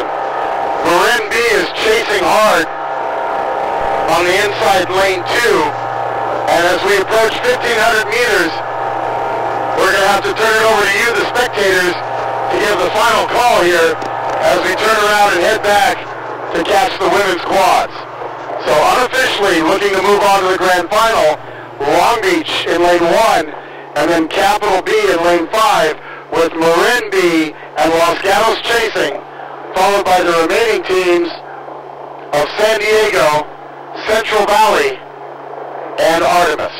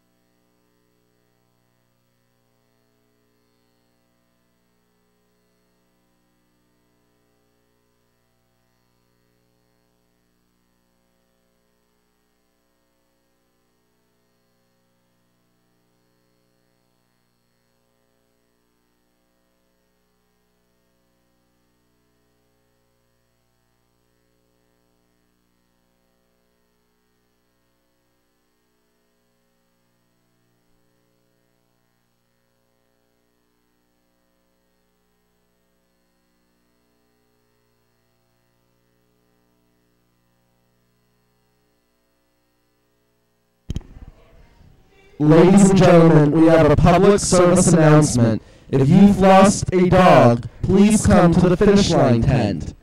If your dog is missing, please come to the finish line tent. Thank you.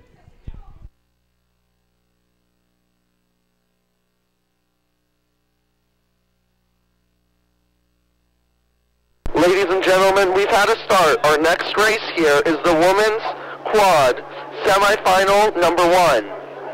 These races went through time trials last night, and they are now going for the top 3 to go on to the grand finals. In lane 1, San Diego Rowing Club, A. Lane 2, San Diego Rowing, B. Lane 3, River City, A. Lane 4, Artemis C. Lane 5, NorCal Crew. Lane 6, Humboldt Bay. And Lane 7, Tempe Junior Crew. Again, now underway, the women's quad semifinal 1.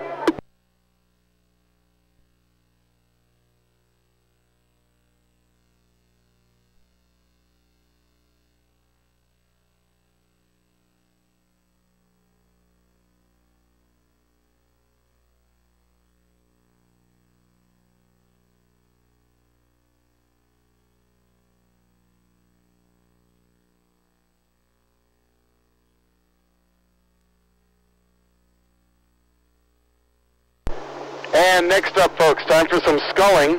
What we have next is the women's quad. These are the varsity quads where they have no coxswain. So it's just 4 rowers, 2 oars each, and the top 3 will go on to the grand final. Right now, early leaders, lane 1, San Diego Rowing Club A. In second place, San Diego Rowing Club B. And in third place, River City A. Those are the top 3 boats here at 500 meters for the women's varsity quad. Semifinal number 1. Top 3 go to the grand final. So it's the 2 San Diego boats in lanes 1 and 2, followed by River City. Now these 3 boats have a comfortable open water advantage between themselves and the remaining field. Going further back, in 4th place, it's going to be lane number 5. That's Cal Crew. Right next to NorCal, we have Artemis C. Then on the outside, lane 7, Tempe Junior Crew. And then finally, Humboldt Juniors in lane 6. So the 3 leaders have separated themselves by open water, and I'm talking about 3 boat lengths of open water, by 750 meters.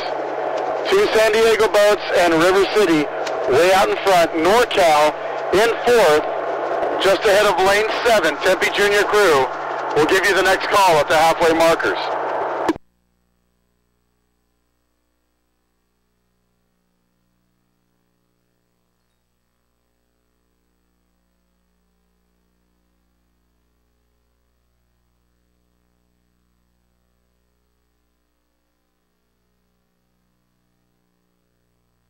And there goes San Diego A across the halfway line. Right behind them, their sister boat, San Diego B, followed by River City. River City rows from the port of West Sacramento. These 3 crews have a comfortable open water advantage over the rest of the field. 4th across the line at the halfway markers will be NorCal. And then lane 7, Tempe Junior Crew, right with them, Artemis C. And then right behind them, Humboldt Juniors. 3 boats from this semifinal go to the grand final. River City hanging tough with San Diego B. River City also keeping lots of open water between themselves and NorCal.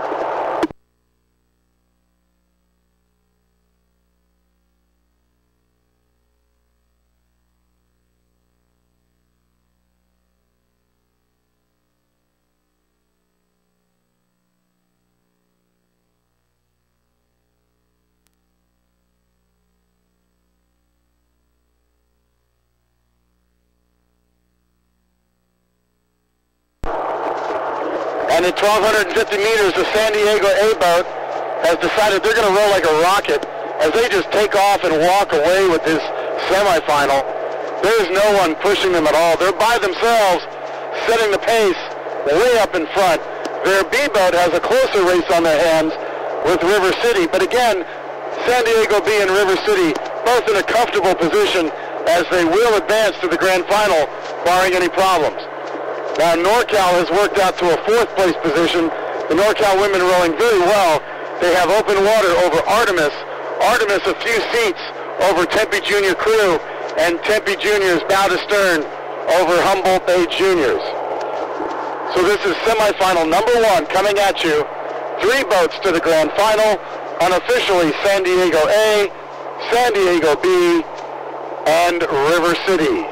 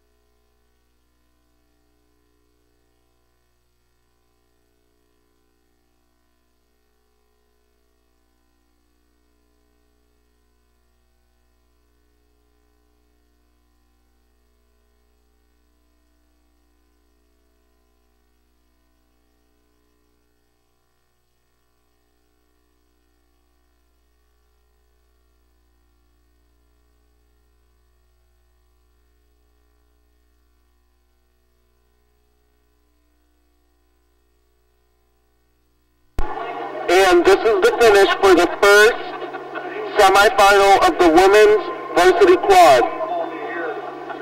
Unofficially to the grand final, that's San Diego A, San Diego B, and River City.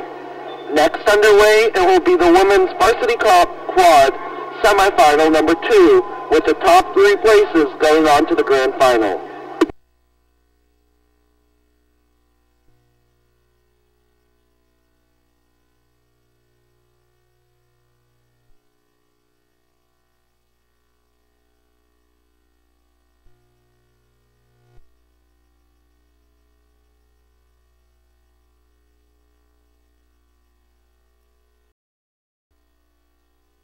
Ladies and gentlemen, the boats are loaded at the starting platform, and we're waiting for the start for the women's varsity quad, semifinal number 2.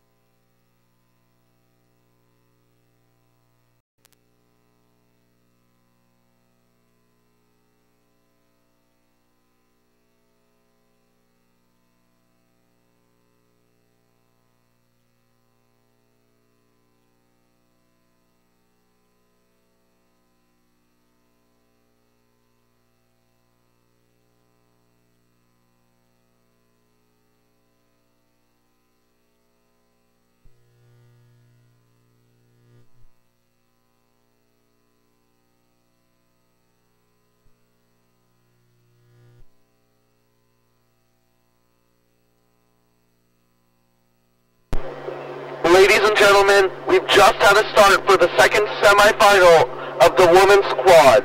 In lane 1, Los Gatos A. Lane 2, Long Beach A. Lane 3, Marina Aquatic Center. Lane 4, Capital Crew. Lane 5, Marin Rowing. Lane 6, Artemis A. And lane 7, Row LA. Again, now underway, the women's varsity quad semifinal number 2.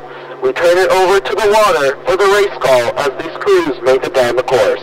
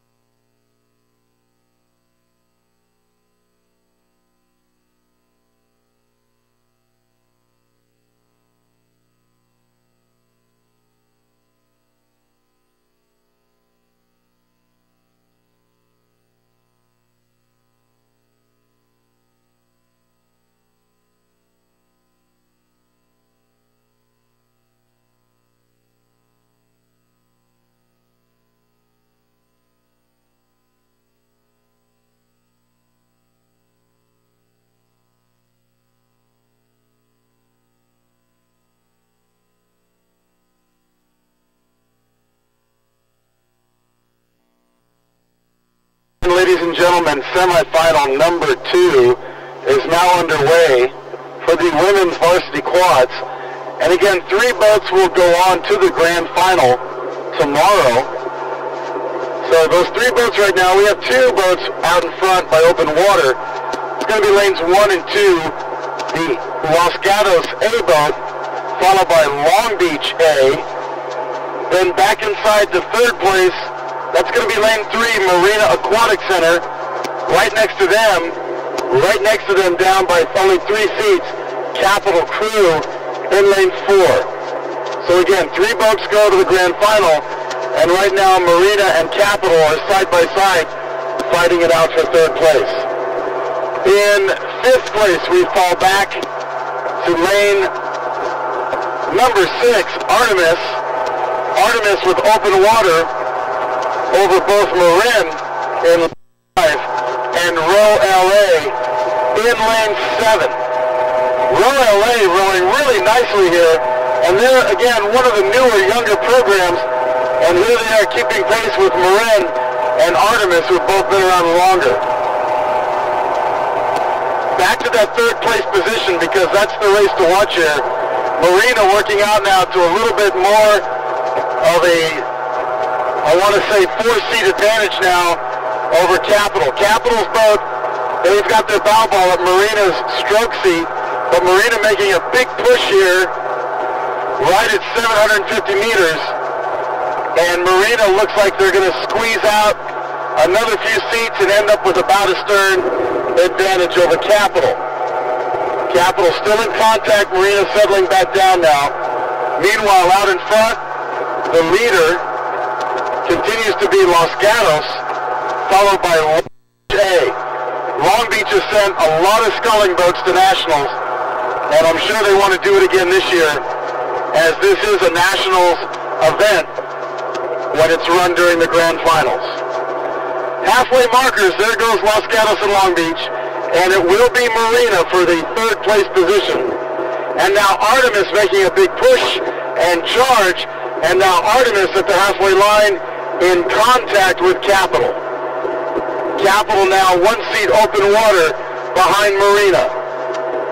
Artemis and Capital now coming almost dead even. They've both got to take on Marina if they want to go to the grand final. We'll give you the next call at 12:50.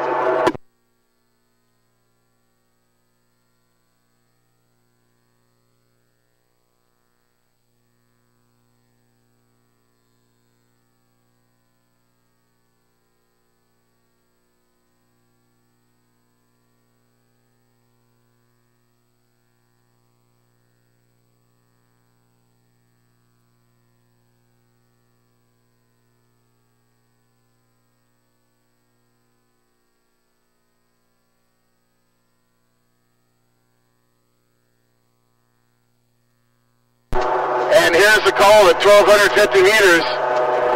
Continuing out in front, It is Los Gatos. They're looking long and strong. Looks like they're rowing a Hudson quad. Sure is looking smooth through the water. And they're chased by Long Beach in what looks to be a yellow Emplocker. But it's Los Gatos with open water for first place over Long Beach. Long Beach, lots of open water. Over third place, Marina Aquatic Center. And Marina with a little bit of open water now over Capital. And now a big push. They just came from out of nowhere. Marin came charging up hard right next to Artemis. I wasn't even looking at it, to be honest with you, because they've been sitting further back. But now Marin has put themselves in contact with Capital, and Capital now trying to respond to push away. So, interesting development here. None of these crews are in a qualified position except Marina, but Marin pushing hard, and they are in contact with Capital now, and Marin has passed Artemis at 1,500 meters. And it's a little bit of a stiff breeze out here, almost whitecaps, which is very unusual for Lake Natoma. 500 meters to go. Marina Aquatic Center still holding on to their third place qualifying position to go to the grand final. Right behind them, Capital, Marin, and Artemis, with Row LA in 7th place. This is semifinal number 2, the women's quad, now finishing top 3 boats to the grand final, with Marina holding on to third place.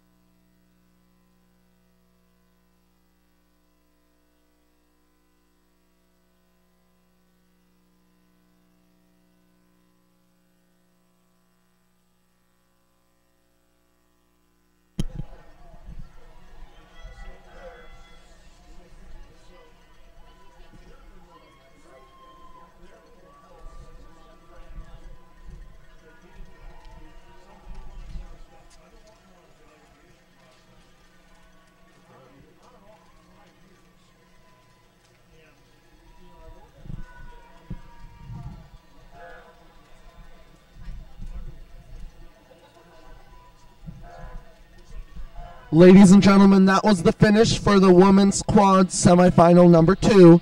Unofficially to the grand final, that's Los Gatos A, Long Beach A, and Marina Aquatic Center. Next underway will be the men's lightweight 4, heat number 1.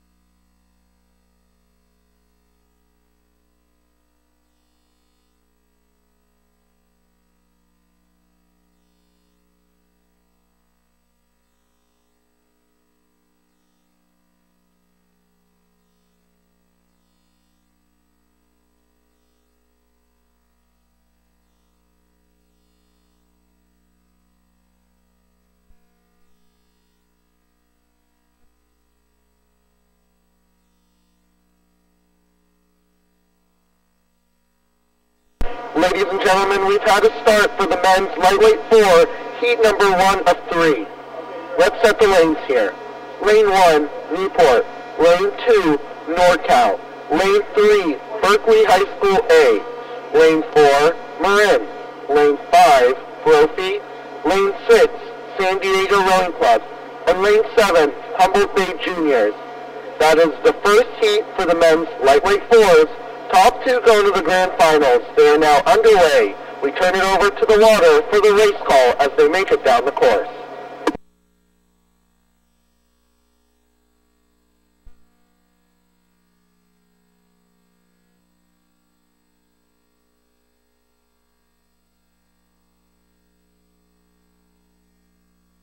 And now the men's lightweight 4s come down the course. 3 heats, so the top 2 boats will advance. Right now, early leader is lane number 2, NorCal. NorCal with a bow to stern advantage over the second place crew, lane 4, Marin Rowing Association. Marin has a bow to stern advantage over third place, Newport in lane 1. And Newport has about 3 seats over fourth place, Berkeley in lane number 3. Going back to fifth place, it's going to be back to lane 5. Brophy, you'll be able to pick them out pretty easy, folks. They're in a salmon-colored boat. And then behind them, San Diego Rowing Club, and then trailing Humboldt Bay Juniors in lane 7. They're back by a pretty significant margin right now, as most of the lead boats are halfway markers. Now both NorCal and Marin have broken free by open water over Newport and Berkeley High School. So Berkeley and Newport not able to match the speed of Marin and NorCal as they come down the course here for heat number 1 of the men's light 4s. NorCal doing a super job of getting extra layback into the wind. That's helping keep them ahead of Marin. Marin also getting some extra layback into this headwind to help keep their speed and momentum up. But again, both Marin and NorCal have open water over Newport. Newport still holding on to about a 1-length advantage over Berkeley. Berkeley at a higher stroke rate, not as much layback. They've gone for the rate. And Berkeley has plenty of open water over Brophy and San Diego Rowing Club.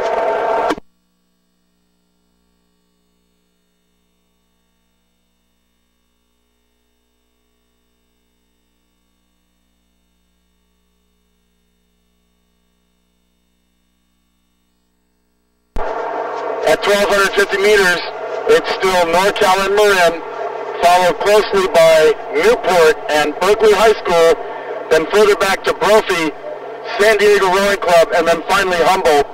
2 boats go to the grand final from heat number 1 of the men's lightweight 4, and unofficially right now with about 700 meters to go, it is NorCal looking strong, holding off Marin. We're going to turn around now and head back to catch heat number 2 of the men's lightweight 4s. But again, NorCal and Marin have open water over the field, so their positioning is looking pretty good as they come into the last 500.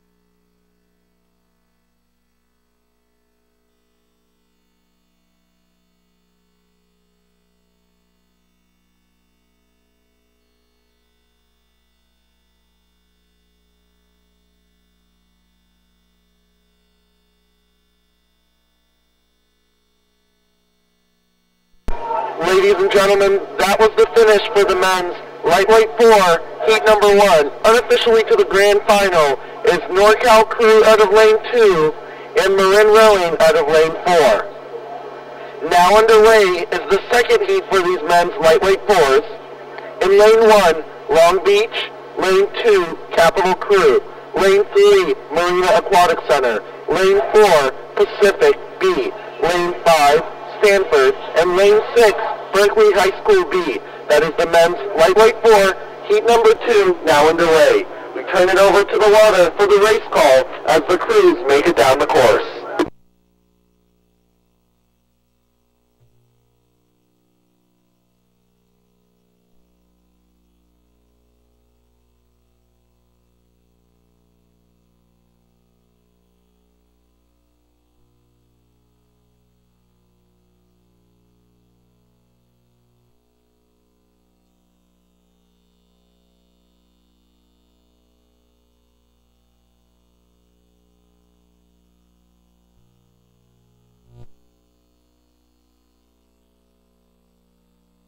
Ladies and gentlemen, just a note for the second heat of the men's lightweight 4s, Casitas Rowing is rowing out of lane 7 as an addition to this heat.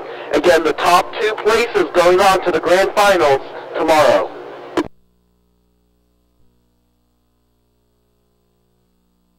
All right, ladies and gentlemen, here we go with heat number 2 for the men's lightweight 4s. And we have 2 leaders out in front by open water. Lane 1, Long Beach, and Lane 2, Capital. They are the early leaders, and they have a lot of open water right now between themselves and third place team, which will be Marina Aquatic Center, followed by Pacific B. Then we go outside to Lane 7, Lake Casitas in 5th place. Then back inside to Stanford, and then finally Berkeley High School's B boat in the trailing position. So up front, Capital Crew and Long Beach A are pacing each other as they cross the halfway line, with the advantage going to Long Beach in lane 1. Third across the line at the half for heat 2 of the men's lightweight 4 will be Marina, followed by Pacific B. And then a little further back will be Lake Casitas, then Stanford and Berkeley B.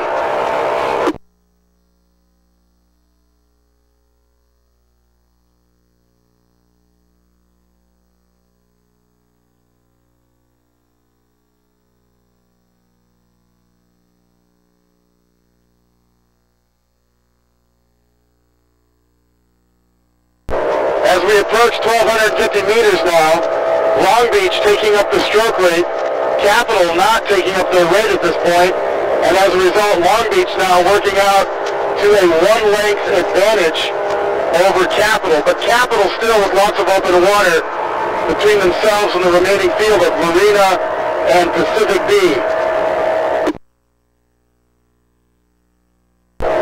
Marina doing a good job holding off Pacific B. Marina in 3rd place. Pacific B with lots of open water between themselves and Lake Casitas. Lake Casitas with open water between themselves and Stanford with the trailing B boat from Berkeley High School. As we approach 1,500 meters, the top 2 boats, unofficially, looking to go on to the grand final, will be Long Beach and Capital. Further back in 3rd, it's still Marina, ahead of Pacific B, and then Lake Casitas in lane 7, followed by Stanford and Berkeley. We're going to turn the race over here to the spectators as we head back to catch heat number 3 of the men's lightweight 4s. But again, unofficially, with 2 boats to the grand final, it looks to be Long Beach and Capital, with Marina and Pacific B chasing.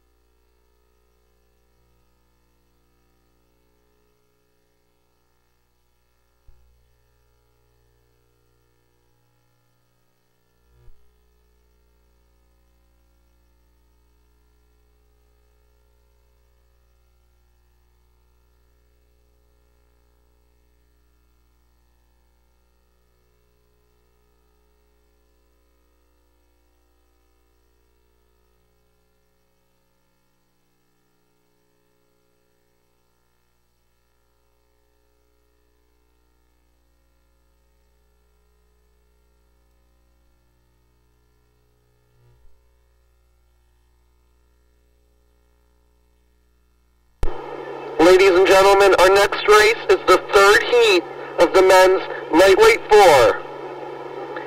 In lane 1, Los Gatos A. Lane 2, Pacific A. Lane 3, Upper Natoma. Lane 4, the Oakland Strokes. Lane 5, Palo Alto. And lane 6, North Bay. Again, the third heat for the men's lightweight 4s now underway. The top 2 finishers moving on to the grand finals tomorrow. We turn it over to the water for the race call as these crews make it down the course.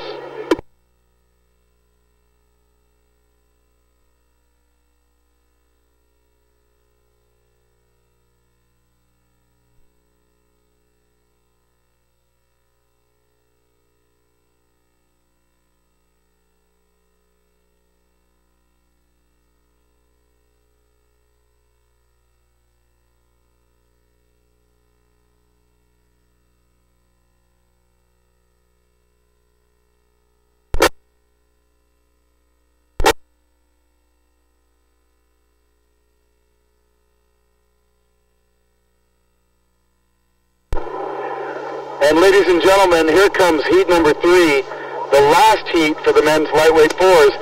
And again, the top 2 boats will go on to the grand final. First across the line, it's going to be Los Gatos in lane 1 with an open water advantage right now over Pacific in lane 2. Pacific in lane 2 holding on to about 4 seats over Upper Natoma and Oakland. Upper Natoma and Oakland are both in contact with the stroke seat of Pacific's boat. Now these 4 boats have open water between themselves and the next closest crew, which would be lane 6, North Bay, followed by Palo Alto in the final trailing position. Upper Natoma now working out ahead of Oakland, and Upper Natoma finding that they're still in contact with the Pacific boat. Pacific boat at a really high stroke rate, higher than Los Gatos. The Los Gatos boat looks longer and stronger. The Pacific boat is a high rate boat here as they hit 750.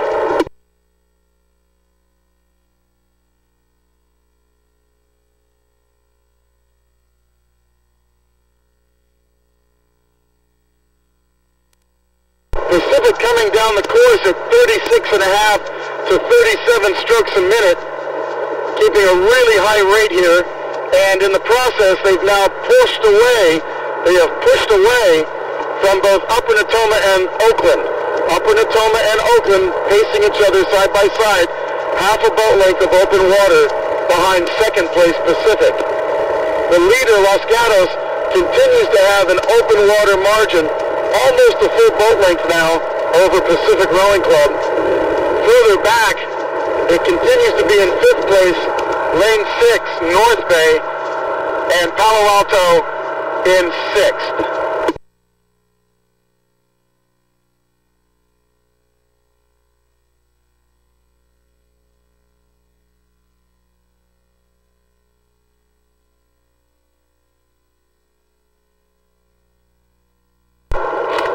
As a comparison here, Los Gatos is rowing at 31 strokes per minute, and they're still pulling away from Pacific. Pacific rowing at 36.5, but not able to keep up with Los Gatos. And now Los Gatos digging in a little deeper, bumping up their rate to about a 32, and they're stretching it out and taking away more water from Pacific Rowing Club. Pacific continues to hold on to that second qualifying position to go on to the grand final tomorrow morning. Now Upper Natoma is making a charge. They're pushing away from Oakland, and they're desperately trying to move up and catch Pacific. It still could happen, but they've got an open water deficit, and sustaining that kind of effort for a long time is very taxing on a crew. So unofficially at 12:50, going on to the grand final, it's Los Gatos and Pacific, with Upper Natoma chasing.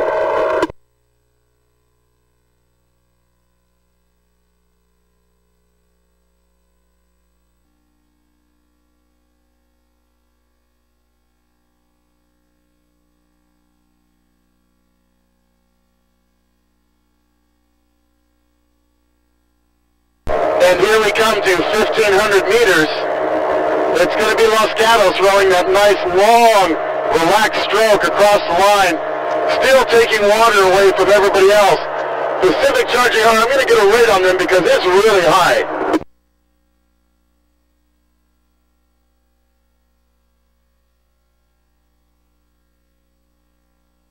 Pacific at 39 strokes per minute at 1,500 meters. So they're really capable of jacking that rate up when they need to. But Los Gatos has a lot of reserve, and they're using it right now as they come into the last 350. Upper Natoma in third, just not able to catch Pacific. Oakland in fourth, then back to North Bay rowing a good clean race, holding off Palo Alto here in heat number 3 of the men's lightweight floors, now finishing. Unofficially going to the grand final. Again, unofficially Los Gatos and Pacific, and here they come.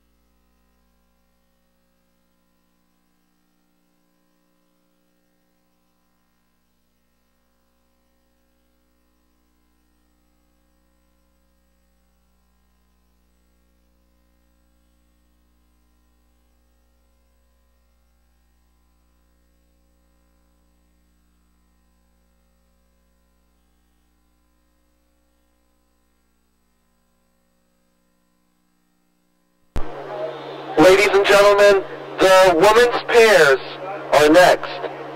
For heat number 1, now underway past 500 meters, we have Lane 1, Marina Aquatic Center. Lane 2, San Diego Rowing Club. Lane 3, Long Beach Junior Crew. Lane 4, Los Gatos. Lane 5, Marin B.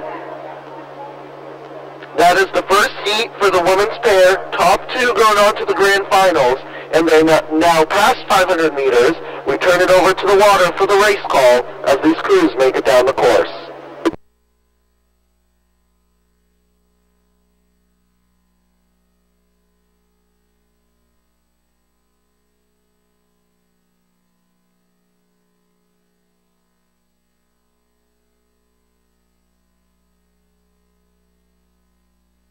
And now underway, heat number 1 of the women's pair. Again, this is one small boat, 2 rowers, 1 oar per person, no coxswain, and often no rudder. So the rowers steering by pressure on the blades.